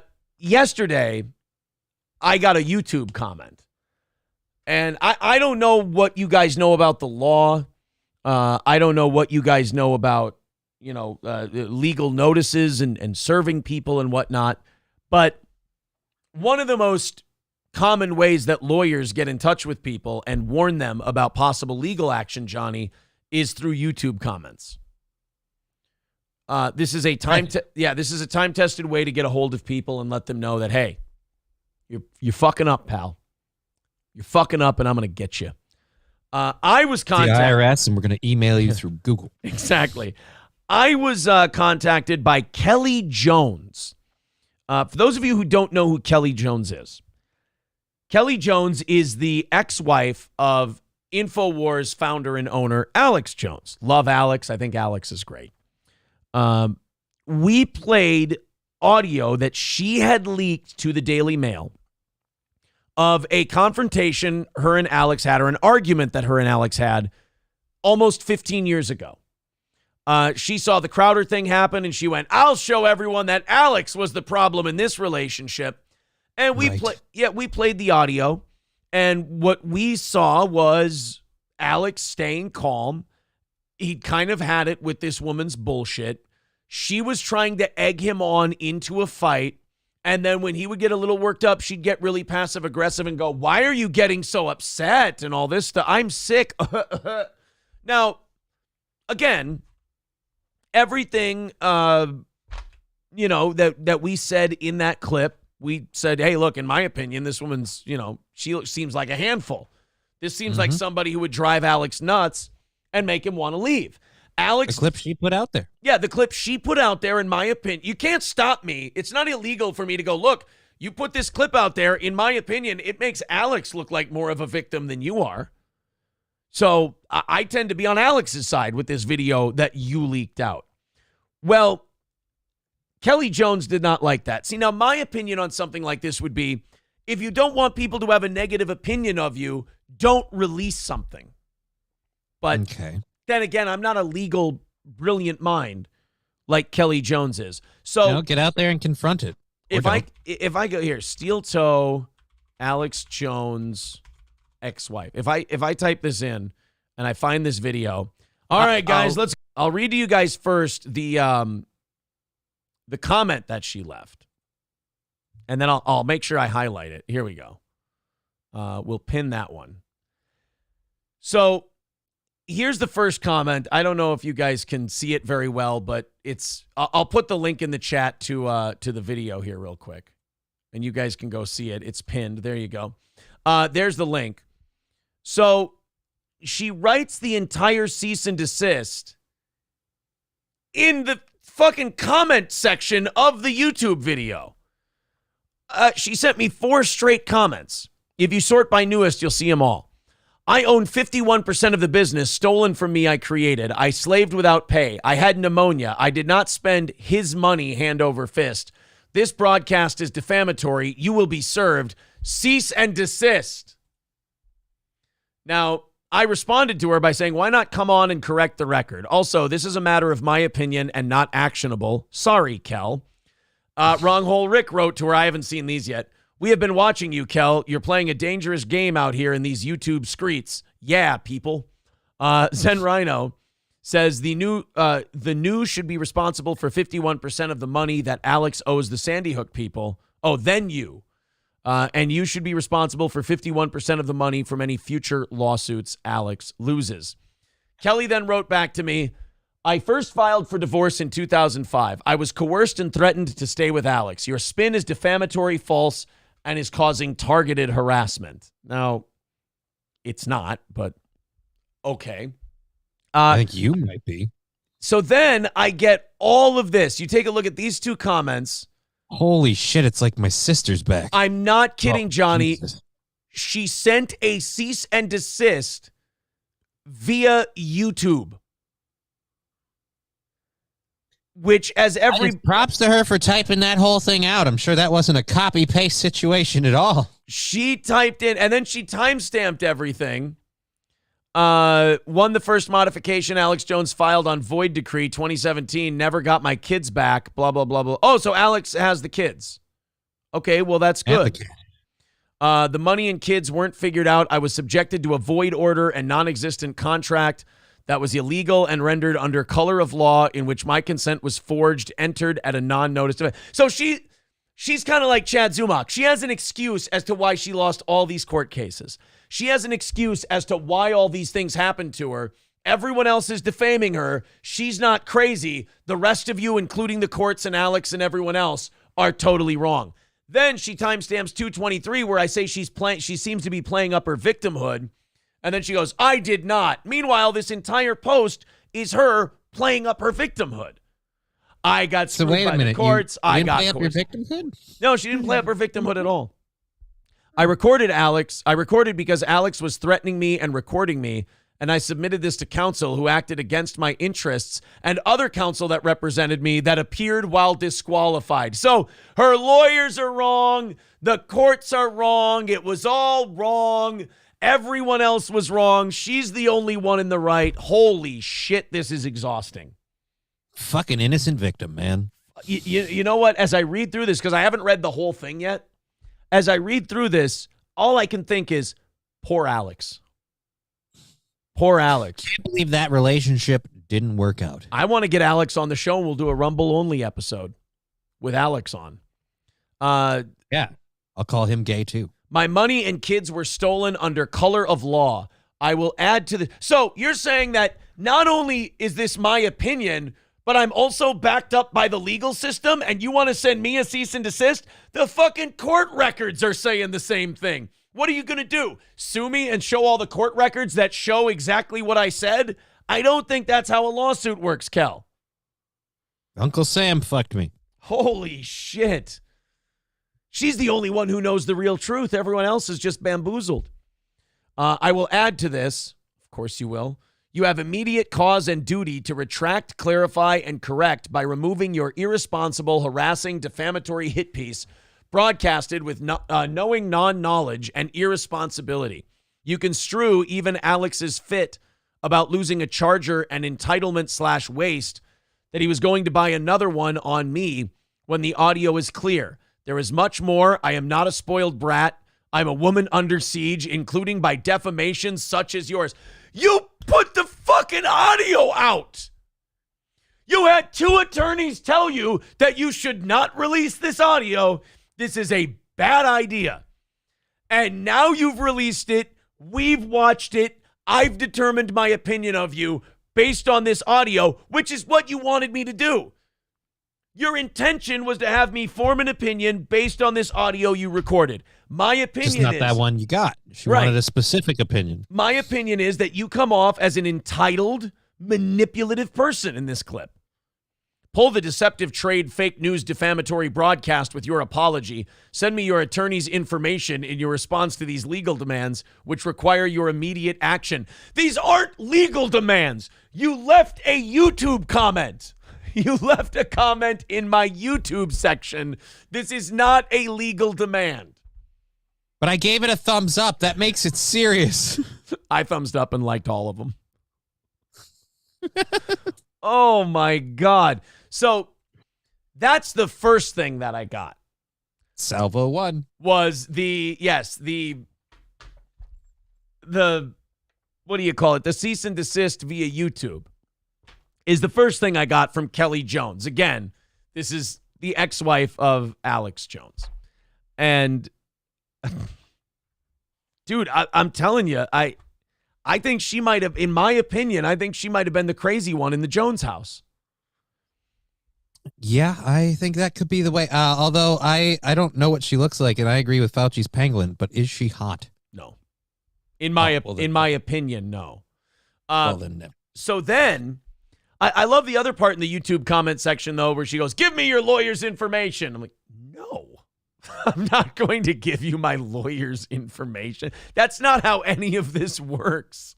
Your lawyer would have ways of determining who his lawyer is, and right. Yeah, that's not. If you had a lawyer send me this, my lawyer would be able to talk to your lawyer, and my lawyer would tell your lawyer, your client's a little fucking nutty there, buddy.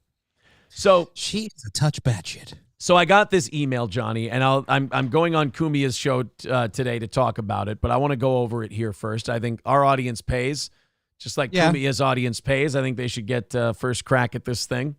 It's about a page and a half long, and it is just from Kelly Jones. Now, I've gotten cease and desist before, Johnny. They come from a law firm. They state their intentions, all of that stuff. They don't usually just come from a guy or a gal and just go, hey, stop talking about me. Okay. Let's go ahead. Let's go ahead and read this. Dear Mr. Holt. Now, I don't know how long any of you have been watching this program, whether it be years or whether it just be a couple of days. Like P. Fletch is only here because of Adonis Paul. God bless him for that. So he's been here a couple of days. My name is Aaron Imholt. Oh. Not Holt. My name is not Holt.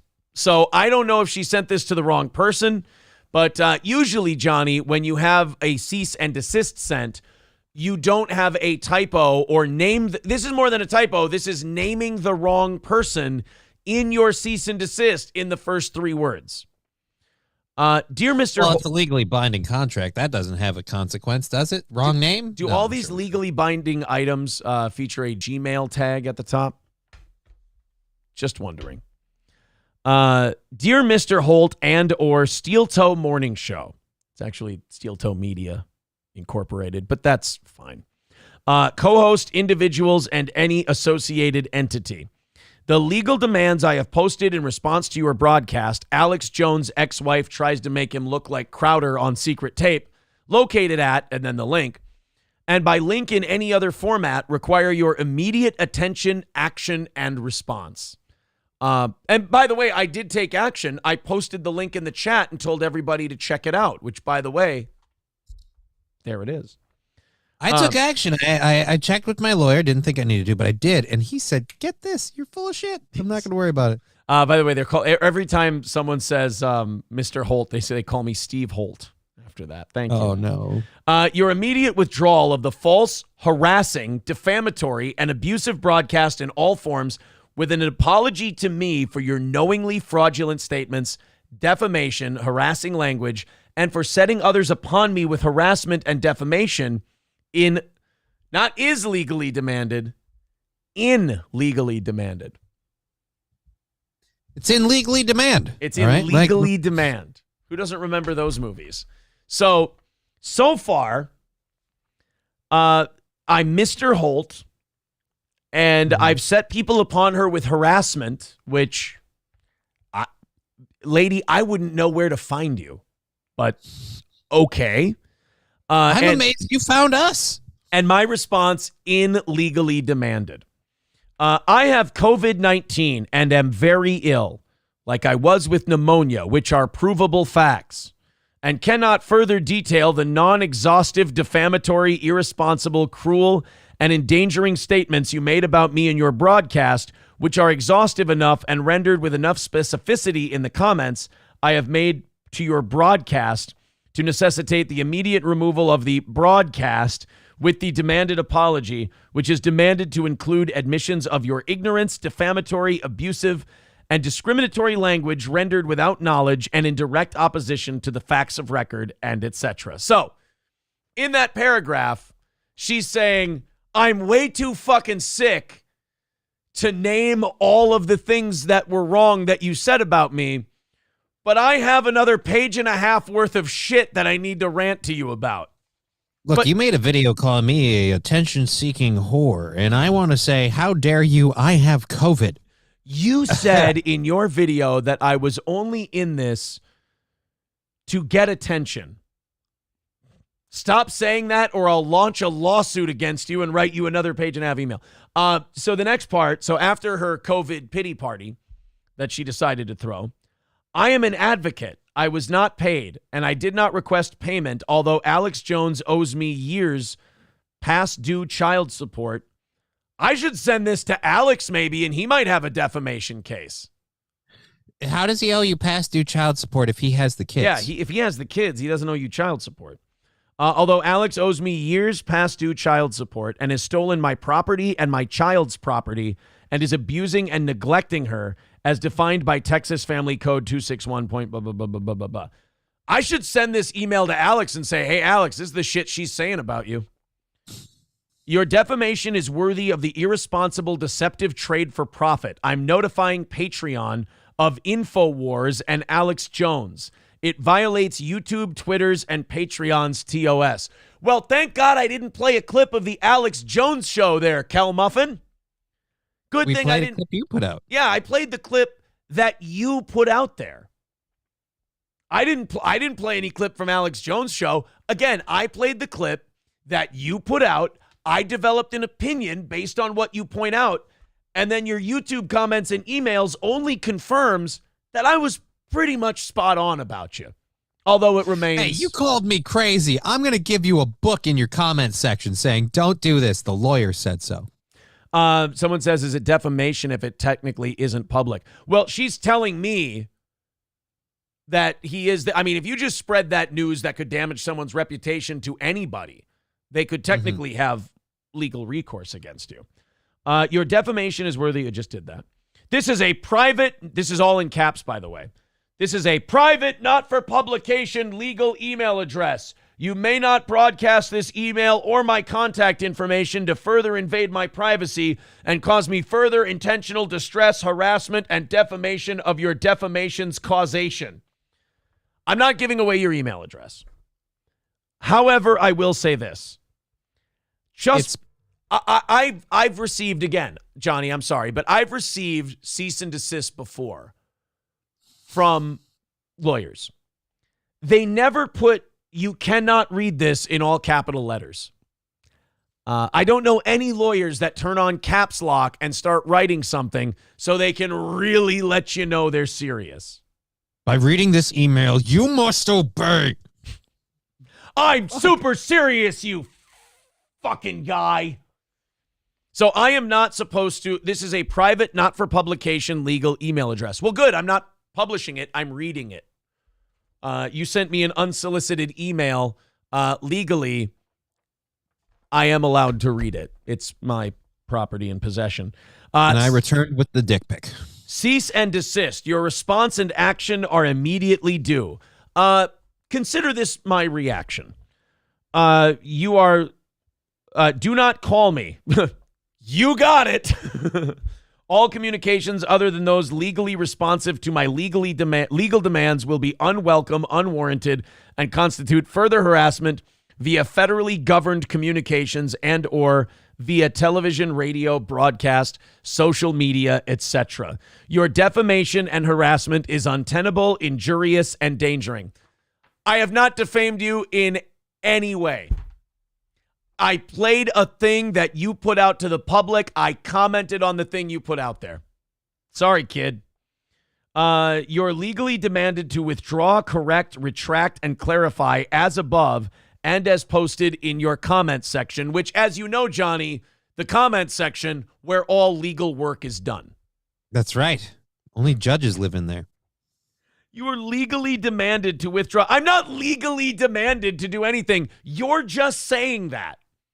I love Under guilt of prima nocta. Wait, you're just putting words in there. You're going to fuck my wife on our wedding day? I mean, everybody's after that one. Congratulations, part of the crowd. You are legally demanded to withdraw, correct? No, you're asking me to withdraw it. I'm not legally demanded to do anything. You're not a legal representative of the court. You are Kelly Jones asking me if I'll take this down. And my answer to you is, nah, I think I'm good. You are legally demanded to respond in writing with what action you intend to take to remove the defamation order and or to refuse to do so. No, again, Kelly, I'm not legally demanded to do shit. Is that an even is that really legally demanded? She watched an episode of Law and Order. Jesus Christ. What happened here?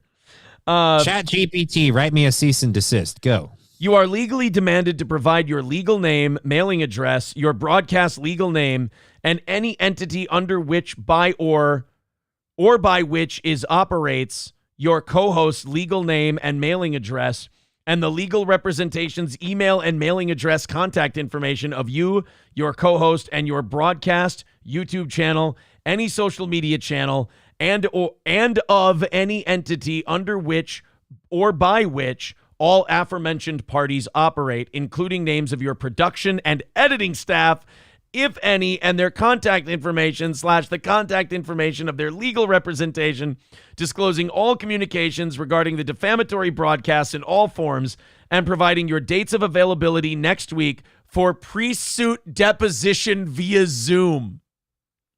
She's sending me an email from her personal email, not from a lawyer, nothing like that, to show up for a pre-suit defamation via Zoom. Or deposition. Yeah, because they always like, you know what? Why don't we have you contact your the perpetrator of this crime? You guys should work this out between. We won't use the lawyers at all. Just Oh my God. She's going, you need to go gather up all the information on all of your people and you need to send it to me so I can sue you and have a deposition. Are you out of your get that on your own? Are you out of your fucking mind? Here, Kelly Jones, here's my response. You can come on the show and we can talk this out. Or I really don't give a shit what happens next. Legal action can be brought against you in Texas and or in federal court, depending of your physical location and also pursuant to your misuse of federally governed social media and communications channels. Twitter and YouTube are not federally governed. They have to adhere to federal law, kind of, but they're not. This woman is in my opinion, this woman is out of her fucking gourd. Well, put this one up on the on the wall, right? Yeah, like I said, it's your first DIY. It's cease and desist. It's my first DIY C&D. I think Anthony and I are gonna have a fucking blast with that this afternoon. I hope she comes on the show. I really want her on the show. I think I have to print out her what do you call it? Her YouTube comments also, right? Yeah, you might want to get that one in there too. That one's a pretty tasty bit. I got to get rid of the replies here. I'm just going to highlight these and print them. Here we go. Oh my God, this is. I love how she's like, I have COVID and I don't feel very good, and this is damaging to me, and I can't go into, more and more detail about what a piece of shit you are, but then she can write another page and a half about what a piece of shit I am. That's really weird. It's like you don't have the stamina for it, but you keep going. Boy, she's really brave. She's really brave. April says she'll frame it. Well, okay. Wasabista says, Kelly is hereby legally demanded to submit a butterfly pic. No. I don't think you want that. I looked her up while we were doing this. You don't want that. Yeah. The only good thing about Kelly is that when you Google search her, she gets confused with Megan Kelly. So there is one attractive blonde in there. It's just not her. So far, everybody I've seen in the chat, even people who aren't the biggest steel toe fans in the world, seem to think that we're going to be okay here. I'm just worried, man. I mean, this is how it starts. You laugh this off, and next thing you know, you're going to have someone in there be like, hi, I'm with the sheriff's department. I'm leaving this comment that you've been served. Hi, I'm from the sheriff's department. Just wanted to comment on your YouTube video that we're outside, and we need to arrest you, if we could. So goddamn funny. I love Kelly Jones. She's my favorite. So I just printed out the YouTube stuff. Okay. To use on the Kumia show. I've got these all in order. I'll also email these to E-Rock later on also, so we can go over all of it. So there it is. I mean, there's Kelly Jones, Alex Jones's ex-wife, has decided that I am a giant piece of shit, and I am. Not wrong. Right. Well, see, I'm not going to sue her for defamation. It's totally fair. But she is demanding. I am legally demanded to do all of these things. Again, sounds incredibly like not a thing. No, you are legally demanded. Yeah, it's not. Cocktiff says, I am from the United Stares Lawyer Department. Yes. And you are legally demanded to tell me everything I want you to tell me and give me everything I want. Oh, damn it. Shoot. You are legally demanded to help this Nigerian prince. She got me. April says, I feel like she just made this 100% worse for herself because now she'll be remembered and become a bit. Oh, yeah, we're clipping this one up and putting it up there, putting it out. Kelly, consider this my response. This is ridiculous. You need to move on with your life. Alex left you, or maybe you didn't. Maybe you left him, but rumor has it Alex left you, 13 years ago. The kids would have to be pretty much grown by now, right? Yeah, I feel like that whether or not he has custody, like their ability to see you shouldn't be hindered. Right. So I'm pretty sure that that Alex Jones is on fine standing. And by the way, if Alex Jones ever sees this clip, God bless you, sir. I don't know how long you put up with it. I don't know how long you stayed married to this person, but holy shit, man, you deserve a medal. You deserve a fucking medal, my friend. Whew. Did the Sandy Hook stuff happen while he was in the relationship with her? When was Sandy Hook? 2012. Nope, they were divorced by then. So I believe she's off the hook for that one. Found him a way out. Yeah, Alex, we're really sorry, buddy. That's too bad that you had to put up with that for so long. The Ugly Fuckling says, I'm with Wayne. I question the validity. Well, I mean, you can go here. I mean, look right on there. Go look right on that. It's the same person that sent me the cease and desist via email. Same email and everything else. If I go to that channel, if I go to Kelly Jones, Alex Jones, the only video she has is Alex Jones, Travis County hearing 3 years ago. Alex Jones has been unlawfully withholding the children in violation of court orders since October 2019, blah, blah, blah, blah, blah. So, I mean, that's where Kelly Jones conducts all of her legal business from. I mean, she's so quick to jump on the legal battle on YouTube. I don't know why you wouldn't want to keep your kids around that lady. She looks like a stable, balanced individual. Got all her ducks in a row. Dario Delfino says, she made me sympathetic to Alex Jones, so she has unlocked an achievement today, right? I mean, that's what Alex dealt with for years and years. Should have been his defense in that court thing. They were like, hey, you said all this defamatory. Look, I was lashing out. I was married to this crazy bitch, and it took a while to wear off. I'm sorry. Yeah. April says, I wondered for a while if this was actually her too, because a certain someone likes to send me emails portrayed as others, but I believe this is her. Oh, yeah, there's a crazy guy who pretends he's got a YouTube channel, and he pretends to be other people and sends you he sends you emails of what he's doing, but he pretends like he's a concerned listener and go, look what this guy's doing. It's like, are you that desperate for viewership, dude?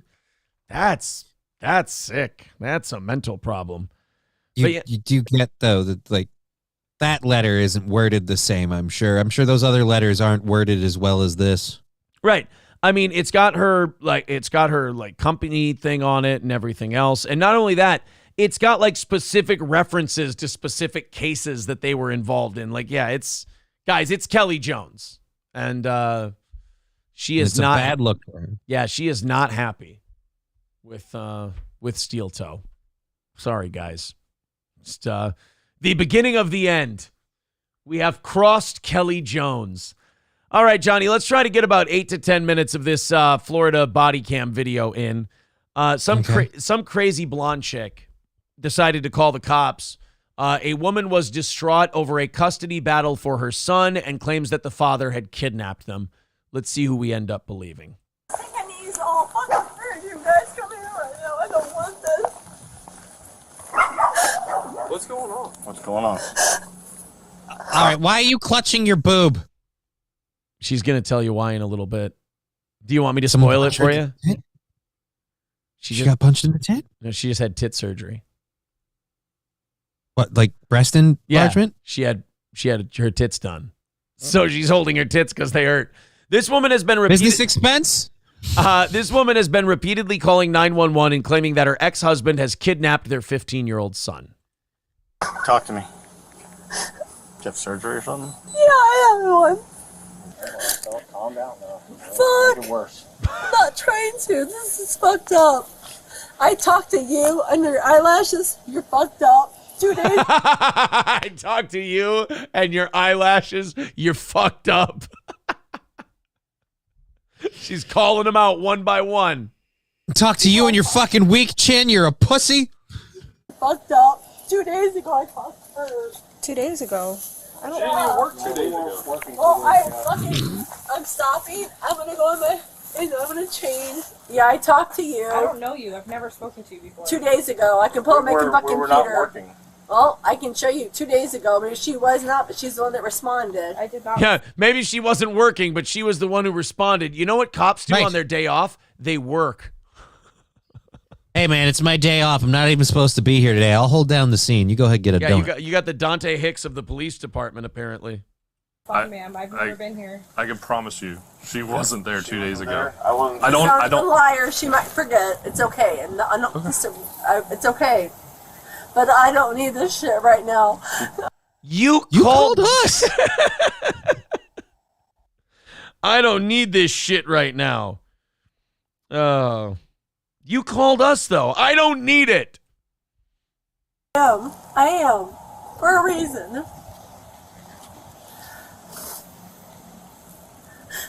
What is your name? Hold on. Oh, Jesus. Oh, no. Not again. This is the second time I saw what is your name, and it just gets worse from there. This is what happens when you don't respond to Kelly Jones' cease and desist.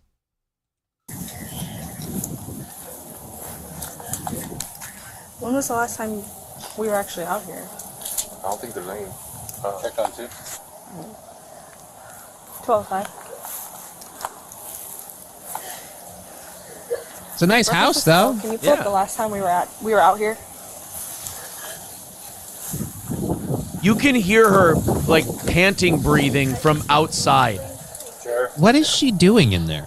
Having a nervous breakdown. Do you need another eye to open up so you can see? I'm Should you be trying. wearing some special stuff? No, I need. Oh, she's got her fucking tits out now. They're like, should you be wearing some special stuff? Like, your fucking titties are out now, like, in front of all the cops. Oh, my God. The only thing holding those saline sacks in are stitches, my lady. I feel like you should have a bandage or two on there. No. I'm hurt. We're done. You guys can go. I'll call the police. I don't want you. Did she just say, I'll call the police, I don't want you? Yeah. Because I guess what these guys from Home Depot? I thought these were the cops. They're the Oh, fake shit. Cops. I think this is this. I'm listen. Oh. Yeah. Push a little button. I talked to you 2 days ago. No, ma'am, you did I not. told you everything that I needed help with. No, ma'am, you did not. help me. She looks like B Rabbit's mom in 8 Mile. She looks like Kim Basinger in 8 Mile. I don't know if it's previous work experience, but this lady looks like a lady of the pole. I just feel like those. Allegedly. Allegedly. I have no idea. I'm just, like I said, she looks familiar. If you want to tell me what you need help with. Oh, no. Come on, Please don't. No, stop. I just had a surgery. Please. Okay, let's talk. Please. Let's talk. Please. Let's talk. Okay, we can talk. Let's just not Don't play touch games. Over and over again. Don't touch me. Okay? Please don't touch You're not me. going to run back in the house and slam the door and over again. Your dogs are already outside. You don't have to fucking push me like that again. Are you kidding me? Okay. Oh, she's on some kind of pills or something, in my opinion. She's on something. Yeah, her she's speech certainly is not sort of- well balanced. No. I can't believe they don't want her to have the kid. Clearly going through some sort of distress here. Yeah, I am. I just had a fucking surgery. I have not seen my son in a fucking month.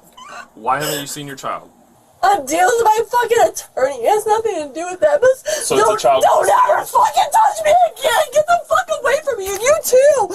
I just can't deal with this. I can't. You're not invited. I already have everything. No, it's not funny.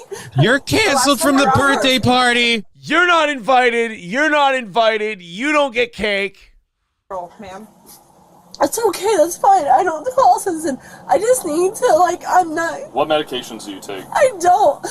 You don't? I'm dealing with my son. Have you ever taken medication? I have not seen my son in a month.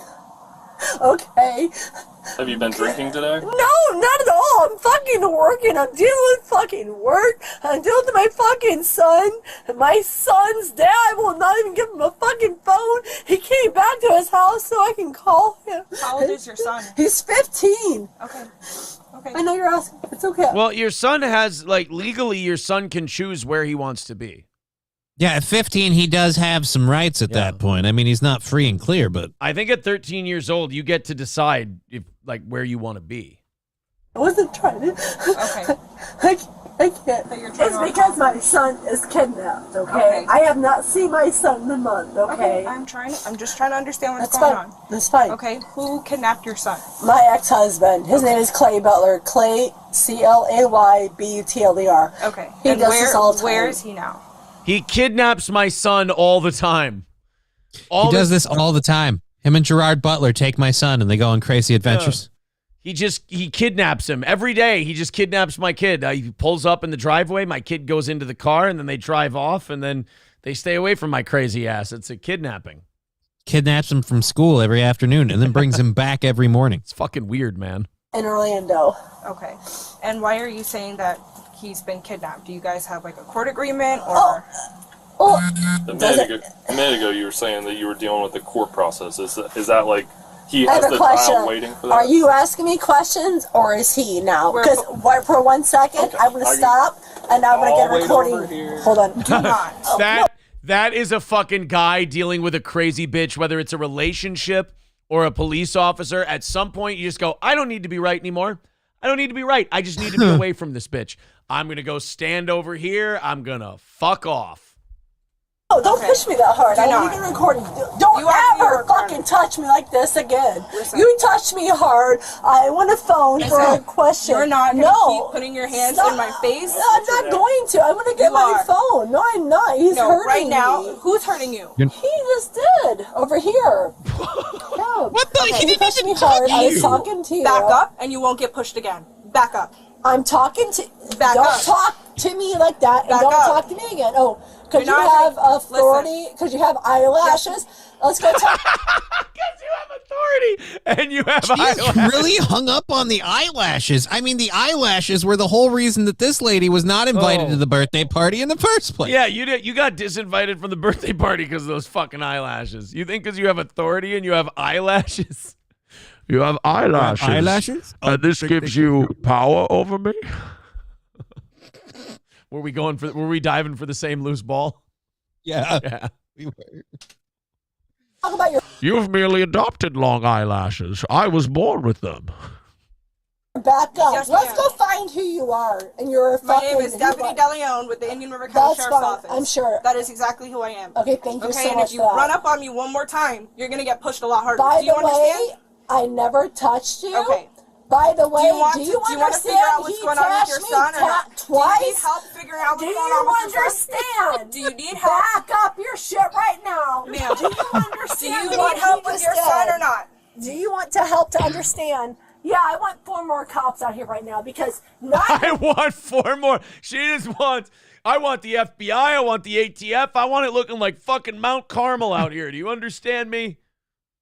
Do you want a sandwich? I'll go in the house. Like, what are you doing, lady? one of you are doing this, and don't ever touch me You're too again. close. If I can touch you, that means you're too close. No, I was walking over Okay. my house. So, you're not welcome. Do you can do go. you need help with your son or not? No, you guys Okay, can go. so if you call back again, it's us that's coming out here. That's fine. Okay, Thank you. so if you don't need our help, don't call us.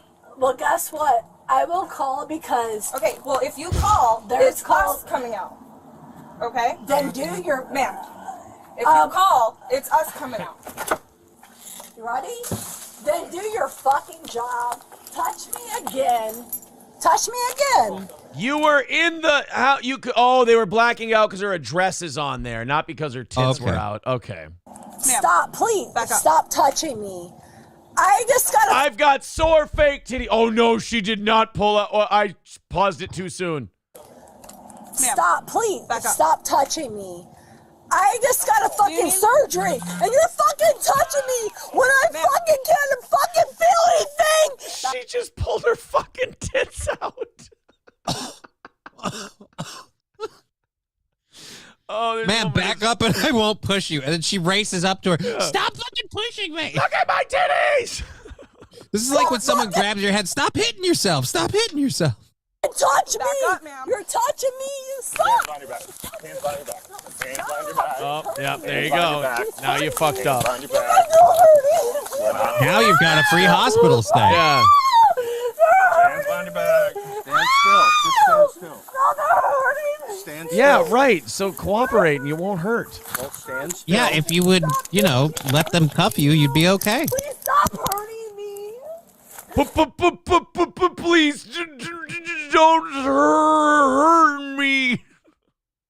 They really are hurting me. Just stop hurting me. I will not hurt anybody. They're not hurting me. Oh, This is boy. hurting me.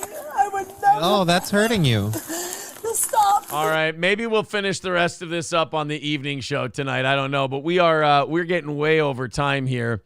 To Griddle Gorilla says, sounds like an episode of Simpcast without April, of course. How dare you, sir, to say something like that about such a well-respected program. Marley Analytics with $5 says, send all the claims being made to Alex Jones. I would love to. I would love to send that to Alex. We'll be on Anthony Cumia's show today at 4:30 Central Time. Also, we will be back at 7 o'clock tonight for the evening show.